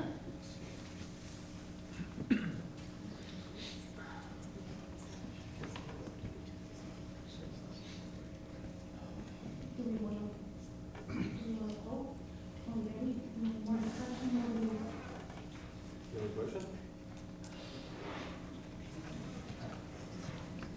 We're gonna vote on this now, then do we go back to the other? Yeah, if the motion made for discussion purposes only carries by a vote of 3-1 or better, then the next step would be to draft an approval with conditions. And the applicant has represented to me that if the board makes that determination, he'll give us the time to do that. It won't be due tomorrow. If the vote to approve with conditions does not get 3 votes, then the effect will be that the site plan application is denied. And instead, I will prepare a decision which is a denial. I haven't asked the applicant for an extension of time to file that beyond tomorrow, but I'm hoping that he'll give me at least until Monday, because it's going to be awfully painful for me to spend the entire day tomorrow putting that together when I have other things that are coming back from the Christmas break.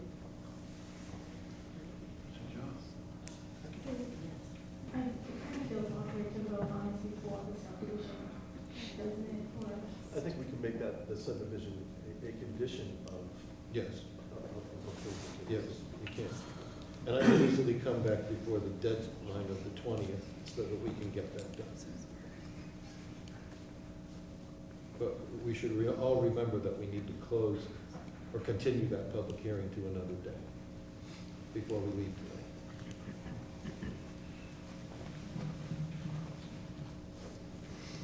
Any additional questions? Do we make a motion? Well, we have a motion. Do you understand the repercussions of what happens in either event?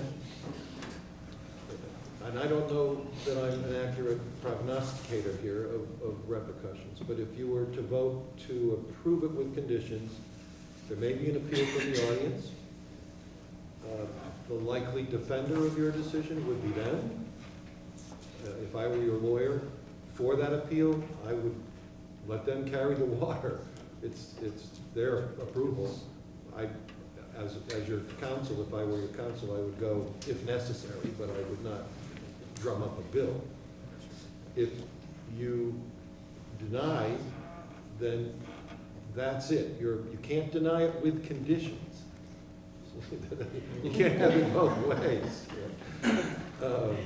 So if you deny it, your opportunity to impose reasonable conditions in a site plan approval is gone. And I don't know what that means in terms of the next step. It could mean that they go back to the selectmen, they remove the requirement for site plan approval from the host agreement, in which case that's a consequence. And that's only after it's like, it's a subdivision plan to. The subdivision plan has to be approved in order to preserve the zoning, or they don't have anything.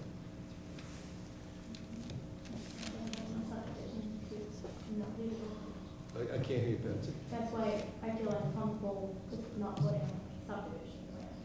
Well, I think, given the questions that came out tonight, it might, we can close the public hearing and vote on it if that's what we want to do, but I think you might want to have another short meeting on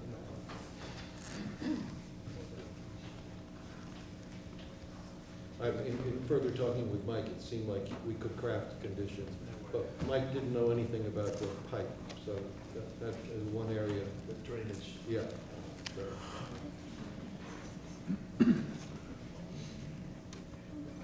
So this is, now I'm going to shut up and let you talk amongst yourselves, as they say. So we have to determine what the primary use is. I think that's a good approach. So is cannabis manufacturing or is it agriculture? I would call it horticulture or floriculture, because that's what your bylaw says in the use table. Right? Yeah, so just the fact that it's industrial hydroponics doesn't affect anything. In the use table where it says the allowable use is, I'm going to quote it exactly here.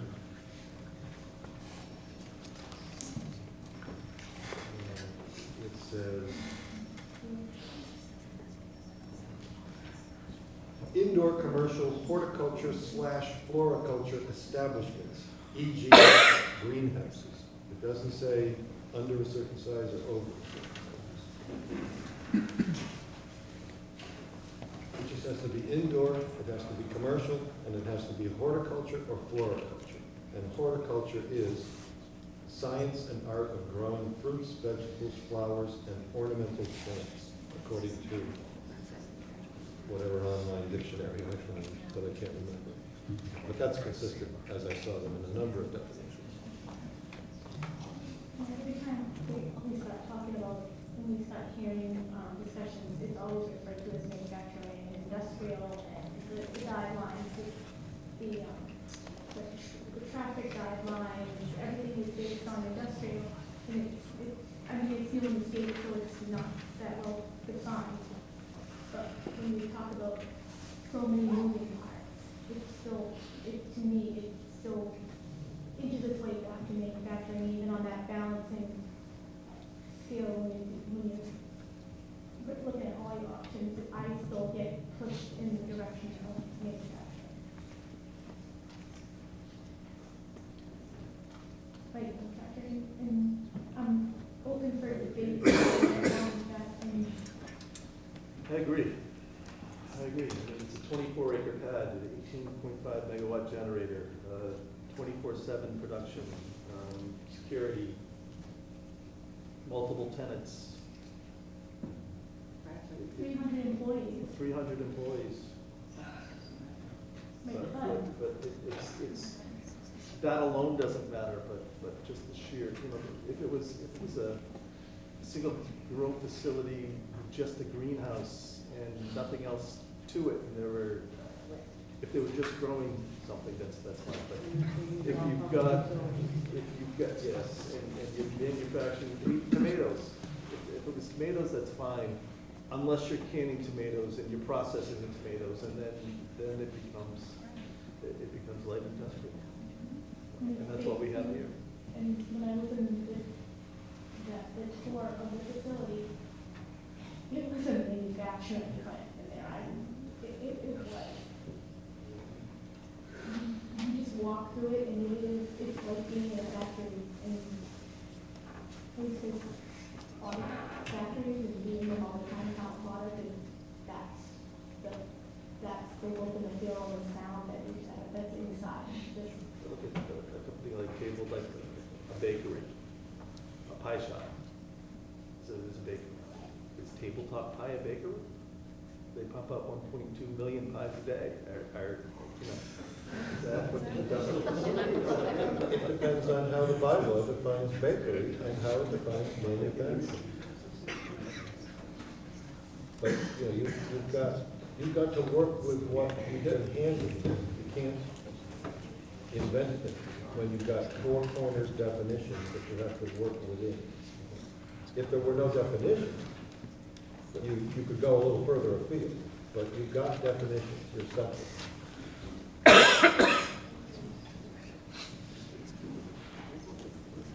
Do you want to withdraw your motion, or do you want to vote on that motion?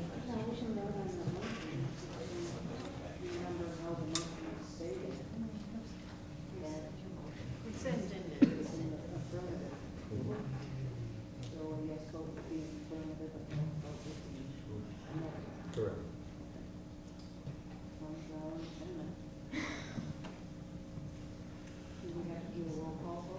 You don't have to, but, Excuse me, pardon me, can we hear the motion again, please? motion was to approve with conditions. Thank you.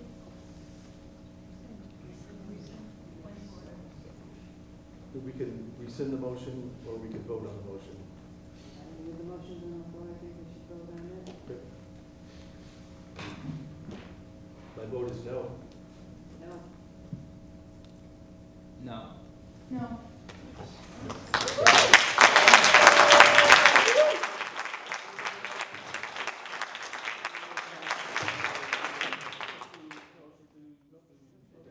That works. Good. And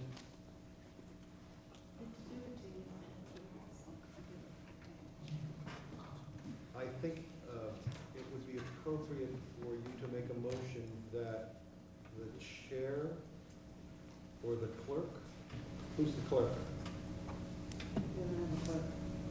Well, are you available, Patsy, tomorrow? I can make myself available live. That the chair may sign the decision on behalf of the board, Oh, so that you don't all need to come down and sign the thing before I have to get it into the town clerk. that's what we normally do. Could I make a motion that the chair can sign on behalf of the board? Second. All in favor? Aye. And as far as the subdivision plan is concerned, do we do that table? I don't take it off the table, because we're gonna have to do something with it.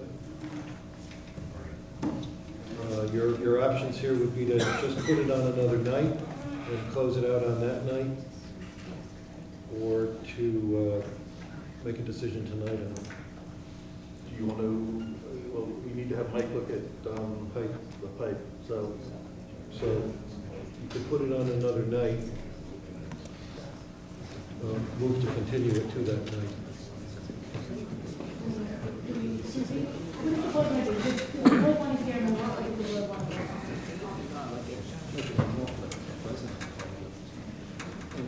Phil, what do we have for room on the 16th? I don't think Mark's available on the 16th or. I can come on the 14th, or I can come on, or I could come on the 17th, but your clerk doesn't open on Friday, Correct. No. so the 14th would be better. Is the ninth better for you? I can't come on the Wednesday, the 16th. What about the ninth? The 9th. Dartmouth. Oh, we all do it. Next week I've got a meeting everywhere. No, it's the opposite board. I've got 4 meetings next week, so I'm out of Mark, if you did the 17th, I would extend to give you time to file a decision. Is the 17th better for you than the 14th?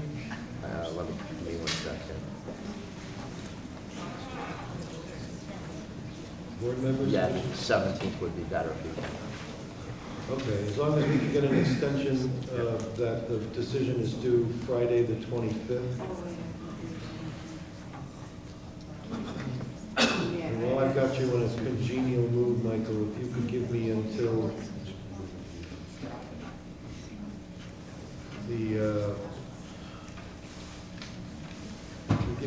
Monday, the 7th, to file a site plan decision with the town clerk? Agreed. Thank you very much. Let's get that, Mark, just write something up to that effect if you would.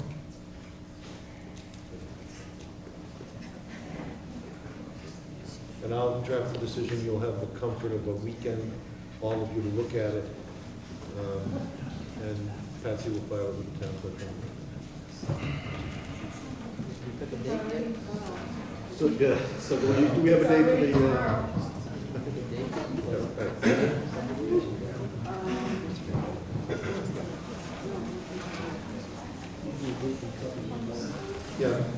Attorney Rosen was kind enough to give us until the 21st.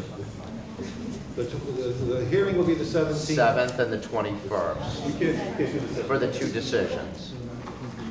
Yeah, well, we're going to come back and talk about the subdivision again on what day? 17th. Right. 7th, 17th, and 21st. So, just a point of clarification, everybody voted no on the approval. Right.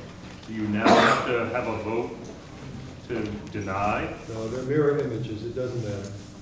Okay, thank you. What's the subdivision plan, what's the site plan? Right, thank you. But a 0 to 4 vote on an approval is the same as a 4 to nothing vote on a denial, so.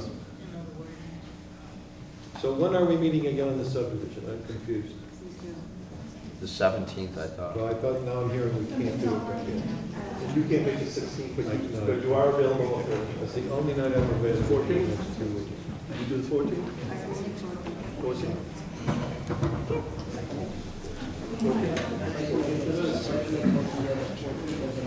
Second? Yeah, that would be a continuation of the subdivision thing. Second.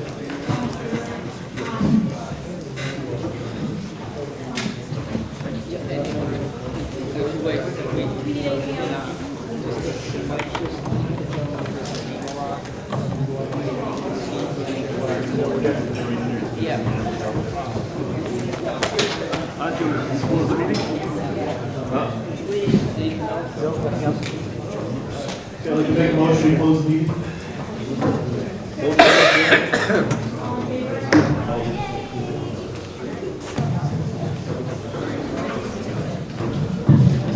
Good job.